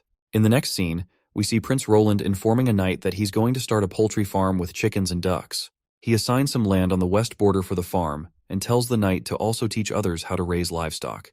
He warns that if the farm doesn't take off, he will be sent to the slope mines for labor. Once the current guy leaves, the prince calls in the next person. That is when Nightingale pipes up, questioning why the knights are being put on livestock duty since they are supposed to pick some people with basic education to become teachers. The prince explains that all the knights have ordinary hobbies, and since there's a demand for those skills, he decided to let them pursue what they're best at. The lady calls up the next knight, and he steps forward right away. This one looks pretty educated and polished. Introducing himself as Ferlin Eltek, he's really glad about our hero taking the charge of Longsong Fortress. He thanks the prince and offers to help out, saying to send word if he's needed. My guy is totally freaked out seeing this dude show such loyalty, especially since he is a knight of Duke Ryan. That's when Ferlin Eltek gets serious, dropping the bomb that he used to be Duke Ryan's top knight and swore loyalty only to him. But he abused his power, committed countless wrongs in the Western Territories, and even took his wife by force. So he's been waiting for a chance to bring him down. So, even though he was not able to kill that bastard personally, he is now glad that someone else did. Our hero then asks the man if he is literate and can read and write. The knight says yes, and without wasting a moment, Roland decides to make this guy the teacher. And not only he will get a house for this job, he is also going to a fat paycheck. Ferlin Eltek asks if that means all the illiterate folks will end up in the mines, to which our hero nods. The knight then voices concern about people over 50 not being fit for mine work. He states that there is a knight named Halon, and he is also over 50. My guy clarifies that he doesn't see anyone as a slave, and besides, the mines have steam engines to help out, plus workers get holidays off. Ferlin Eltek suddenly stands up, making Nightingale jump a bit, but all he reveals is that his family has a treasure map passed down for generations.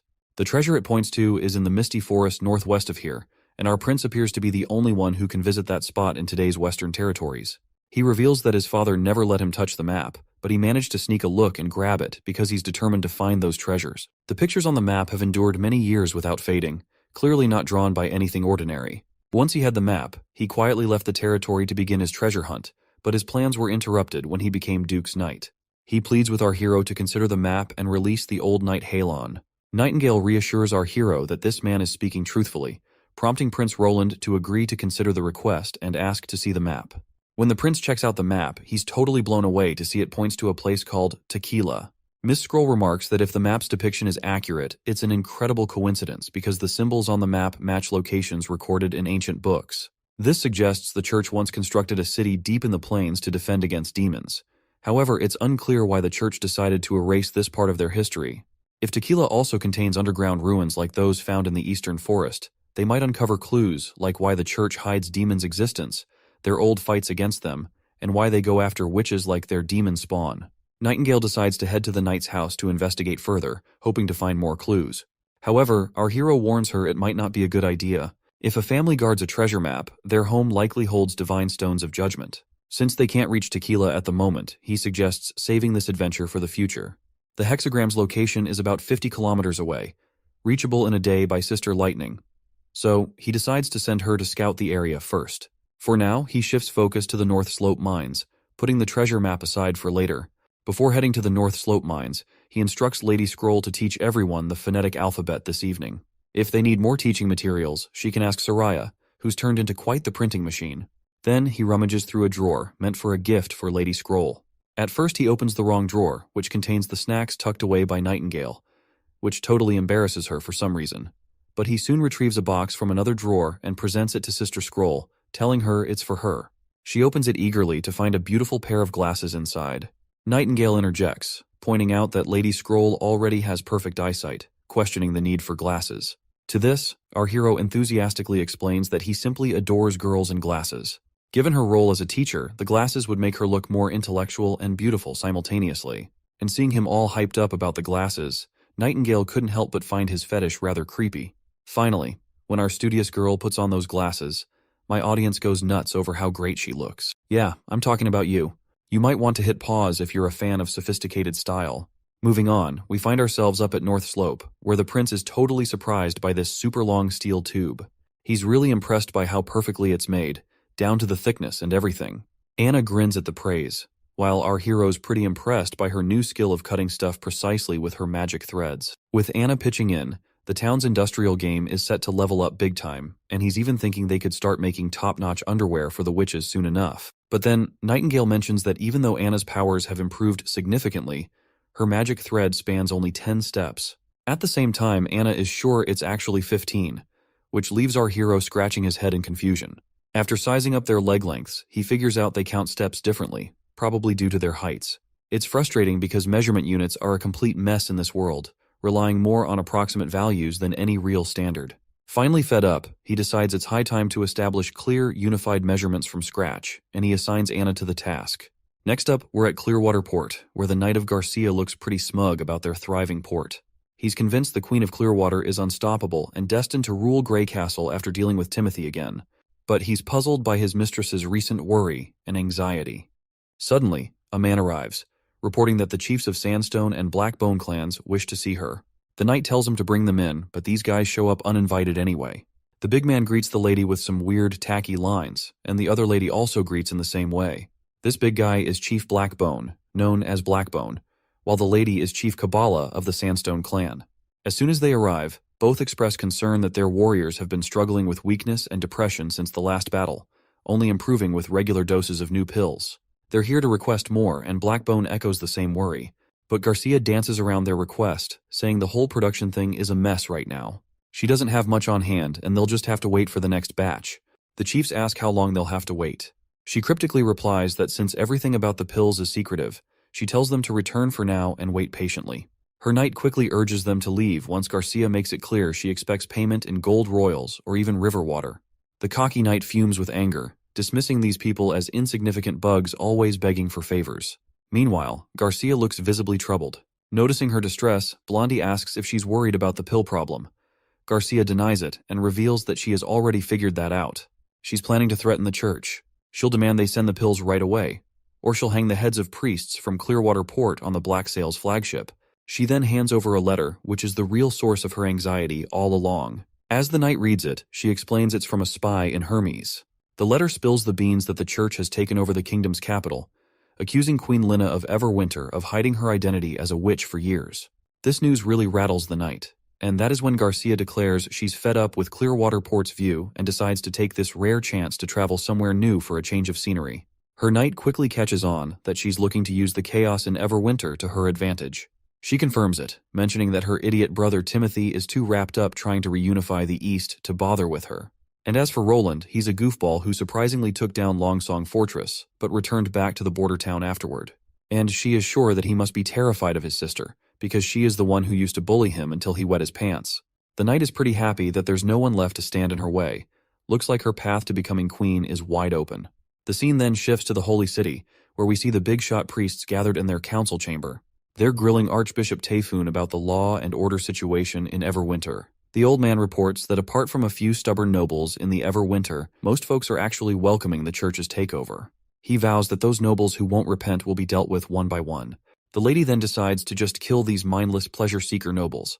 That's when another bishop chimes in, saying they should wait for things to settle down in the kingdom before getting rid of the nobles. That way the church won't feel any resistance by the people. Currently, he plans to offer them positions equal to their current titles under the law of the church, though those titles wouldn't pass to future generations. He reminds everyone they're aiming to abolish kingship eventually, so there's no rush. Heather, feeling a bit let down, reluctantly agrees to wait for another day to kill those filthy nobles. Looks like her sassy remarks definitely rattle Tayfun's nerves. Moving on, Priest Maine asks his friend Tayfun about the situation in the castle. In response, the old man reports that according to the latest info, the new King Timothy didn't return to the king's city after his defeat, but headed straight for the eastern region. In the war, he took Duke Francis with him to take on Queen Garcia of Clearwater, but ended up tasting defeat himself, with Duke also meeting his end. So Timothy quickly moved to divide up the Duke's territory in the eastern region. Priest Maine finds this news rather satisfying and instructs his crew to keep the pill supply flowing, balancing Garcia and Timothy's strength. He predicts that in just 2 years, there won't be a soldier left standing in the entire kingdom of Greycastle. Seems like they're intentionally pulling strings to set them up to fight for the throne. They've even sent those crummy pills to Garcia Wimbledon to weaken both sides. Not to mention, those pills are addictive and draining the life out of the people using them. Tayfun then reveals about our hero. He reports that he refused to touch those pills or accept help from the church. Plus, he's not interested in fighting for the throne and has gone back to the border town after conquering Longsong. Like everyone else, Maine is baffled about how our goofball hero managed to take down Longsong Fortress. Lady Heather chimes in, suggesting they might be underestimating Prince Roland's strength. Maine admits that he is amazed to see that Roland took down Longsong Fortress, and it just shows he's got some muscle to flex. But he's sure that no matter how talented someone is, without the resources to back them up, they won't last. Since he chose to retreat to the cushy border town, it's clear he's given up on messing with Greycastle. So now, he's no threat to the church's grand plans. The lady agrees, saying it's all true on paper. She lifts her gown and pulls out a piece of paper hidden in her sash, along with that sneaky knife. She hands it over to Maine and assures him the info is 100% legit. Once he reads it, he finds out that Prince Roland has witches on his side. Back at the border town, the advisor is visiting our hero, totally freaking out about why he's charging only 20% of the serfs' crops as property tax when they become free people. He admits that even 50% would still be seen as generous. The prince reassures him, saying having a basement full of gold means nothing. He smartly explains that by only charging 20%, he plans to buy the rest of the crops at a fixed price. That way, once they have money, they'll spend it on good stuff. And Prince Roland will be the one providing that good stuff. It's a win-win where money flows back to him, and the people will also be able to raise their living standards. Suddenly, Knight Carter bursts in, excitedly reporting that Sean is back with crop seeds from Clearwater Port. The man in question is grinning like he hit the jackpot as he shows off all the plants the prince asked for. First, there's this corn that he's calling Pearl Rice, which has everyone doing a double take. My guy's practically drooling over it already. Then, he pulls out some potatoes, and our hero jumps at them like he's about to whip up some killer french fries. Hearing this, Sean curiously asks what these french fries are. Prince spins a story about munching them at some fancy feast where the chef called them fries. Next up, sugarcane arrives, and our hero's thrilled, predicting a sweet future. But poor Knight Carter can't seem to find them sweet even after taking a bite. Meanwhile, the old man's freaking out, shaking like a leaf. He was just a tad suspicious about Prince Roland maybe being possessed by demons. But now he's dead certain after seeing this kind of genius. He is sure that Roland's personality has changed, and his behavior seems weird. He's heard of stuff he never knew existed and has knowledge no one else has heard of. But despite all this, he can't find anything bad in what the prince has done so far. So, he decides to just brush those thoughts off because as long as Roland keeps doing good stuff, even if he's a bit of a devil, it's all good. Roland hands over the sugarcane to the old man, who quickly sinks his teeth to taste its sweetness. By the end of the day, Roland's feeling pretty beat, thinking over Sean's report, and he has found out that her sister Garcia also has the church's pills. Now, he understands why the church is trying to help him and Garcia with their pills. They want to provoke conflict. In light of this, he plans to prepare high rate-of-fire weapons to counter the looming threats. Suddenly, Anna appears, catching him completely off guard, leaving him startled. The prince jokes about Nightingale always popping up out of the blue, and Anna has also started doing the same, teasing her that she might give him a heart attack someday. He then asks why she's here instead of in class. She explains she's stuck on a tough physics problem, and teacher Scroll sent her to him for some personal help. After seeing the problem, he admits he's no quantum mechanics expert either. He still tries to teach her, diving into stuff like different dimensions. As they hang out, night creeps in, and they finish up their studies. When it's time to say goodbye, they share these intense glances that leave them both blushing. They quickly look away, feeling all awkward. The prince feels too bashful to make a move, but Anna takes the lead, getting closer herself. He finally gathers his nerve and gently places his hand under her right ear. Once they relax, they move in and share a kiss. Another day rolls around at Border Town. Nightingale glances around, spotting slogans plastered everywhere, which are encouraging people to work hard. Curious, she asks why these slogans are everywhere. The prince explains they're meant to inspire people to build their wealth through hard work. He believes these words will eventually become reality and deeply resonate with everyone. Meanwhile, we see Anna making some stuff which might belong to a chemistry lab. She wonders aloud why they are melting and reshaping these perfectly good glass cups. In response, he reveals to these curious ladies that they're for the alchemists who will visit Border Town in the future. Nightingale grabs a funnel, pretends it's a wine glass, and raises an imaginary toast while peering at it with her curious eyes. The prince explains he's too busy to figure out how to turn sand into clear glass, so he's using already available glass for now. This leaves the girl even more confused. She's wondering how sand and glass are connected. The prince responds that they need to refine the sand to get perfectly clear glass. Otherwise, it tends to come out brown or green. The chemistry equipment has to be pure and colorless. Meanwhile, Nightingale keeps messing around with the equipment and gets a playful bonk on the head.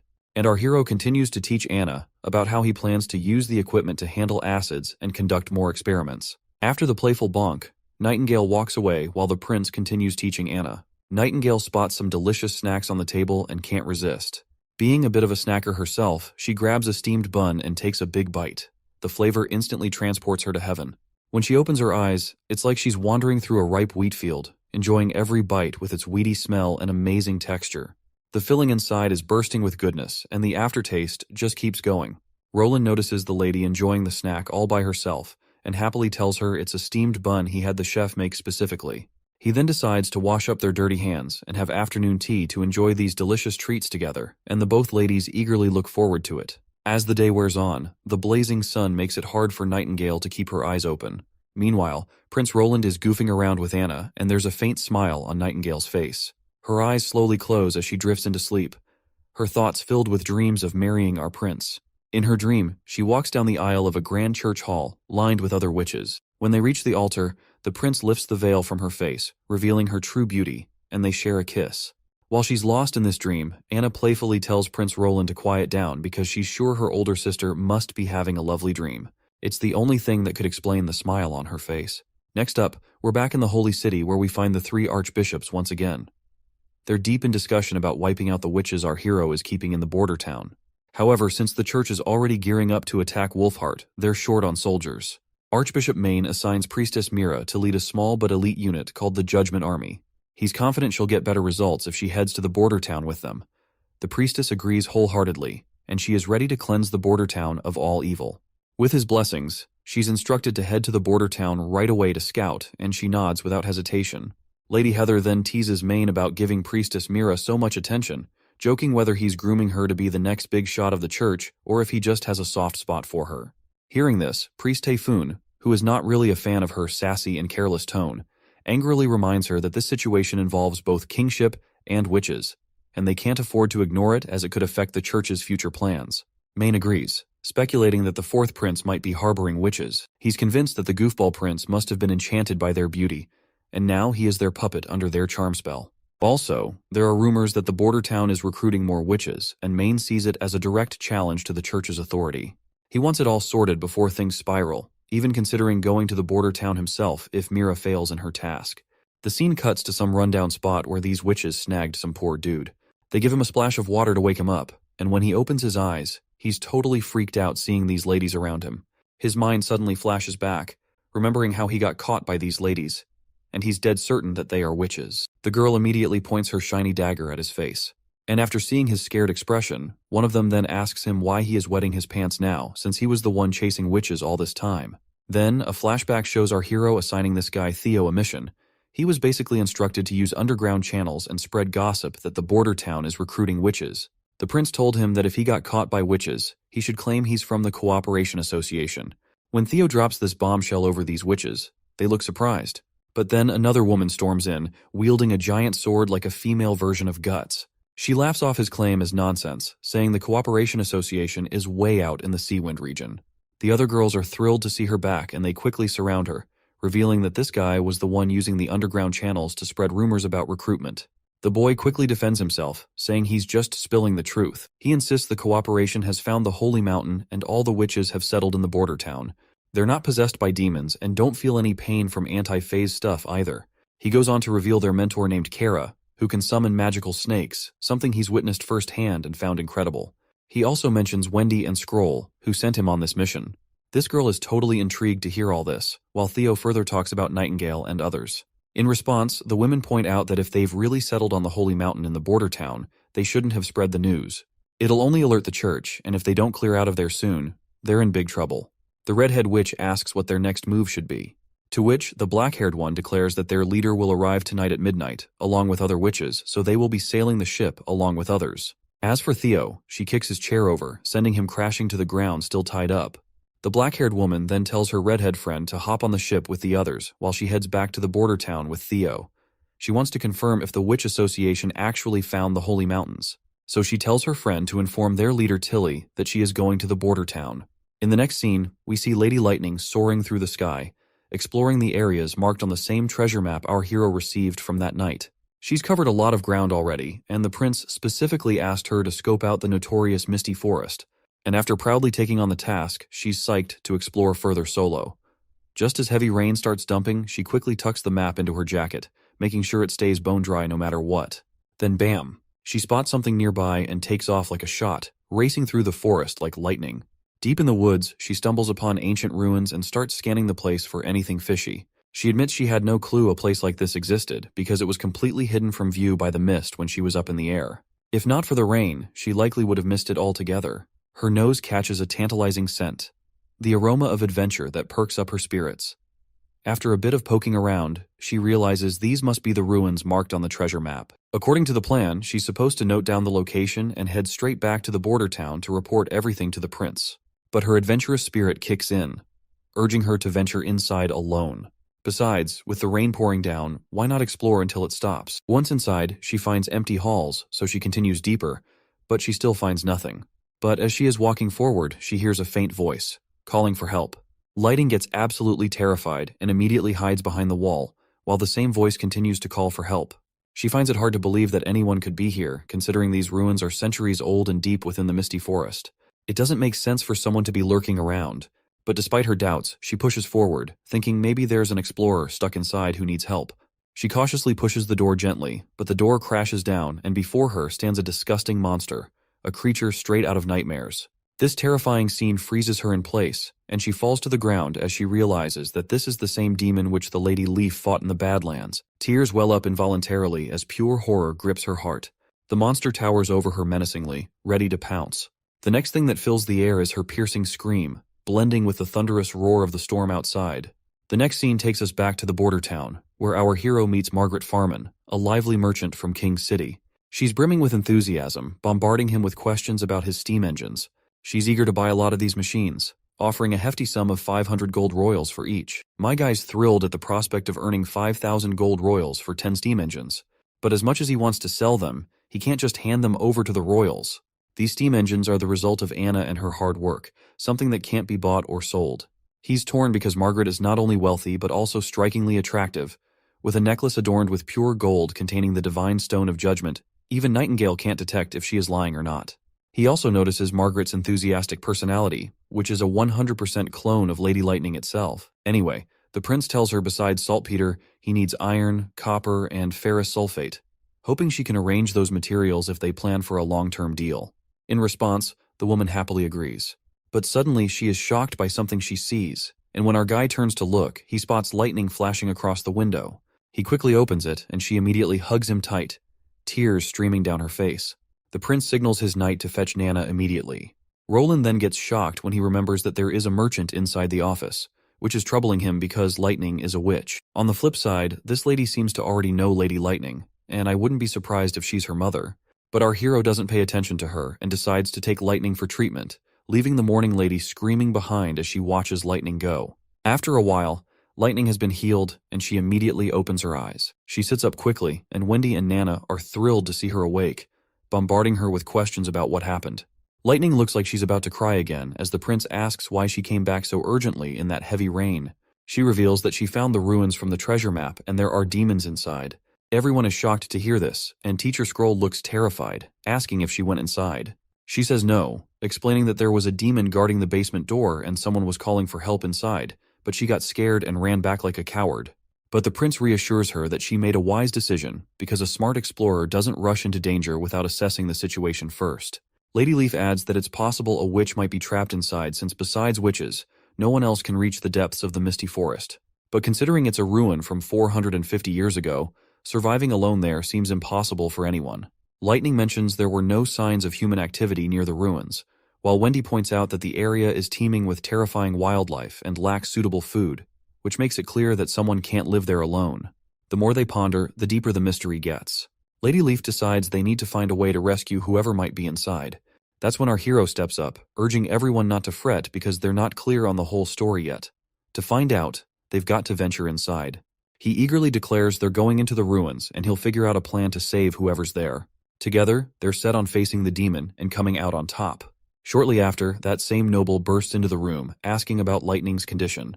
Prince reassures her, and as she breathes a sigh of relief, we catch a glimpse of Margaret's peachy ass. The prince apologizes for neglecting her earlier, explaining that Lightning was in critical condition. He explains that this is precisely why he told her to take off her divine stone of judgment. The woman gets cheeky and asks if Lightning is one of those witches. The boy reluctantly confirms it, and Margaret bursts into joy, claiming she knew it all along. She proudly declares that being from the Thunder family, it's natural for Lightning to be an extraordinaire. The prince is surprised to hear this, and Margaret explains that she has watched Lightning grow up. He then asks her about her connection with Lightning, and she spills that she met her while tagging along with Lightning's dad's exploration crew. Thunder, the hero of the fjords, uncovered Twin Peak Island, Sea Dragon Fjords, and mapped out the eastern coast and Infinity Cape during their voyage. Margaret explains that Lightning was born on the ship, but sadly her mother passed away from sepsis. Being the only woman on board, Margaret stepped in as Lightning's pseudo-mom, feeding her oatmeal since breast milk wasn't an option. After the voyage, Margaret bid farewell to the crew and set up her own business in Greycastle's capital. But 10 years later, she heard that Thunder and his crew got caught in a hurricane and supposedly sank to the bottom of the ocean. She never bought into that nonsense though, and now that she's seen Lightning still kicking, she's convinced real explorers wouldn't just go down like that to some measly hurricane. The boy then asks if she's not bothered by Lightning being identified as a witch, and she bluntly says no. Nightingale, lurking in the shadows behind, taps the boy on his left shoulder to confirm the lady's honesty. On the other hand, Margaret goes on to explain that witches are both beautiful and powerful, which are the qualities she admires. She admits she wanted to adopt witches like our prince does, but the capital's prejudice against them squashes that idea. They both happily shake hands, bonding over their shared love for witches. Once they are finally partners, the woman immediately bombards our hero with questions if there are also more witches other than Lightning. She asks him how he met them, their abilities, and all that jazz. Looks like my guy's already feeling worn out just looking at her enthusiastic personality. He is not sure if he can keep up with her. Meanwhile, Theo and the other witch finally arrive at Border Town. She remarks it's quite the place for the Western Realm, not what she expected the association to choose. She then grumbles about why there's no one here to roll out welcome mats for her. Theo pulls out a blue flag and waves it while standing over the hill. He explains it's a signal to the association that he has arrived with a witch at Hill. Meanwhile, the witch demands food. After hearing her demand, Theo sighs inwardly, remembering how she's been making him foot the bill for all the fancy meals on their way here, bossing him around with that massive sword of hers. And right now, she warns him once again that if he tricked her, he'll find his head rolling on the ground along with anyone else involved. Not wanting to provoke her further, he rolls his eyes and offers her the pouch of snacks. She explains that her friends should already be on a merchant ship sailing towards the fjords, making it too late for Theo even if he is trying to rat them out. Hearing this, the boy reminds her of the terrible environment at the fjords. The witch agrees, mentioning their plan to establish a sanctuary for witches there, led by Tilly Wimbledon. Once he hears that name, he is shocked to realize she's the sister of our hero. Right on cue, she notices someone approaching. She detects magical signatures and confirms that there are indeed witches nearby. Once they reach her, Nightingale immediately extends her hand and welcomes her to Border Town. As they stroll through the bustling town in the dead of night, the newcomer raises an eyebrow at the sight of children still being taught at this hour. Teacher Scroll explains it's a night school run by the town, catering not just to kids but to everyone studying here who's done with their day's work. The scar-faced woman then asks Nightingale if she is transcendent. Well, looks like our girl has never heard of this terminology before. The scar-faced woman then explains that transcendents can detect the shape and flow of magic due to transformations within their bodies caused by power. Teacher Scroll chimes in, admitting she can also sense many sisters in the crowd, but isn't sure if this qualifies her as transcendent. Scarface reveals that transcendent witches are exceedingly rare, with only 1 in thousands of witches being one. She herself has only met 3 so far, including Nightingale. The newcomer wisely advises her to keep her transcendent status under wraps, hinting that it's a closely guarded secret by the church as well. Meanwhile, Nightingale, ever vigilant, keeps a sharp eye on this new gal. She can clearly see that this woman is definitely a powerhouse, especially with that giant-ass sword that looks like it'd be a challenge for anyone to just hold. Scarface then inquires about the association's leader, Kara. In response, Nightingale somberly reveals Kara's death while she was looking for holy mountains. The new witch takes it hard and wants to know about their new boss. That is when they point her towards the castle, where all the witches also live. Hearing this, the woman's reaction is instant. She gets all edgy and asks if they've signed some shady deal with the ruler. But before she can get more rowdy, Wendy comes rushing and hugs this Scarface woman as if she's found her long-lost sister. Tears of happiness well up in Wendy's eyes as she thanks this woman for helping her back then, tearfully revealing that she is Wendy from the choir.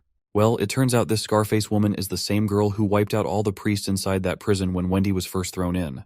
Shortly after, the two girls have some time alone and start catching up on the past. We also learn this woman is known as Ash. She reveals that once she escaped the cell, she went on to eliminate some of the management and even fought off the Judgment Army soldiers who tried to stop her until the Sacred Punishment Army finally arrived.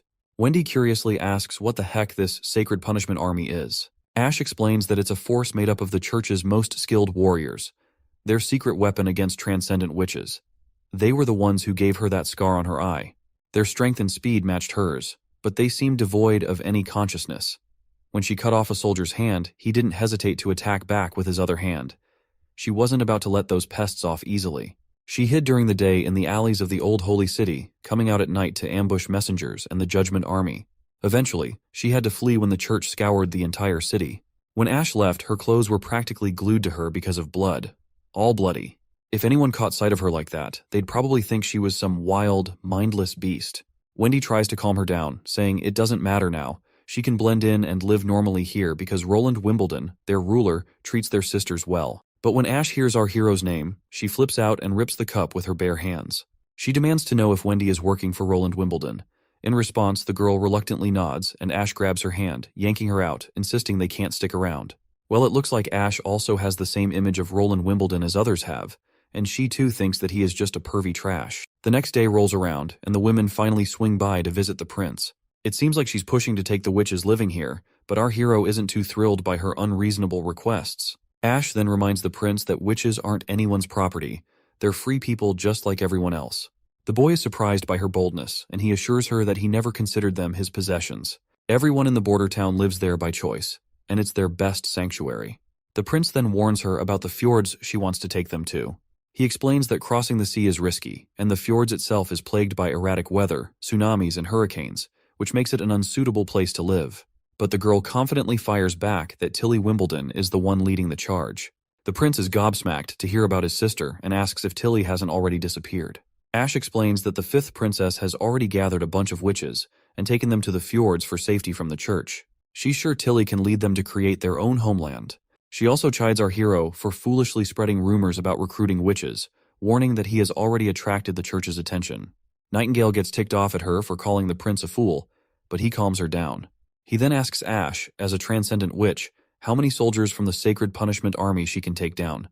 To which, she confidently states she can handle 3 quite easily. The prince stands up from his table, brimming with confidence, and boldly challenges her, saying she'll face off against his top knight. If she loses, it proves he can defend against the church's best armies. Ash wastes no time accepting the challenge, but is disappointed when the prince says he needs a week to prepare. He suggests she hang around the castle to experience town life from a witch's perspective, hoping it might change her mind about them. The girl just starts walking off, and the prince mentions feeling déjà vu from when they first met, like he's seen her somewhere before. Hearing this, the lady gets absolutely furious, demanding to know if he actually remembers her. She turns around with bloodshot eyes and a face full of anger, making it clear she would have torn him to shreds in the past if Tilly hadn't intervened. The poor guy is clueless about what she's saying, while Anna and Nightingale immediately catch on to the situation. They both ask her if he's also groped her peach in the past, but the prince shamelessly denies it. Well, can't blame my guy, since the real old pervert Roland has been 6 feet under for ages. Anna then asks if he's sure he can beat a transcendent witch with just a knight. My guy confidently says that if he designs a rapid-fire weapon that can match her speed and strength, he's got at least a 70% chance of winning. He mentions he's already gathered all the ingredients for making the firearm, which are sitting pretty in the storage room. He goes on about the nerdy chemistry stuff involved in making it, while poor Nightingale cleans out her ears and starts walking out, since all this doesn't make any sense to her in the slightest. Meanwhile, Lady Ash still can't shake off her impression that he was just a pervy molester, but now she senses a king-like aura from the prince. Suddenly, she's abruptly attacked by Nightingale, and she quickly steps back to dodge and quickly retaliates with her massive sword. Nightingale also sidesteps the attack like no big deal. Ash asks if she's here on the prince's orders, but our girl denies it, claiming they do not pull a fast one on their guests, and she can enjoy herself in the town as much as she wants. However, Nightingale doesn't shy away while warning her that if she tries anything shady against Roland, she'll be in deep trouble. The scene then shifts to a ship peacefully sailing through the sea. On board is Professor Kyle Sichi, an alchemist known for his skills. He's heading towards the border town because Prince Roland's letter contained alchemy equations that are surprisingly genius-level and valid. Kyle tested them himself and is eager to study them further to expand his knowledge. He writes a letter to his apprentice, Charles, explaining everything and letting him know he's left the Red Alchemy Laboratory in Redwater City to sail to the border town. As this man makes his way to the castle, we catch sight of our girls, with Sister Moon demonstrating her powers by spinning a small windmill. She's feeling pretty chuffed when our prince compliments her skills and asks for her help in developing a direct current motor. The girls are all smiles, diving into learning about the law of induction. Their learning session gets interrupted by Knight Carter, who bursts in announcing the arrival of the alchemist from Redwater. The old man finally shows up before the prince, and after the pleasantries, Mr. Mustache wastes no time diving deep into discussing the equations from the prince's letters. The prince acts all chill about it, brushing it off like he stumbled upon those equations by accident. The old man is totally floored to learn that my guy came up with these equations on his own, but then he wonders if these were Royal Alchemy Society secrets. The prince just shrugs and cunningly spins the tale that these equations came from ancient books 400 years old. He slyly adds that back then, scholars preferred calling it chemistry instead of alchemy. This revelation really knocks the big mustached man for a loop. The prince nods, dropping more knowledge bombs like the law of conservation of mass, which basically says stuff doesn't just pop into existence, it just changes from one form to another. He then gives an example with a delicious cake he plans to eat, explaining how they'll absorb some parts and, well, get rid of the rest later by shitting it out.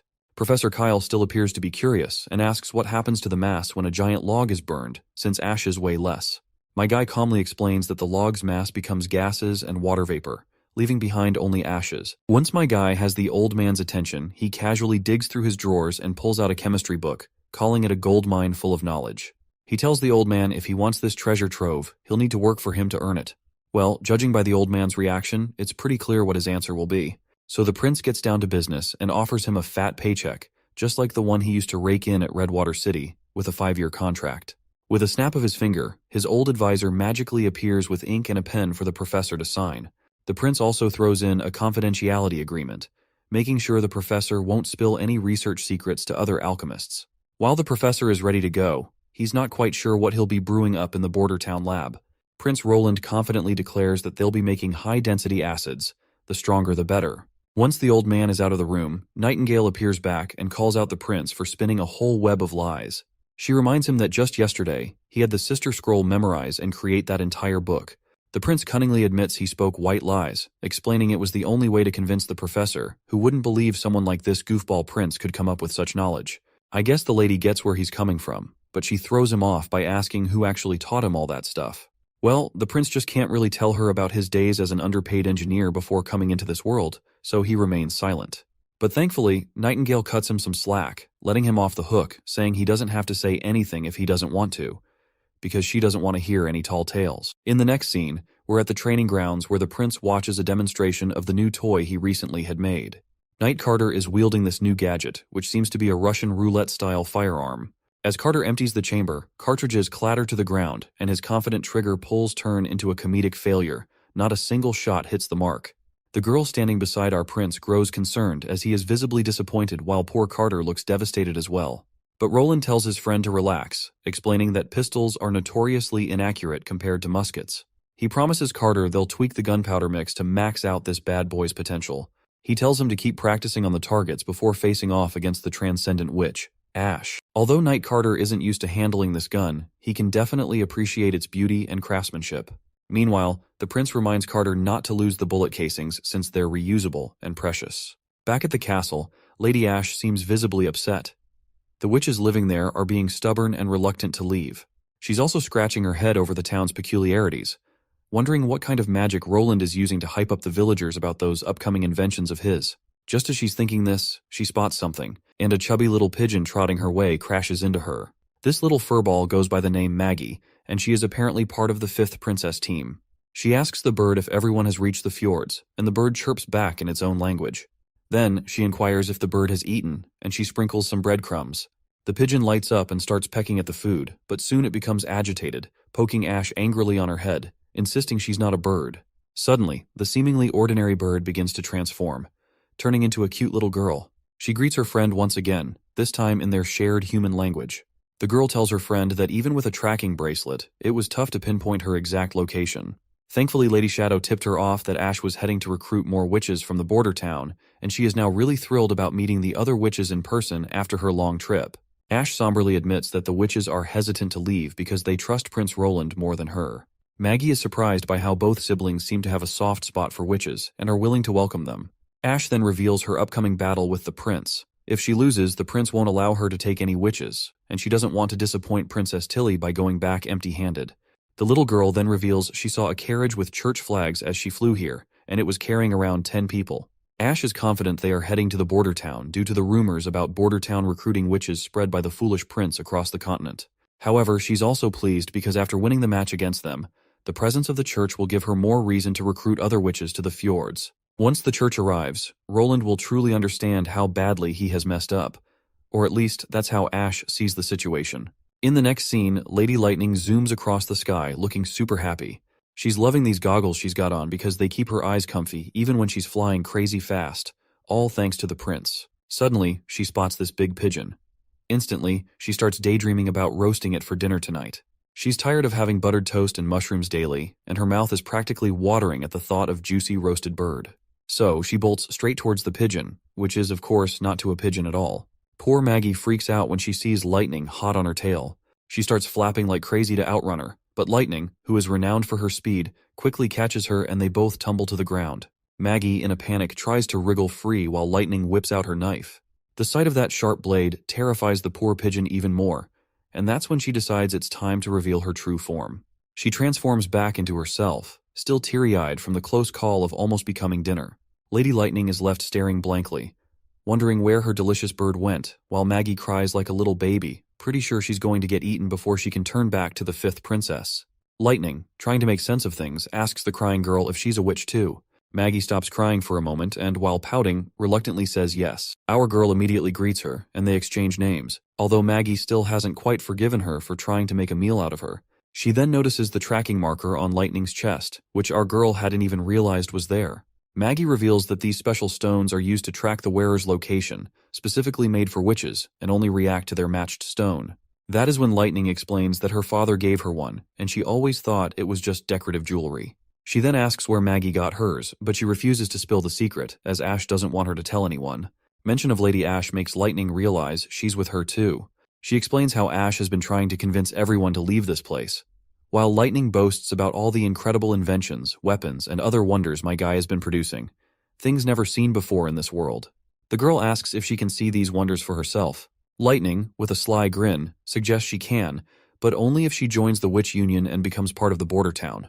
Of course, Maggie decides to stick with Ash, and Lightning keeps on chatting about all the cool stuff to do around here. She's going on about the mushrooms they munch on, the yummy food they feast on. Just thinking about it makes Maggie's tummy rumble. By the end of it, Lightning's got Maggie convinced to stay. She tells her to tag along if she wants to have a blast. While they zip around town, Prince Roland and the professor are busy experimenting in the alchemy lab. Meanwhile, the girls are in the forest, gathering some delicious mushrooms to munch on. Along the way, they spot Wendy too. Later that day, they spend the evening studying. The next morning, they head to the northern mountains where people are busy making bullets for guns. Back at the castle garden, they have a great time, and Maggie is enjoying every moment. Afterward, they head to the outskirts of the border town where Carter is diligently practicing his shooting, and it looks like he's improving his aim at the targets. After a few days of hanging out with Lightning, Maggie comes back to Ash a bit late. Ash asks why she's been showing up late these days. Maggie happily shifts back into her human form and tells Ash that Lightning took her bird hunting. She even offers Ash a drumstick, but she declines with a cool, "No thanks." Maggie then happily starts munching on the drumstick herself, which Ash finds kinda creepy. Watching a bird eat another bird isn't exactly normal. Then, Maggie asks why Ash hates this place so much. She also tells her own desire that she kinda wants to stay here, because Prince Roland's always throwing fun parties and sharing grub in the backyard. He's easy to chat with, not like those stuck-up elites, just a simple, caring dude. As Maggie continues to highlight the positives of their current place, Ash's response remains unchanged. She grabs her head in frustration, knowing Maggie's life was full of misery until the 5th princess took her in, so it's natural for Maggie to see the bright side of this place now. Suddenly, Ash snaps at Maggie, reminding her that this place is constantly threatened by the church, and their lives could end as soon as the border town is attacked, especially since no one can defend against the Divine Punishment Army. But Maggie confidently shrugs off the concerns, asking Ash what if they actually defeated the church. Ash nods, sharing her own hope for that outcome. That's why she wants to spar with them, to show that they can't defeat the soldiers of the Judgment Army. The day of the battle finally arrives, and Sister Echo states the rules. No hitting the head, and anyone can surrender at any time. As long as they don't die on the spot, Nana's healing ability will restore everyone to their original state. The prince asks if anyone has any questions. When no one responds, he decides to let the match begin. Both contestants stand before each other. Ash is quite concerned to see that this knight doesn't have a sword or spear. Heck, he doesn't even have any armor. She wonders if he might be using a crossbow, but she brushes off her concerns and grips her sword tightly, confident that as long as she gets close to him quickly, she can make him beg for mercy. But it looks like this isn't going to be that easy, as Carter is also ready with his gun.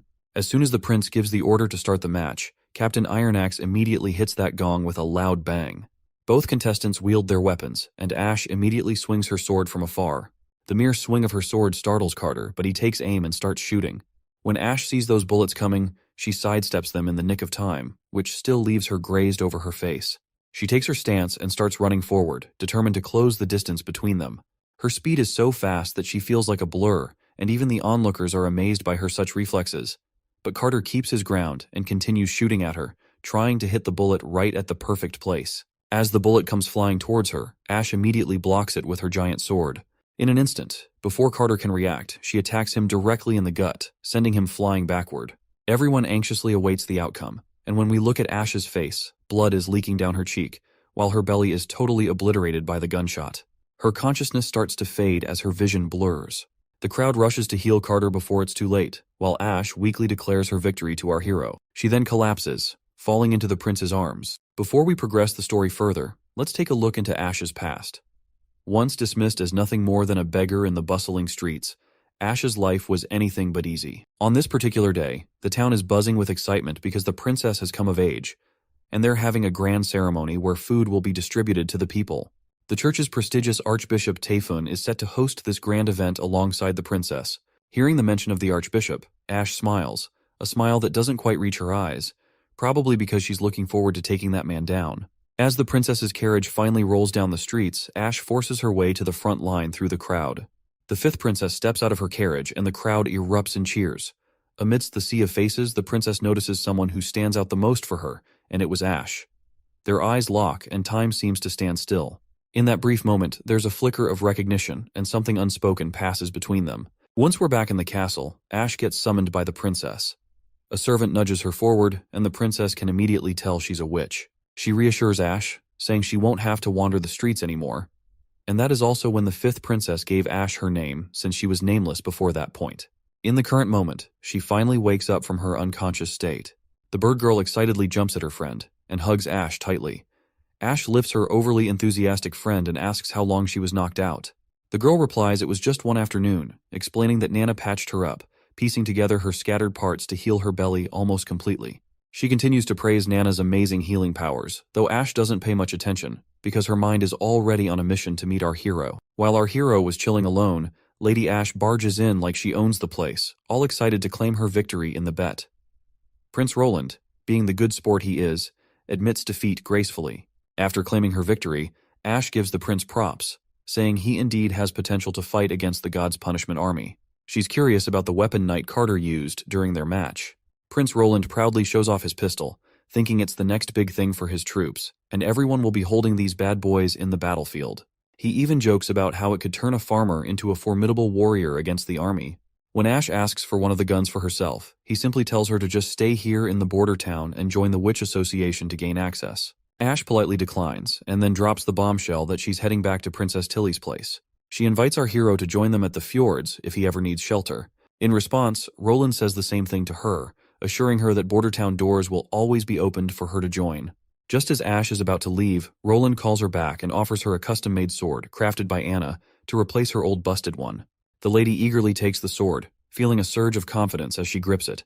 She notices it's not your run-of-the-mill blade and questions why this is feeling so weird in hand. That's when Prince Roland drops the bomb. It's called Ashbringer, and he boldly and loudly claims it's a legendary item, far superior to her old sword. Swinging the sword around, she feels its power and gladly accepts this impressive gift. Meanwhile, Roland barely saved himself from getting cut down while she was swinging around her new toy recklessly. In the next scene, we're at the camping area of the church's scout army, led by Mira. The woman plans to scout if there are actually witches in the border town. She boldly declares that if Prince Roland is indeed harboring witches, she has the power to deliver holy judgment, and she's eager to give our hero a serious beating. Her pleasant train of thought is abruptly interrupted by news of enemy warrior attacks. The knights quickly order everyone to prepare for battle. The knighted lady rushes to peek outside, but before she can react, Lady Ash cuts down all of the knights in one quick motion. It seems my girl is here to put her new sword to the test, and it's working quite effectively as she effortlessly cuts down people left and right. In one quick swing, Ash cuts the knighted lady into two pieces, leaving Priestess Mira trembling in fear at the sight of such brutality. Ash's presence exudes such thick killing intent that it feels suffocating. The priestess recoils in fear, causing that book she was holding to topple to the ground. Maggie quickly recognizes the book as the church's choir book and smoothly grabs it. On the other hand, Lady Ash raises her sword. Then she begins her torture of this priestess, just like the church did with the witches. After taking her life, she digs a grave for her and drags her inside it. Maggie asks her friend why she did this, because if the church finds it out, shit is going to get real bad. Ash explains that by the time the church finds out their messenger group has disappeared, 2 or 3 months will have already passed. She clarifies that no matter how Roland Wimbledon handles the situation, the cooperation with the witches will eventually be exposed. Then, she shows her the messages they've been sending via carrier pigeons to Hermes to report on the situation. Maggie declares she's already nabbed all the pigeons, so there won't be any reports back to the church. Hearing this, Ash adds that this buys Border Town some much-needed time before the church's army strikes, and she is feeling pretty proud that she is doing a favor to our hero by doing that. Maggie gives her friend a thumbs up for her mastermind plan, and for some reason, Lady Ash grants our pigeon girl permission to stay in Border Town. The little girl mentions she likes Lady Tilly too. Ash then tells her to just visit the fjords once a month. This way, she can keep tabs on what's happening in Border Town and facilitate communication between both sides. It's a plan to help Border Town escape to the fjords if things get messy. Maggie is over the moon to hear this, and just as the sun peaks over the horizon, we're back at the Border Town castle. Here, Sir Ferlin Eltech has been invited to a royal feast by the generous prince. Roland urges them both not to hold back and to enjoy the feast to their heart's content. Ferlin humbly thanks him for the honor of dining there, and his wife, Irene Eltech, also expresses gratitude. She specifically thanks our hero for allowing her to become a teacher. Roland credits Sister Scroll, in charge of the Ministry of Education, for arranging everything. Irene cuts to the chase and asks why they've been called there exactly. Roland enthusiastically reveals his plan. For the first half of this year, he wants a play performed in the town square every weekend. He already has scripts, props, funding ready, and now he just needs a cast. Knowing Irene used to be an actor back in the Longsong Fortress, he asks her to play the role of Star in this play. The lady hesitates at first about taking on such a major role, but our hero waves a fat paycheck her way for her job. Her husband encourages her, noting it's always been her dream, and he wholeheartedly supports her. The couple gets a bit romantic with each other, making our hero feel a tad awkward. He clears his throat awkwardly and then proceeds to hand them the scripts. He explains that the first play is Cinderella, a romance between a commoner woman and a prince. The second is Midnight Crow, where the little guys stick it to their greedy landlords. The last one, Witch's Diary, is an original they crafted with Miss Scroll, and he's genuinely excited and proud of it. The wife is absolutely amazed by all these scripts, and our hero is pumped to kick off the cultural scene. He's really eager to use plays to counter the church's propaganda and promote progressive ideals. Next scene zooms in on our pretty pigeon girl, totally floored by the feast spread out before her. Unlike the usual cheap buffets we hit up, this spread is top-notch. Everyone warmly welcomes Maggie into the fold. Our boy tries to introduce himself formally, but the little girl is too busy ogling those barbecue sticks to even notice the prince's introduction. At that moment, the girl can't hold back her hunger any longer. But Wendy jumps in with her own introductions, while Lady Moon encourages the girl to try the barbecue sauce made by the prince himself. She dips her finger into the sauce, and once she puts her finger into her mouth, she is absolutely thrilled to have it. Her taste buds are doing the happy dance. This is something she has never tasted before in her life. Everyone gathers around her as she enjoys her barbecue stick. They're all curious about her pigeon form and ask if she can transform into other birds. Proudly, she says yes and demonstrates by changing into a sparrow, then a seagull, and finally a cute little parrot. Her adorable transformations capture everyone's hearts, and they can't take their eyes off her. Anna turns to Roland with curiosity, admitting she never thought that the fifth princess was also gathering witches together. Roland shares her astonishment, revealing his intention to send a letter to his sister to team up with her. Maggie will deliver the letter once she returns to the fjords next month. Speaking of Maggie, Anna finds the prospect of flying really amazing and excitedly expresses her desire to fly like birds in the open sky. Well, looks like my guy has already got everything covered. Right in the next scene, a hot air balloon appears, granting Anna's wish as she soars through the skies.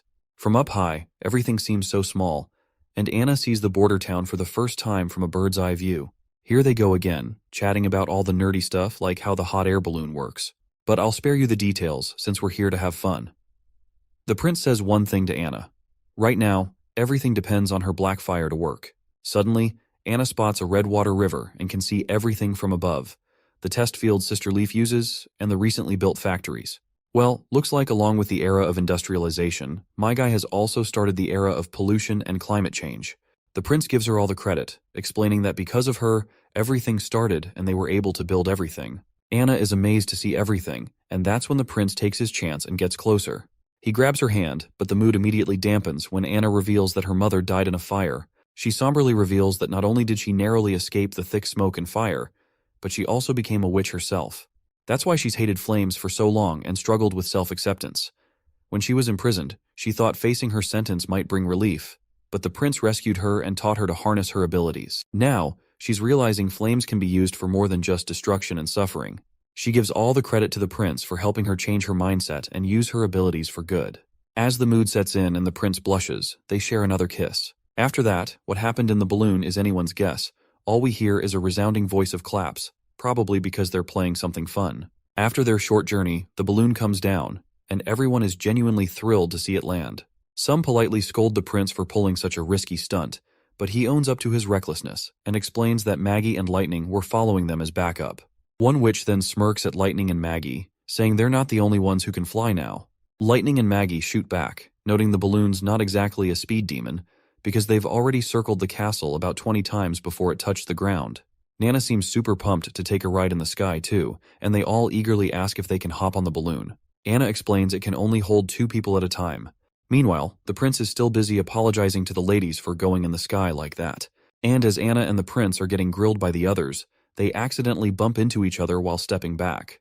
They share a smile, perhaps because the prince enjoyed playing clap-clap with her in the balloon.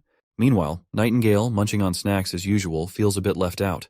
She probably wanted to ride with the prince too. Even her precious cake slips off her plate and falls to the ground, and she quietly walks away. Once he's off the hook from the questioning, the prince waves to the girls and starts to leave. On the other hand, Wendy also notices Nightingale's absence. As night falls, we find Nightingale sitting alone, looking kind of down. Wendy pops into view and asks her why she slipped away quietly this afternoon. Nightingale stays mum at first, just saying it's nothing. But then Wendy pulls her clothes aside, flashing her impressive assets under her gown, reminding Nightingale she can chat to her about anything. Nightingale blushes, probably because Wendy's bosom is bigger than hers. Later, they're lying side by side on the bed, and Wendy keeps nudging her friend to spill what's on her mind. Nightingale reminds her friend that what the prince said about marrying a witch was true, because she can tell when someone is lying. Wendy immediately warns her never to reveal this to anyone in the Witch Union. When Nightingale asks why, Wendy explains that the prince is destined to become the king of Grey Castle, and the kingdom might not support a king without an heir, which could also affect the future of witches. Wendy also senses that her friend is bothered by the close relationship between our prince and Anna. She asks Nightingale if she would rather become the queen or stay by the prince's side as she is. Nightingale chooses the latter. Wendy reassures her that she's already by the prince's side, so there's nothing to worry about. She advises her to come to terms with it and live happily just being beside the princess. The scene shifts to the Holy City, where someone is getting brutally tortured by these filthy priests in the name of ceremony. The pain is so intense that the man begs for death instead of enduring it.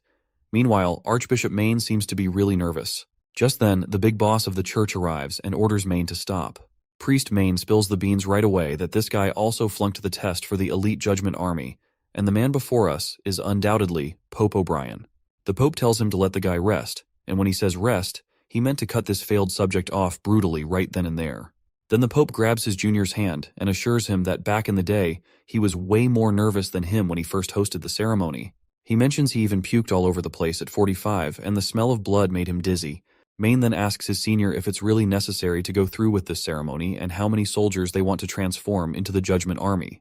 The old man just walks off, telling him to hang tight. He says that when he becomes the next pope, all his questions will be answered in the church's secret library. Suddenly, a man grabs their attention, and Pope is absolutely thrilled to see if he's going to participate in the ceremony. The man on the ground agrees and introduces himself as Rekut Rot, part of the Holy City Guard team. He's honored to take part in the transformation ceremony. Shortly after, they bring in a witch who has already been rendered unconscious with dreamland water. They tie this new man to the same bench as the one before him and immediately begin extracting the witch's blood. They mix it with some divine stones of judgment, and the mixture turns into a mysterious bluish liquid even the archbishop has no clue about. Then they inject this solution into the man's body. There's a possibility he'll undergo a transformation into a God's punishment warrior, also known as the Judgment Army, who is as strong as they come. However, if the transformation works out, it wipes out their emotions and smarts, turning them into mindless ghouls with just instincts and a tiny bit of will left. There's also a chance they might fail and suffer like hell or even kick the bucket. But the priests are all in because it's their only shot at fighting demons. Looks like this man has passed the transformation process. Soon after, we spot both the junior and senior priests together. The Pope gives Maine props for pulling off a solid transformation ceremony. 62 warriors joined in, and more than half of them succeeded. Then the old man brings up this new kind of poison, produced by Master Crow's eyes. If it's slapped on a rotting corpse, it spreads out to the area around it. This stuff floats through the air, so you don't need to eat it or touch it to get affected. There's no cure for it either. Pope, sounding all ominous, asks why they don't just use this against Greycastle. Back in Border Town, everything's peaceful, and Anna's totally blown away by the scenery from the hot air balloon. She turns to Soraya, asking if she feels the same.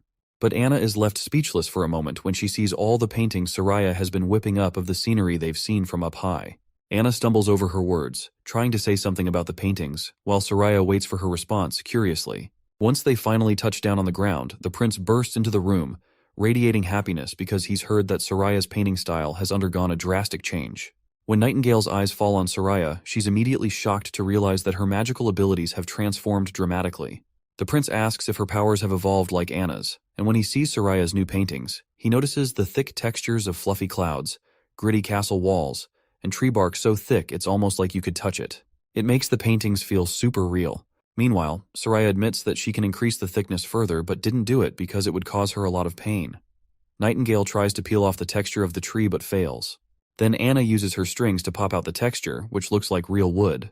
The prince turns to the painter, asking how she increased the thickness of the paintings. She suddenly gets it and spills that it's all because of what she saw from the balloon, stuff she'd never seen before. Her old paintings, which she thought were realistic, turned out to be totally off. Like trees looking all pointy and mountains not making sense, everything was like in 2D. So, she wanted her art to match those epic views. She started thinking about those tiny balls our hero talked about, which are atoms, and she imagined her brushstrokes as layers of colorful balls stacking up to create the whole picture. And bam, her paintings get textures, green trees popping up, and deep blue rivers sinking down, which gives the paintings a 3D effect. Soraya blushes, claiming her ability isn't as useful as Anna's since all she can do is paint. The prince reassures her it's valuable and he has the perfect idea, hinting it's related to her bathing issues. Soraya feels embarrassed, while Nightingale gives him a suspicious stare. The prince explains that rather than calling what Soraya creates paint, it's more like a coating made by magic. If it passes material testing, he believes they can use it to build water pipes. The girls ask what they're going to do with them, and he explains that no one will need to haul water for baths every day. they can have pipes in their rooms. He describes using an iron pipe as a mold, wrapping it in paper, and having Soraya coat the mold with her magic coating. Once the coating has dried down, it will act as a pipe. Meanwhile, Nightingale notices how the prince gets super hyped about nerdy stuff. When she sees him getting really close to Anna, she immediately feels jealous. She quickly looks away and slams her hand on the desk while standing there with an annoyed look on her face. It doesn't take long for the prince to notice she's definitely upset about something. Shortly after, we see the prince alone, deep in thought about creating a giant tank to hold Redwater River water. He plans to use steam engines to transport the water into the tanks. Once every household has water, he can easily set up bathrooms and toilets. He's feeling pretty pleased with himself about the idea. He stretches his back after a long stretch of work and finds himself missing Nightingale's presence. He decides to call her, but he gets no response from her. A mischievous glint flickers in his eyes as he considers doing something unthinkable. Yep, you guessed it right. He is planning to munch on the snacks Nightingale has stashed in her drawer. But before he can act on his thought, the lady herself appears and firmly warns him not to lay a finger on her dried fish. Prince then asks her why she's feeling a bit let down lately, and she responds that she was just following his earlier directive not to bother him. The prince apologizes, admitting he's been busy lately, and he's grateful she's always there to watch over him. He opens the drawer again, revealing a specially crafted gun. He explains he wanted to give it to her earlier, but it took longer than expected to carve the patterns on this beauty. This revolver is completely different and far superior to anything they've made before. Nightingale eagerly takes it. She's momentarily speechless, stammering out a thanks, then happily requests if he can teach her how to use the revolver. Once they step outside, Nightingale immediately starts her shooting practice. Surprisingly, she hits the target dead on with her first try, which is impressive considering poor Knight Carter hadn't hit a single bullseye after days of training. She asks if she did better, and the prince nods approvingly, mentioning she'll move on to a training simulation next. Nightingale is clueless about what's next, so our hero explains that hanging over the targets are stones of divine judgment, and she needs to take them down in the shortest time possible while she is exposed to their effects. After understanding her task, she prepares herself. Just before she dives in, the prince stops her and tells her to pull the trigger, adding with a grin, "Remember to shout, 'It's high noon.'" Cheekily, she turns around and asks if it's a suggestion or an order. Nevertheless, she gets ready. Memories of past heroics flood her mind when Wendy had told her that she's already by the prince's side. With a deep breath, she begins striking those divine stones of judgment, hitting each one with precision, reminding herself that she's his shield and will always stand by his side. The big day finally arrives, and the entire town gathers to watch the play they've been training for. The best part? Well, it's free for everyone. The prince has even invited the merchant Lady Margaret. Among the crowd is another merchant, Hogg, who finds the food delicious and otherworldly. Meanwhile, Fjord's merchant Marlon is super impressed by the quality and material of the cups, and he's ready to buy a few for himself. As the merchants continue their business talk, Lady Margaret apologizes on their behalf. She says that merchants are just laymen who can't stop talking about money and is sorry they're taking up his time. Meanwhile, up in the sky, Lightning is having a blast munching on popcorn, while Maggie looks annoyed that she's hogging it all for herself. Down on the ground, the prince is surprised that Lightning didn't recognize Margaret, even though she's been like a mother figure to her. Margaret explains they parted ways when she was very young, so it's no wonder she doesn't remember, and she only wants to reconnect back with her naturally. Margaret then asks about this snack called popcorn, and wonders if it's also a royal family snack. Our hero nods yes, but in reality, he's had Nana's help in making these popcorns from Sister Leaf's special corn. He can't imagine watching a show without munching on them. Well, Margaret isn't fully convinced yet, because she has lived in the king's city before. Without being rude, she asks him to hold off on flattering her, and then asks about his closest friend in the city.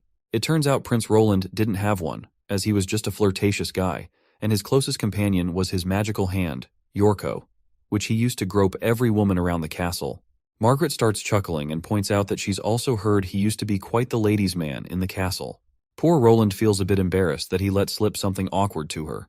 He then changes the topic and urges everyone to focus on the play, and thus begins the story of Girl Cinderella, with Lady Irene, wife of Ferlin Eltec, playing the role of Cinderella. Another standout in the cast is May, known as the Star of the West, who looks stunning on stage. It doesn't take Margaret long to realize who she is, and she's totally amazed to see her there. Prince Roland tells her to watch quietly, but Margaret is so excited she can't help but sing May's praises loudly. It seems our hero hadn't anticipated Lady Irene would bring such a renowned friend to perform here in the border town. As the show continues, May's acting looks incredibly realistic. When she pushes Cinderella to the ground, the shove is so lifelike and powerful that everyone in the crowd becomes genuinely concerned. Even Prince Roland feels like that push was personal. As the play continues once again, the whole crowd is totally hooked, and even Lady Irene can't help but notice how her friend has everyone's attention. During the break, someone in the audience comments that the performance was so realistic they got a bit scared, encouraging Lady Irene to keep up the great work. She agrees enthusiastically, and this time Irene is determined to win everyone over with her own skills. When the play resumes, Lightning also has a little role of her own, playing a cute witch. Let's skip the play details, but by the end of this scene, it's Sister Irene who steals the show. May, usually flawless in her acting, finds herself overshadowed this time by Irene's outstanding performance. Well, it looks like seeing her friend win has made her even sadder. This guy Ferlin has been the target of countless women in Longsong Fortress, and in the end, he chose Irene. Now she can't help but cry her eyes out over this love triangle drama. As she walks off the stage, she notices Knight Carter holding a bouquet of flowers. He introduces himself as Chief Knight Carter Lannis, the Prince's Knight, and he gives her props for her incredible performance. Not one to waste time, he immediately invites her for a drink, leaving her blushing and feeling quite happy inside. The scene shifts to Longsong Fortress, where the soldiers from Grey Castle have arrived. Upon seeing their familiar flag fluttering, the ambassador starts to lose his cool. Below, the knight introduces himself as Leman Hawes, King Timothy's messenger, and he has brought a message from the king's city. He requests to lower the drawbridge to allow them entry. One of the knights quickly brings the permit, and the ambassador quickly takes a look at it, only to find out that this is indeed stamped with Timothy's emblem. Petrov quickly realizes that he can't turn down the new king's messenger like that, or he will be picking up a needless fight with the king's city of Grey Castle. With that in mind, he tells his soldier to grab 3 quick horses and make a dash for Border Town, and deliver the message to Roland that Timothy's crew is on the doorstep. Imagine if they had something like Skype to communicate. It would be quite a sight to see all the kings and princes having a heated conference call, probably more toxic than a Call of Duty lobby. Once the soldier dashes off, Petrov hopes Prince Roland gets the news soon. With the enemy's messenger group numbering less than 50, they don't pose much of a threat. All Petrov can do now is let them inside, and as the gate lowers, those knights below exude an ominous energy, and I'm pretty sure that shit is about to get real. Meanwhile, back in Border Town, it seems Prince Roland has finally brought the first bathtub into this world. Everyone bombards him with questions, and he patiently explains everything. When the tap is turned, water flows out, leaving everyone amazed and curious. They are curious to know if they can drink it, and from where it is coming. Prince Roland explains it's not safe to drink directly without boiling first, and Anna then elaborates on the principle of a siphon, showing how they can transfer water using this basic method. They've positioned a tank of this water at a higher elevation to ensure it reaches everyone's homes effectively. As Prince Roland gets caught up teaching everyone the nerdy ins and outs, our not-so-sophisticated lady just couldn't resist poking at the tap to see what would happen. As you can imagine, water starts gushing out like rain from the steel pipe above. Prince Roland quickly steps in to give a quick rundown on how the shower head works. Meanwhile, Sister Lily jumps in with a bit of sass, asking if the prince spent his whole week at the castle just to make his bathing more comfy. She's not shy about pointing out how nobles love their comforts, and he seems no different. Lady Scroll shuts Lily down with a quick, shush. But Prince Roland stays cool, explaining that chasing comfort drives human progress, and he's no stranger to that. Despite his casual yet clever response, Lily just sneers and turns her head away. Later on, when the prince is alone, Lady Scroll swings by to apologize for Lily's antics, but our boy just shrugs it off, saying it's no big deal. Well, since we haven't heard much about Sister Lily until now, Lady Scroll decides to reveal how she's been deceived many times and now finds it hard to trust others. Lady Scroll starts off telling us how she sniffed out Sister Lily using her magic power sensing abilities, right in one of the shelters in Redwater City. Basically, in the past, Lady Scroll would travel through towns pretending to be the wife of a noble interested in adopting a child, all the while carefully observing to find awakened sisters like Lily. However, when she tried to adopt Lily, she was refused by the shelter owner, who insisted on waiting until the children reached adulthood before they could be adopted.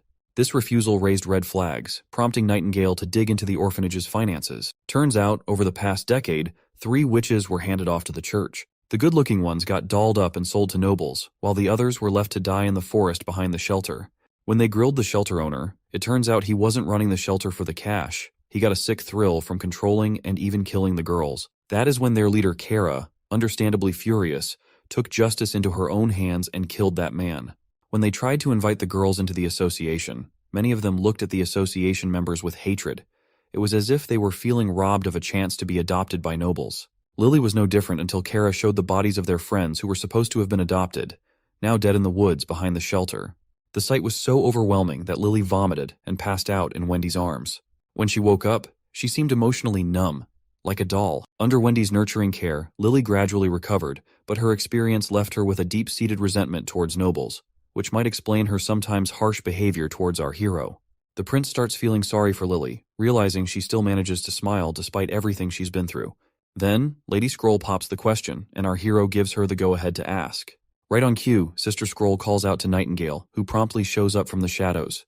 By now, Roland is clueless about what these ladies are actually plotting. Lady Scroll finally asks the prince a rather awkward question, which is that since he's planning to marry a witch, does he know that witches can't get pregnant?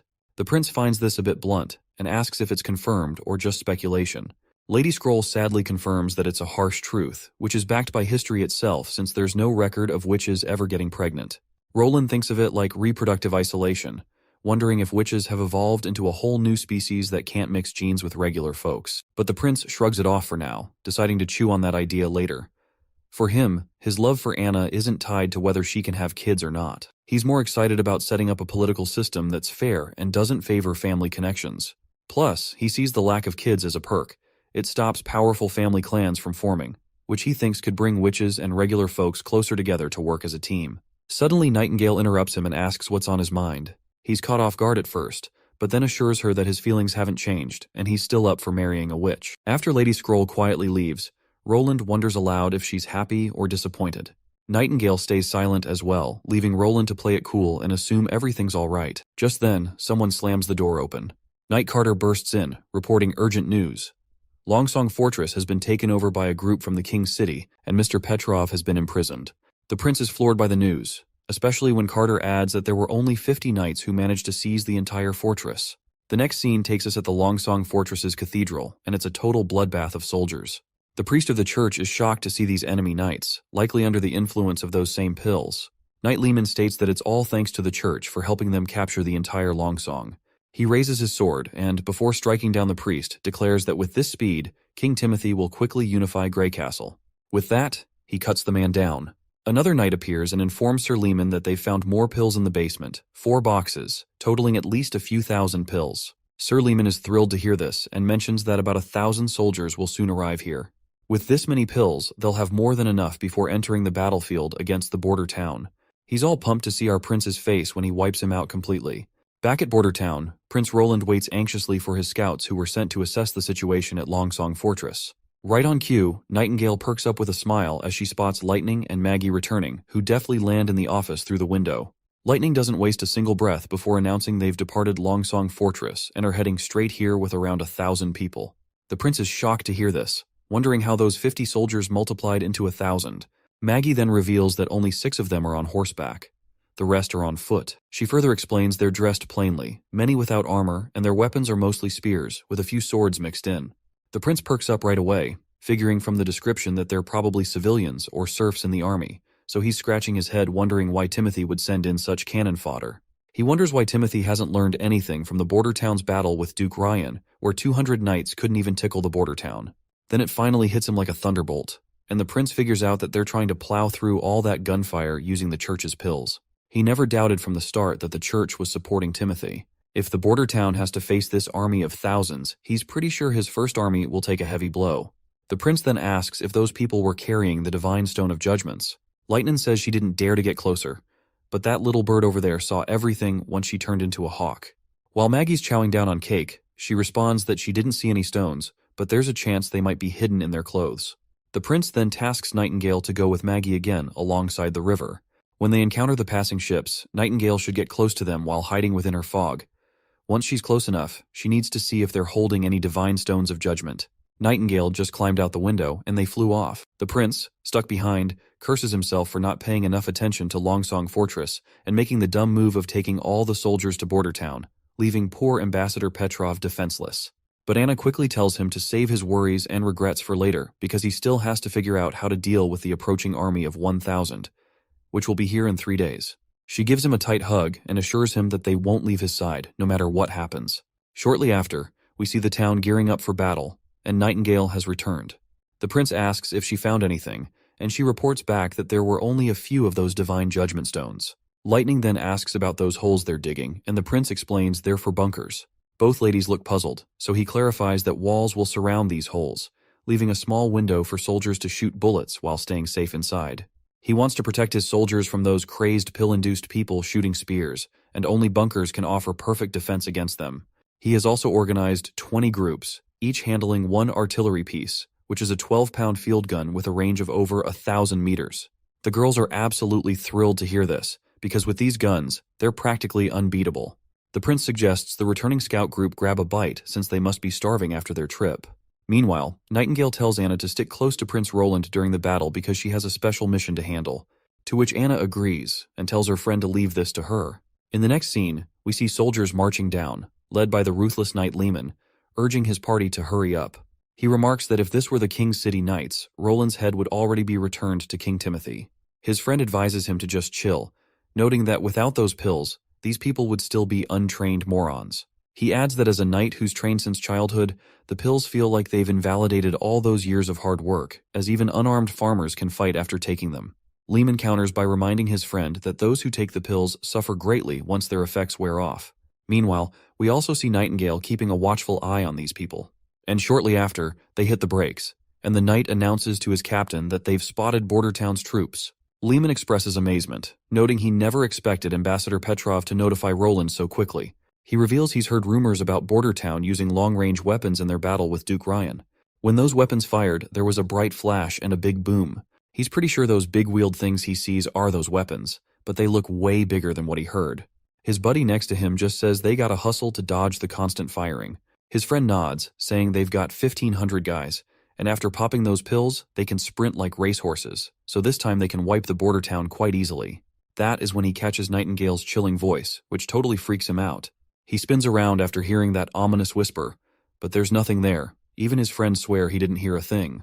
Captain Lehman tells his friend Levin to take some people into the woods for a pincer attack. He rallies everyone up, and that's when Lady Echo shows up out of nowhere. She immediately mimics Vice Captain Levin's voice, ordering the soldiers to gulp down their pills and charge ahead. The soldiers get all fired up and immediately pop their pills. Lehman is stunned, wondering what the hell is going on. He asks Levin what the hell he did, and that's when Nightingale appears, her gun's barrel aimed straight at his head. With a single pull of the trigger, she scrambles his brain entirely. The confident captain finally tumbles off his horse, leaving his friend in shock. Meanwhile, the soldiers just keep marching forward like nothing happened to their captain. Levin gags at the gruesome sight, while he also hears someone mimic his voice and order the brainwashed soldiers to take over Bordertown. When he realizes there's a witch mimicking his voice, it's already too late. Everyone is marching forward, ignoring his attempts to halt them. Some soldiers even try to attack him, but he quickly deals with them in anger, dead set on finding these witches and tearing out their throats with his bare hands. Meanwhile, back in Bordertown, our soldiers start blasting those mindless folks with cannonballs, scattering them like pinballs. Those who manage to get close to the bunkers face gunfire, bringing down them for good. Our soldiers are freaking out to see these damn people running super fast even after losing their limbs. Captain Brian finally understands why the prince warned them that these people are more like demonic beasts than humans. The soldiers reveal that the mindless people are closing in. Brian orders everyone to aim and start firing. Once they do, the bullets find their marks right on target, and the soldiers keep firing relentlessly without flinching. Captain Thin Mustache reloads his gun and suddenly spots a mindless knight climbing up the bunker. He gladly aims and shoots the monster right in the head. Suddenly, a soldier is left staring outside, but the captain yells at him to get down quick because the mindless people are throwing spears at lightning speed. However, the spears do nothing as they just hit the bunker wall and bounce to the ground. One soldier even jokes that he nearly shat his pants seeing those spears, but they turned out to be useless against the bunkers. But sadly, their assumptions are immediately proven wrong when a spear finds its mark right in one soldier's shoulder, causing him to collapse in pain. The captain is shocked and he quickly tells his soldiers to keep firing as he will look after him. The captain grabs the man's hand as he asks if he's going to die. The captain knows he is in bad condition, but not life-threatening. He can't pull out the spear recklessly, or it'll bleed more. He's confident Nana can save him and tells the soldier to hang on because he's not dying today. He assures the trembling soldier that once they finish fighting, they'll rush to Nana as soon as possible. Meanwhile, the mindless soldiers continue to charge at incredible speed across the littered ground strewn with corpses. They run between the fallen bodies with no regard. One of our elite soldiers quickly directs his comrades to adjust the cannons for a firing range of 300 meters and load the grapeshot rounds. With the command to fire, the giant cannonballs soar through the air, tearing through the ranks of the mindless attackers. Suddenly, one of those mindless guys snaps out of this pill's effect. He shakes in fear as he sees one of those giant balls stopping just short of his legs. He immediately bolts back, not wanting to risk getting flattened. After all, he's got 3 wives waiting for him at home. Damn, that's a lot of wives for a regular guy. Other soldiers decide to retreat too, finally realizing they were charging to their deaths for no good reason. Meanwhile, a stubborn soldier sticks to his guns instead of running. But let's be real. Who wouldn't rather be called a coward than take a 100-pound cannonball to the chest? The prince notices the enemies starting to scatter and disperse. He feels a pang of sorrow, knowing the pill might stop pain, but not fear. He's especially disgusted that Timothy used innocent civilians who aren't even soldiers. The guy with the spear in his shoulder has finally been brought to the infirmary, where Anna starts healing him right away. Meanwhile, back in the woods, Nightingale gets sniped by the enemy, but she disappears in the blink of an eye. The knight reports her escape, making Levin furious. He scolds his soldier for missing her when she was right in front of them. He orders his men to take the pill and bring her down as soon as she reappears. Meanwhile, roots and branches start creeping from above. Before the fools can react, Lady Leaf chokes them by their throats. Levin hasn't even finished cursing his rotten luck when Nightingale reappears. They lock eyes, and the man calls her a demon, but he soon notices that she's a witch. His last thought is about how beautiful she is before our girl pulls that trigger. The sun hadn't even gone down, and the battle was already wrapped up. Nightingale thought this one was way easier than the Duke's brawl. We only had 5 casualties, but they got treated in time. The prince immediately ordered not to kill anyone once those enemy soldiers' pill effects wore off. He assigned Lightning and Maggie to keep an eye on things, while the First Army was tasked with clearing the battlefield, and when the pill effects wore off, the civilians suffered massive side effects. The pursuit team gathered them up and pushed them towards the Longsong stronghold. The information extracted from the captured knights was used to systematically eliminate the remaining enemy forces at Longsong Fortress.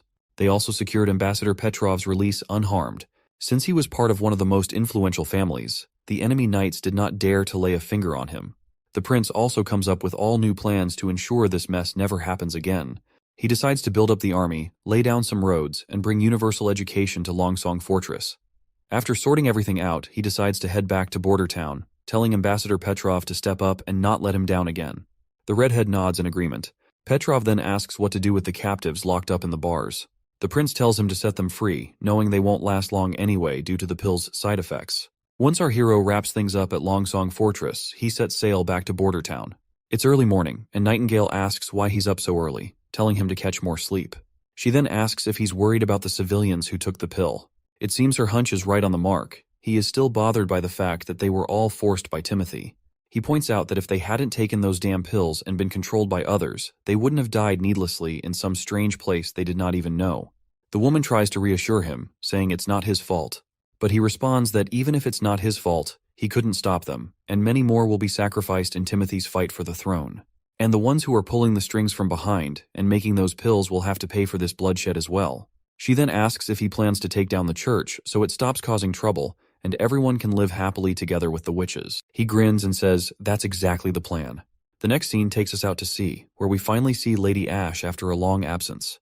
Her eye patch-wearing companion asks why she settled on Sleeping Island when there are larger islands like Crescent Moon Bay in the fjords. Not to mention, Sleeping Island sometimes submerges once the tides are high. Ash reminds him that not many people are interested in bumping into witches, and further explains that while Sleeping Island will eventually sink, that's why it's still empty despite being the 3rd largest in the fjords. But the man states that size doesn't matter if it's unlivable, to which she reminds him that since witches can tweak nature itself, she's not sweating it. They'll make it their own territory, away from the oppression of the church. She then asks the old man when was the last time he went to Sleeping Island. He says it was around a month ago when he brought a group of witches to plant a full field of pearl rice there. He recalls how playful and wonderful they all were. Suddenly, another sailor spots something nearby and alerts the captain. It looks like a giant boulder, but it's massive in size. The captain finds it hard to believe since the only landmass nearby is Sleeping Island. It doesn't make sense for there to be boulders out here. But the report insists his eyes aren't deceiving him. Meanwhile, Ash just smirks. By now, we know who's behind this. When the captain sees it for himself, he's utterly baffled. Sleeping Island has risen higher. Ash reminds him that this is what she meant about witches tinkering with nature. As we finally arrive over this island land, the witches rush out, with one particularly enthusiastic witch named Honey leading the charge. A girl with green eyes tells her to simmer down. Outside, the 2 witches suddenly notice something. When they turn around, the green-eyed girl quickly uses her abilities and recognizes that they're here. Ash is back. Once the ship reaches the shore, Sister Molly is the first to greet Lady Ash, and Our Lady promptly gives the little girl a pat on the head for her politeness. Meanwhile, Sailor Jack is amazed at how this place, once a hellhole, has turned into heaven. Molly then reveals they didn't raise the island like he thought. They just erected a wall around Sleeping Island. Ash then turns to the little girl and asks if she can help carry some goods. The girl gets excited and summons her water blob, which immediately picks up the boxes and starts walking with everyone else. Jack gives a middle finger to his nervous companions, who are scared of witches, reminding them that even if they combine their strength, they can't compare to Molly's little water blob. They invite Molly to join them, but the little girl bluntly declines. After finally reaching the heart of the island, Ash feels like she's back home at last. The captain is also completely amazed to see this transformation. He can't believe they've turned the island into a fortress. Inside, the place isn't flooded even during high tide, and the captain is pretty sure they're living below sea level right now. He points out 2 docks, one on the seafloor and another at the water's surface. He asks if both are usable, and Molly nods, saying the surface one works during high tide, while the submerged one is for low tide. That way, they can dock any ship, no matter the tide. While Ash admires the place, Molly gestures towards the north and points out Lady Tilly's palace. They decide to split up since there are more goods to unload from the ship. Molly tells her senior to go on ahead alone. With a face full of admiration, Molly smiles once again. Meanwhile, in the castle courtyard, someone's practicing magic. She's pretty skilled in combat abilities, and her magic looks downright terrifying, not gonna lie. Once she stands still after her stunt, Ash sneaks up behind and covers her friend's eyes with her hands. The girl gets annoyed at Ash's sneaky move. And well, this girl is none other than Tilly Wimbledon herself. The 2 ladies greet each other with a warm, welcome home, and clasp hands like they're in love. Ash then asks her friend if she just summoned a flash of lightning a moment ago, wondering if it was her new magic ability. Tilly clarifies that it wasn't a new magic ability, it actually came from a magic stone. She takes off her glove and offers it to Ash, explaining that the stone enhances magic power and produces a different effect as a byproduct. Excited, Ash immediately wears the glove embedded with the stone. Tilly encourages her to give it a try, instructing her to imagine pouring her magic into the stone and releasing it once she feels the stone can't hold any more magical power. Ash follows the instructions eagerly, focusing her magic into the gem. However, despite her efforts, the gem fails to release lightning. Tilly smiles at her friend's adorable attempt and mentions that, as extraordinary witches with their ability to detect magic, they both should pull that off quite easily compared to other sisters. She reveals that she has tried the glove with over 100 people, but only a few could grasp the concept quickly and successfully release lightning. Ash jokingly asks if Tilly is implying she's stupid, to which the girl proudly responds that she herself nailed it on her first try.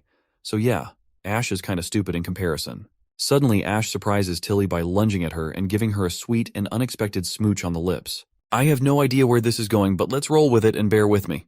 After sharing a passionate kiss for a solid 5 panels, they finally release their lip lock, and Ash affectionately pats Tilly on the head. That is when the little one reluctantly reassures her that she's not stupid after all. Tilly turns around still pouting and reveals that she's gathered a few other witches here, each with different powers that have piqued her interest. Ash, not quite following, asks her to clarify. Tilly starts by questioning the nature of magic itself, explaining how witches' powers have always varied widely. Even if their abilities seem similar, the way they perceive and use magic can be quite different. But these mysterious stones can standardize magical abilities for anyone who uses them. For example, anyone can produce the same kind of lightning if they unleash their magic through this stone. She speculates that magic might be this all-powerful energy, and witches can tap into only one of its forms. These stones act like amplifiers for magical power, but can't generate magic by themselves. It's unclear if they're natural or man-made, but rumors suggest they were taken from lost ruins. These are the only ones she's found so far, but she's heard about an ancient ruin in the Seawind region of the Eastern Forest. She's itching to check it out herself. Lady Ash spills that before she sailed off from Clearwater Port. She heard that Garcia Wimbledon's Black Sail Fleet is on the move, heading for the Seawind region, which is Timothy's turf. She figures Garcia is aiming to use the speed of her fleet to hit their rear camps surprisingly. Tilly chimes in, worried that if they keep duking it out in Seawind, the whole place might go up in flames, and the church could swoop in on the chaos to take advantage. She's afraid that without Grey Castle united under one ruler, it'll end up like the kingdom of Everwinter, swallowed whole by the church. Suddenly, Ash notices a striking resemblance between Tilly and Roland Wimbledon, which totally freaks her out. When her friend asks what's got her stunned, Ash blurts out that Tilly looks just like Roland Wimbledon right now. The caring sister perks up at the mention of her brother, and she immediately starts grilling Ash if she met Roland, and also asks her about her trip to the western region. Once Lady Ash spills the details of her journey, Tilly immediately asserts that the person Ash saw is not Roland Wimbledon anymore. He must have been replaced by someone else. With a serious tone, she suggests that if Roland is gathering a lot of witches, either the witches are controlling him or one of them has taken on his appearance, pretending to be him. She argues that the knowledge and intellect he's displaying couldn't have come from the court mentors. Tilly reveals that her brother was always terrible at lying, so it's impossible for him to hide his true nature. The current person can't be her stupid, annoying brother, but still, he is her brother. He's probably the least troublesome among their siblings, and expresses her intention to reach out to him. Ash mentions Maggie stayed behind but will arrive by month's end with news from Border Town. While they are waiting for Maggie, Tilly suggests they start their cleansing plan. She tells Ash they'll scrub the fjords clean of any church influence, making it a safe spot for witches.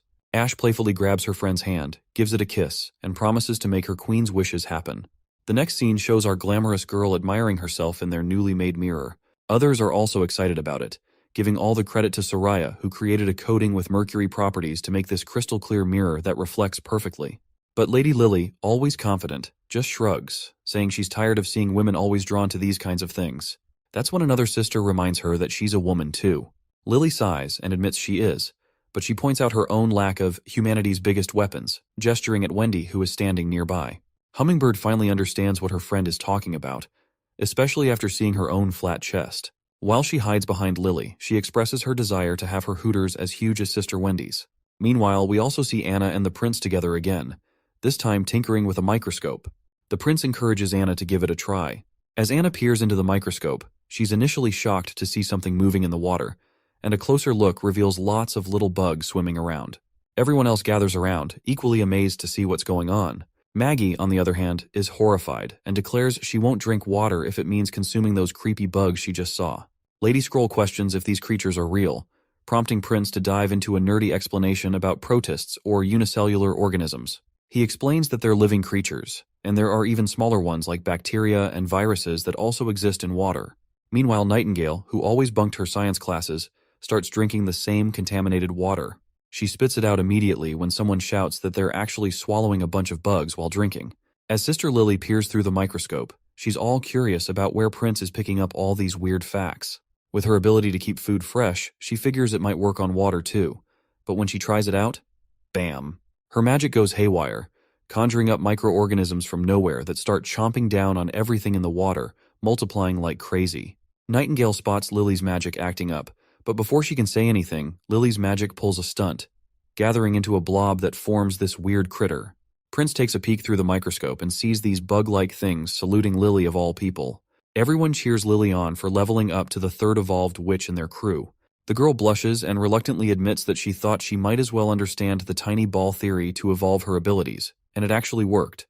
However, she still can't wrap her head around the idea that everything in the world is made up of tiny balls. In her eyes, if steel or rock were made of tiny balls, they'd just scatter into a pile of dust. She's fascinated that the water has been purified by the little bugs Lily summoned. Prince then says the next step is individual testing. Only this way can they confirm how effective Lily's evolved ability really is. He wants to see how it performs over time and how it reacts to the Divine Stone of Judgment.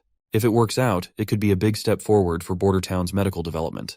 After 3 days of testing her ability, Prince sorted the purple bugs Lily summoned into 2 main groups, parents and replicas. She discovered that the parents are the primary microorganisms that appear first when she uses her magical power. As long as Lily keeps them fueled with magic, they can stick around indefinitely.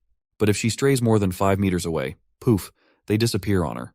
And if they get caught within the range of that Divine Stone of Judgment thing, they scatter like confetti. Now the replicas are a different breed. They don't give a hoot about the Divine Stone of Judgment. They're like the rebels of the microbe world.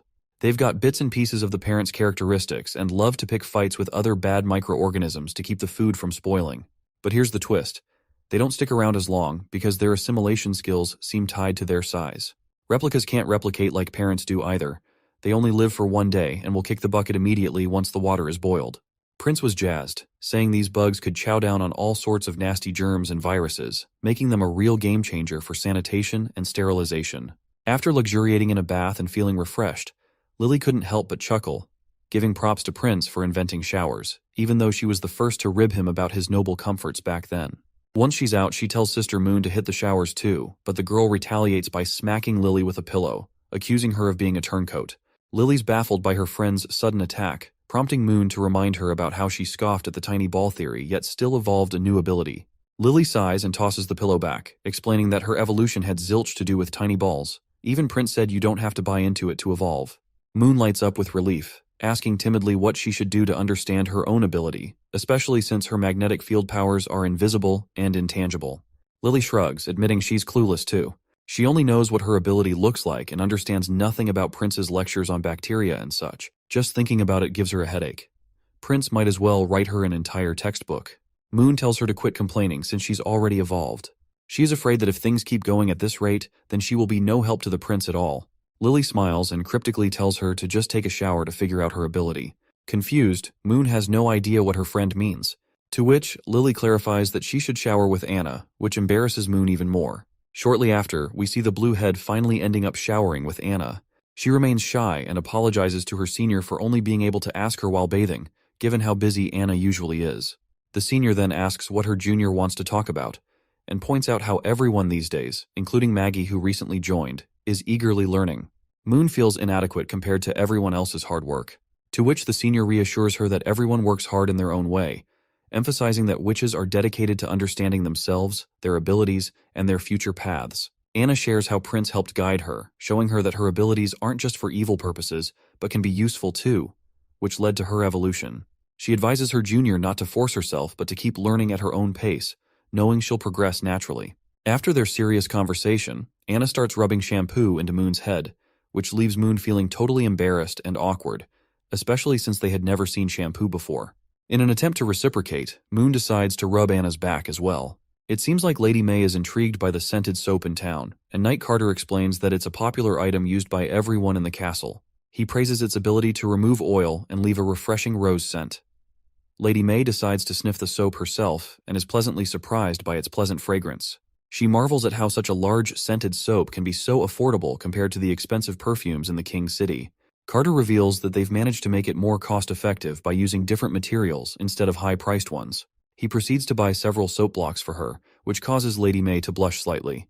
Knight Carter mentions the limit of 2 bars per person but offers to ask Prince for more if needed. After receiving the soap bars, Lady May looks a bit taken aback but eventually smiles and accepts them gladly. Lady May is deep in thought while Carter is out picking a gift for her. She's mulling over her past at Longsong Fortress, where she recognized and wanted in their theaters. But she couldn't stand the idea of working in a small town like a border town which is full of folks she thinks are illiterate.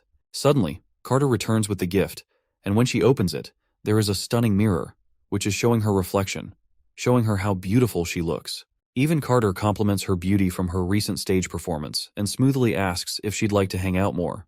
Seems like Carter's head over heels, and who knows, maybe she's feeling the same. Later that evening, after their pleasant time together, Lady May sits down to write a letter to Ambassador Petrov. In it, she explains she won't be heading back to support the Honeysuckle family at the Fortress Theater. Instead, she's decided to stick around Bordertown to delve deeper into her studies and broaden her horizons in her career as an actor. Seems like Carter is finally not alone anymore. Another day rolls around in Bordertown, where a new knight reports that the Second Army's training is going great. They'll be ready for target practice in about a week, and during this time, he is sure that there will be plenty of decommissioned flintlocks for everyone. Meanwhile, Prince is totally lost as to who this new knight is. He turns to his advisor, bewildered, only to find out it's none other than Carter Lannis. Carter, a bit embarrassed, admits he just trimmed his beard last night. He tells them not to tease him anymore, but Prince and his advisor can't help but chuckle, wondering aloud how chasing after girls could lead a man to such drastic measures. Back to business. The prince assures everyone will get enough ammo for training and tells the knight to have veterans from the First Army supervise. Once the prince is done giving his advisor a list of tasks, the knight suggests they could make good money selling the perfumes they make using sugarcane, because he has heard that it's high price in the King's City. The prince's eyes light up with the prospect of profit, seeing it as a great opportunity to hoard some fat cash. The advisor, still standing nearby, adds that the perfume is the King's City Alchemy Association's top-secret product, with only around 1,000 produced each year, and only a fraction of those being sold. Selling it outside the King's City could mean doubling the selling price. He explains that the scented soap he produced makes bath time a lot more fun, and if they use sugarcane for making perfume, they can rake in the money by selling it to Redwater City and Fallen Dragon Ridge. The prince is blown away by how little it costs to produce the perfume. It's just a few crushed flowers, herbs, and ethanol, and yet the profits are pretty sweet. On top of perfume, they can also churn out white wine and white sugar. Even though they might not fetch as high a price as perfume, they'll still bring in some much-needed cash in bulk. With his mind made up, he gathers all the city's merchants the next day. Once Merchant Hogg downs some wine down, he raves about the top-notch quality of the product. Margaret's also taken aback by the wine's punchy flavor, but she's more interested in discussing the perfume business deal, so she dives right in with her questions. She then takes the chance and leans towards the prince to drop some secret info he requested. It seems that not much has changed since Everwinter fell to the church. The kingdom of Wolfheart put up quite a fight, supposedly halting the church's army at Broken Tooth Castle for about 2 months. Additionally, the King of Dawn reached out to Grey Castle, suspecting the church's intentions to occupy all mainland kingdoms. He proposed an alliance to expel the church forces and cooperate in defeating Hermes' holy city. The prince quickly asks Margaret about the king's city's response to this proposal. In response, she sighs and reveals that under Timothy's advice, Prime Minister Marquis Wyke rejected the proposal. That chubby one sure has some weighty news. He mentions that Timothy is currently occupied in the eastern region with his men, suggesting he might not be able to focus on other matters. There's also word of a large fleet landing in the Seawind region, led by Garcia Wimbledon, wreaking havoc along the shoreline. They've plundered everything in sight, including churches and many merchants from the fjords becoming victims. Margaret adds that numerous refugees have appeared in the eastern regions, with her caravan taking in many of them. These raiders not only stole valuables, but also took lives and burned anything they couldn't carry, which she believes will deal a heavy blow to Timothy, who had just managed to subdue the nobles in the area. The prince is concerned about the refugees and asks Margaret for details. She explains that compared to refugees from Everwinter or Wolfheart, those from Grey Castle are less likely to want to sell themselves into slavery. Prince clarifies that he doesn't want slaves. He just wants to provide food and shelter for those willing to stay in Border Town. When he learns there are around 10,000 refugees, mostly women and children, gathering outside the king's city, he immediately orders his men to screen them. He asks if they need permission from king's city officials to transport the refugees, but the chubby man assures him it's unnecessary, as overcrowding could lead to food shortages and riots in the city. Margaret offers ships to transport the refugees and strikes a deal with the prince, shaking hands to adjust the cost against the steam engines she bought from him. Outside, everyone is offering their food and spices gladly to Maggie, who's about to depart for the fjords. She's teary-eyed seeing such generosity and probably doesn't even want to leave, promising to return very soon. Prince then hands over a letter to her, saying it's for Princess Tilly. The little girl eagerly accepts the mission, pledging to fulfill it no matter what. Nightingale is intrigued that he's reaching out to his sister. He explains he wrote in the letter about his desire for cooperation and asked her to send a few support-type witches to assist with Border Town's construction. In the letter, he didn't refer to himself as her brother but as the ruler of the western region. Lightning, her best buddy, asks what if the other witches don't let her come back to Border Town. In response, Maggie confidently says she'll fly back without telling anyone. With the deal sealed, our playful girls exchange a sisterly fist bump before parting ways. Prince feels a sense of accomplishment knowing Maggie is now on their side after just a month. As Maggie flies off with her load of products, Prince wishes her a safe journey. Meanwhile, Lily wonders if she's gained a little weight, and Lightning, who's been making her eat all that food, quickly catches on that it's probably her fault. The scene shifts to a sailing ship carrying Margaret and Theo, the representative sent by Prince Roland. Margaret asks the boy if he was born in the king's city, and he confirms that he grew up there before becoming a castle guard. She then asks how it feels to return home, to which Theo responds that he'd rather stay in Border Town because he admires Prince Roland very much. She then teases him, asking what he knows about the prince, to which he stares blankly, unsure of how to respond. Margaret mentions that Prince Roland is an amazing person, but he had a bad reputation in the king's city. She asks if Theo heard the rumors about him, but notes that in Border Town he's nothing like those rumors. He's a well-behaved, thoughtful gentleman with a wealth of knowledge. Theo shrugs, admitting he doesn't know either, speculating that perhaps Prince Roland was hiding his true self all along. As they chat, they finally arrive at the king's city, and Theo is confused by the commotion outside the walls. He asks Margaret about the gathered people there. She explains that these people are currently being fed, but she's uncertain if they will continue to receive food indefinitely. The strong ones will likely be chosen by nobles, while the weak and old might be left behind. Margaret asks if he plans to use his men to advertise and recruit people, but he explains it would be ineffective and draw too much attention. Instead, he suggests she take his men with her and reveals he's already figured out a plan. To get things done, you either deal with annoying officials or hire people known as rats to handle it. Once alone, he reveals to us that in the past when he joined the castle guard, he used to be part of the patrol team, responsible for shady tasks passed on to an underground organization called the Rats. These rats do all the dirty work of the kingdom to keep things in balance. He plans to approach them through middlemen to see if they'll take on the job. As he walks, he notices some girls hanging at the gallows, but soon reaches the middleman who hooks him up with the rats. The middleman introduces Theo to the group, which includes a young girl and someone named Fox. Theo is surprised to see someone from a respected family involved in such shady activities. The middleman explains that Fox lost all his money gambling, sold everything, and ran away with someone else, leaving his wife behind. Theo takes a seat and gets straight to the point. He tells them about the city's plan to reduce food relief for refugees, which could lead to riots. He emphasizes that kicking people out will be harder if unrest grows in the city. The middleman then asks what they're supposed to do next.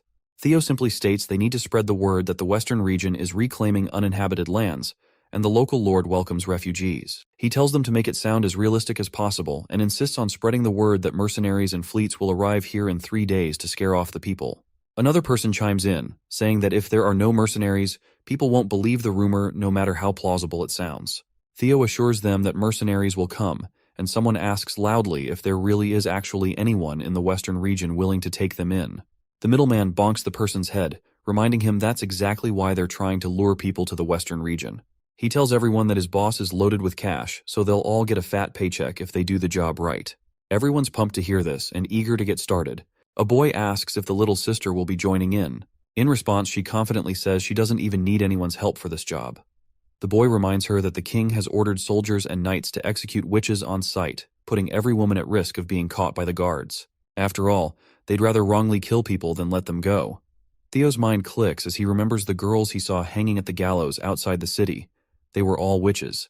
He starts praying for Prince Roland to become king as soon as possible because he's the only one who can clean up this mess. The news of a ship sailing to the western region has already spread, and everyone is considering migrating there. While these two ladies are excited about the prospect of heading west, the little girl notices something on her palm. A black spot beginning to appear. Suddenly, chaos erupts in the tents as people start groaning in pain. A strange disease-like thing spreads over their bodies, and they beg not to die. Outside the church, a horde of people gathers as priests preach about how witches are causing this infection. They promise to eradicate witches and assure the distressed crowd that the church will not stand idly by. The priest announces that the church has developed a holy medicine. Hope sparks among the people again, but the priest takes his chance and urges them to devote themselves entirely to the church to receive it. The desperate people quickly show their willingness to give everything to the church for salvation, and they do not even bother to question this bastard's words. Back with our duo, Margaret finds it suspicious that witches could be responsible for this plague. After all, the Divine Stone of Judgment can quickly neutralize witch powers. If it weren't for that, the entire region around the holy city of Hermes would have been wiped out long ago. The first victim was found lying by the roadside, covered in those ominous black spots. He looked almost like a corpse. It appears this is the same poison the Pope told to Priest Maine, the one meant to be used over King City. It spreads simply through a rotting corpse traveling through air, and can affect anyone without needing to be ingested. No wonder only the church has a cure for this. These two have no clue about the disease, so they are brainstorming what it could be. Theo mentions that no herbal treatments worked, and their blood turned entirely black for some reason. He reveals that some refugees outside the city, and even those he sent on ships to the border town, have caught the same disease. He explains that due to the rats' selfish choices, they unknowingly put infected people on the ships too. He doesn't blame them though, as he had only informed them about working with nobles of the king's city to relocate refugees out of the city, so they naturally included the infected for the city's safety. Theo tells her he's stopped moving refugees for now, but those ships already sailing might still have infected people. So he tells her to report back to Prince Roland that infected folks are coming their way, so they should get ready. The lady assures she's got it covered since messages spread like wildfire among merchants. Meanwhile, on the boat with refugees, people are feeling sick. We spot the same girl from earlier on board, with another girl giving her water. A man warns the girl not to get too close to the sick girl because the marks have spread to her neck and she doesn't have long. He's convinced they're all doomed, which makes the girl cry. Even some of the crew transporting them have caught the infection. Despite the despair, the lady believes they'll be saved once they reach the western region. A man bursts in, claiming it's all useless no matter where they go. Another man intervenes, saying it won't be useless because they have Prince Roland on their side. The next scene takes us to the border town where Knight Carter is rallying the soldiers, urging them not to let their guard down because Eastern region refugees will soon be arriving. Prince Roland is equally serious about the urgency, especially after learning that there are sick people coming to border town, and he has already prepared for it. Lily has also mastered the disinfection process and is eager to help cure the arriving sick people. Infirmary camps have been set up in advance, and the infected individuals from the ships have arrived. They are escorted into tents where Sister Lily treats them with utmost caution.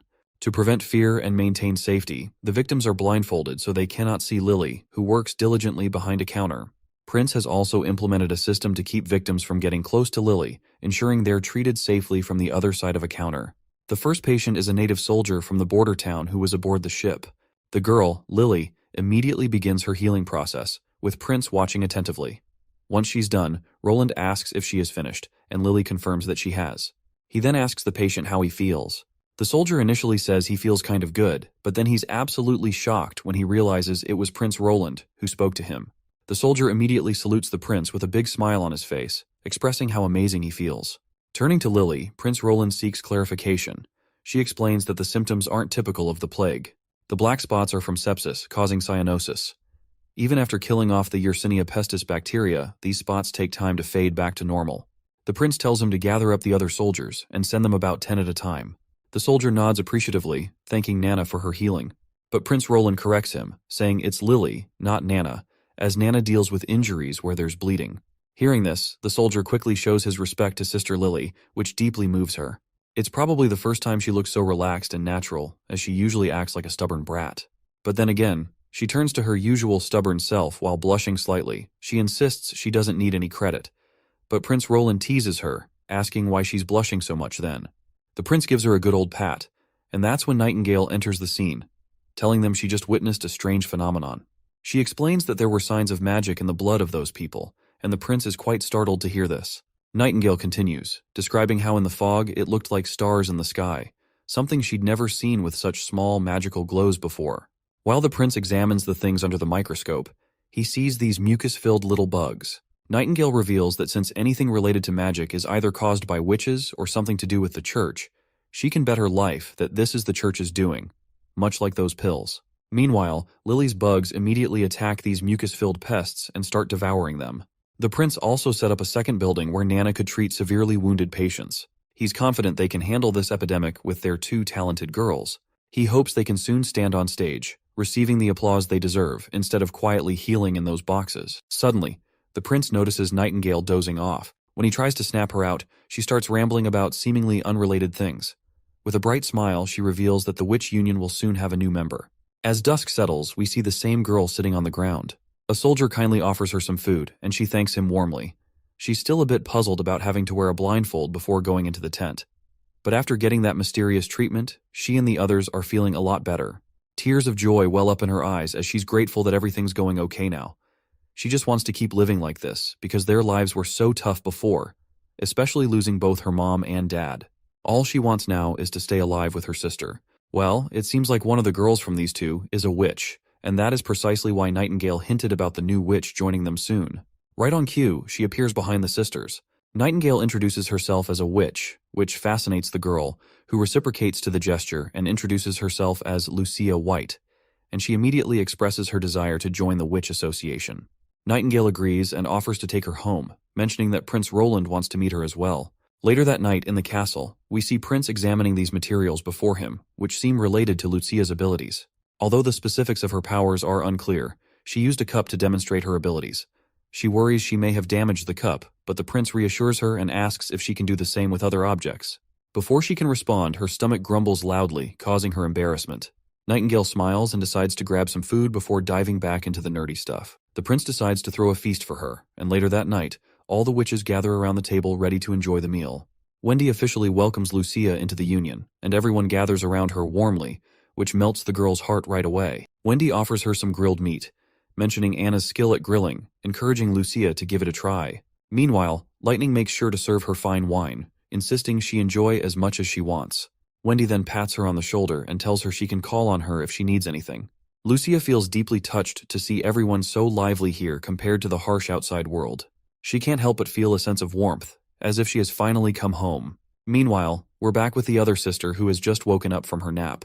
Lucia immediately asks how she's feeling, to which the little one meekly replies that she's really hungry. The older sister assures her to wait there, as she'll be right back with the grilled fish Nightingale gave her. Suddenly, the girl realizes she's not on the ship anymore. Her sister explains they've arrived at their destination in the western region, the border town. The witches under the Lord have also cured her, and she reveals they're in the castle right now. She tells her sister that everyone here treats her very well, no matter who they are, and they don't see her as an outsider. She even mentions that this place has things called bathrooms, and Nightingale was the one who bathed her while she was unconscious. While her sister munches on those dried fishes, her sister gladly tells her how things are in the border town. The younger one teasingly asks if she'll be sleeping with the prince now that she's working for him. This gets the older sister angry, and she starts pinching the poor girl, demanding to know who taught her such things. The junior sister quickly spills out that it was their mother who told her, and this is precisely why she never let father take beautiful maids at home. Seems like their father had a reputation as a playboy back in his day. Speaking of parents, Lucia remembers them for a moment and feels sad that ever since they died, she never had anywhere to belong. Now that she can stay here, she worries that her abilities won't be useful to Prince Roland. Even though she can supposedly restore objects, whenever she uses her ability, it often ends up destroying other people's hard work. She even turned the prince's cup into a pile of different substances. It seems like her skill leans more towards reverse engineering rather than restoring objects, but they appears to be using restore term as restoring the stuff to its original form, not fixing the broken. Right now she's worried that if Prince Roland deems her abilities useless, he might just kick both of them out of the castle. The next day arrives, and there are various random objects laid out before Lucia. The prince asks her to try restoring the first one. She gladly complies and uses her magic power right away. Meanwhile, Nightingale can't help but notice Prince Roland's rather happy face today. To which Prince admits he's thrilled because with Lucia's abilities, they might actually make some tangible progress in the smelting and manufacturing industry. He starts delving into technical details that even Nightingale finds a bit snoozeworthy.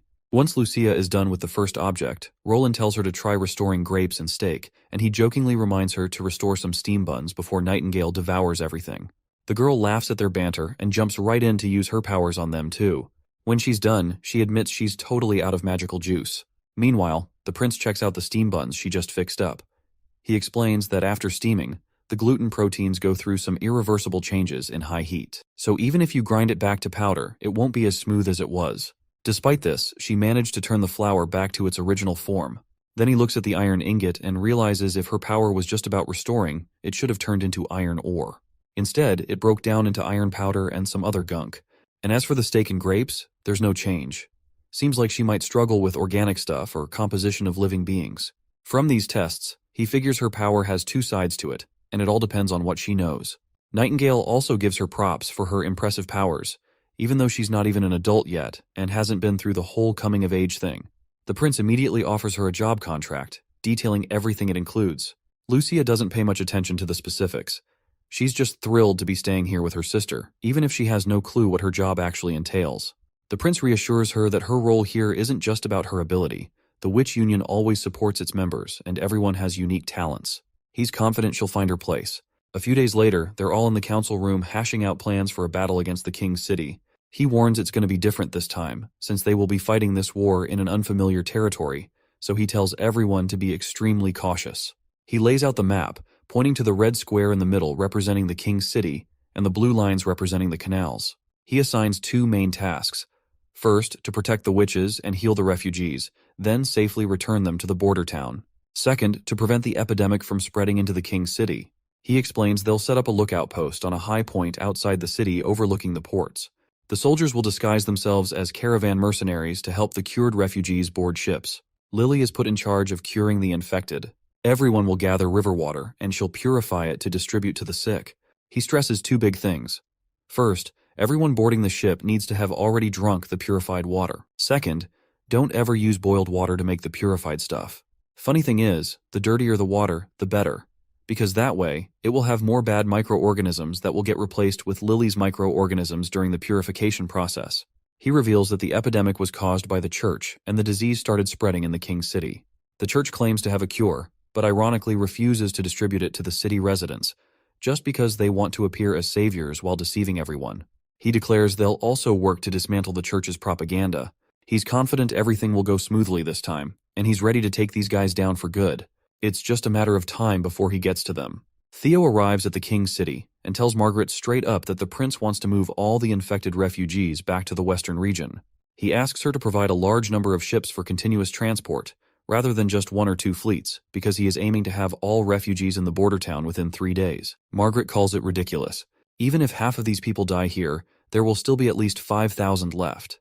Transporting them all in 3 days would require nearly 100 sailing ships. She explains that even if they used all the ships in the Chamber of Commerce, it would cost thousands of gold royals. Even the steam engines couldn't cover such expenses, and as a merchant, she's not willing to take such a big loss. Well, looks like the prince saw this coming. So, Theo hands her a letter from our hero, laying out all the details about the cost. Theo also explains that if they can't get everyone out in 3 days, the church might swoop in and things could get messy. After Margaret reads the letter, she jumps straight to the point, asking about the timeline. Theo looks puzzled for a moment, wondering what she means. With a little smile, Margaret politely asks when they need to have all the ships ready to go. Not sure what was in that letter, but it must have been something good to make this greedy fox accept the term so quickly. The scene shifts to the fjords, where the church's outposts are under attack by the witches. Leading the charge is Lady Ash and her squad of sweet little ladies. After spotting the arrows being shot, Ash informs her crew they're anti-demon arrows, so they need to clean up fast. With that in mind, she leaps into the air without warning, soaring high enough to reach the soldiers on the wall. With a single swing of her sword, she wipes them out like it's nobody's business. She continues slashing left and right, cutting down everyone in her path without a care in the world. One of the knights tries to track her with a specially made arrow, but he gets his eye ripped out by a fat black crow who suspiciously resembles Maggie. The other girls come rushing back to join the fight, and Ash rallies her friends, reminding them that once they clear out every priest from the fjords, there will be no one left to mock the witches with their laughable beliefs. Soon after, Ash has wiped out the entire church. A jar of pills rolls across the ground as our Black Beauty hovers before the knight who lost his hand which was holding that jar. He calls her a demon, a term she certainly doesn't appreciate given the church's persecution of witches. In response, she swings her sword and cuts him down without hesitation. With the area now confirmed clear of enemies, the other witches ask if she's cleared out the entire area too. She smiles and confirms that it's over. She declares that even though the outposts around the fjords didn't house thousands of soldiers or a judgment army, but by eliminating them all, they've carved out a place for their existence and won the battle. Everyone bursts into happiness, celebrating their hard-earned victory. Back at Sleeping Island, Princess Tilly is absolutely thrilled to hear the good news about the successful annihilation of the church, and she reveals to her friend that this news had already been delivered to her by Maggie. Ash nods, noting that Maggie can actually fly faster than ships can sail. She then asks where Maggie is now, to which Princess Tilly reveals that she's already left for the western region without even waiting. Tilly explains that Maggie has made a friend over there, and if it weren't for the battle against the church, she would have already reached Border Town by now. Tilly admits that after hearing so much about them, she's genuinely curious and wants to meet them at any cost. Ash wonders if she made a mistake letting Maggie stay there, but Princess Tilly reassures her, saying she actually did a great job. The only reason they're able to communicate with the other side is because of Maggie. She also mentions that she has sent her response letter to Roland Wimbledon, and she asks Ash how she thinks she responded. Her friend confidently states that she surely denied giving any witches to him, since sailing the sea itself is dangerous. To her surprise, Princess Tilly says that's wrong, causing Ash to choke on her tea. Tilly explains that she agreed to his request and even briefly introduced the abilities of support-type witches in the letter, and she is willing to send a few witches to Border Town. Tilly happily states that it's for the sake of exploration and knowledge, and they should strengthen their friendship and move forward together. But still, her friend expresses her disagreement, to which the princess further reminds her that since they both hate the church, forming a friendship with Roland's group is an added strength. She insists that if they are friends, they should be kind to each other. Additionally, according to Maggie's report, a witch can further evolve her abilities through the acquisition of knowledge. By sending witches to study would really help Sleeping Island out. Ash still insists going there would be risky, but Tilly quickly reassures her she won't go until she confirms everything. She also brings up Sister Sylvie's knack for seeing through disguises, whether it's makeup or magical illusions, which means they can easily uncover Roland's true identity. Most importantly, Tilly trusts Ash, and she is sure that her friend will always be by her side no matter the danger. Ash stays quiet, not sure how to convince her, while the princess decides to postpone further discussion until Maggie arrives with her reports. Right now, she's got other important stuff to focus on. Lady Ash then curiously asks what she's talking about, and Princess spills the beans that outside the mainland lies Shadow Island within Fjord's boundaries, a place where most of the magic stones they've acquired come from. Now that the church is out of the picture, Tilly wants to personally check out these ruins and see what they're all about. Upon hearing the mention of Shadow Island, her friend then asks if she is talking about the ruins known as the legendary Ghost Red River. If yes, she explains how these ruins vanish and reappear in the sea, with dangerous currents and sea monsters all around, making it super tricky for anyone to get near. She mentions plenty of explorers have bitten the dust on Shadow Island just chasing after this wild phenomenon, so she's not sure how they'll tackle exploring those ruins. Princess Tilly then spills that there's an outsider explorer chilling right here on Sleeping Island. He's the one who first stumbled upon those ruins, so he is definitely going to lead the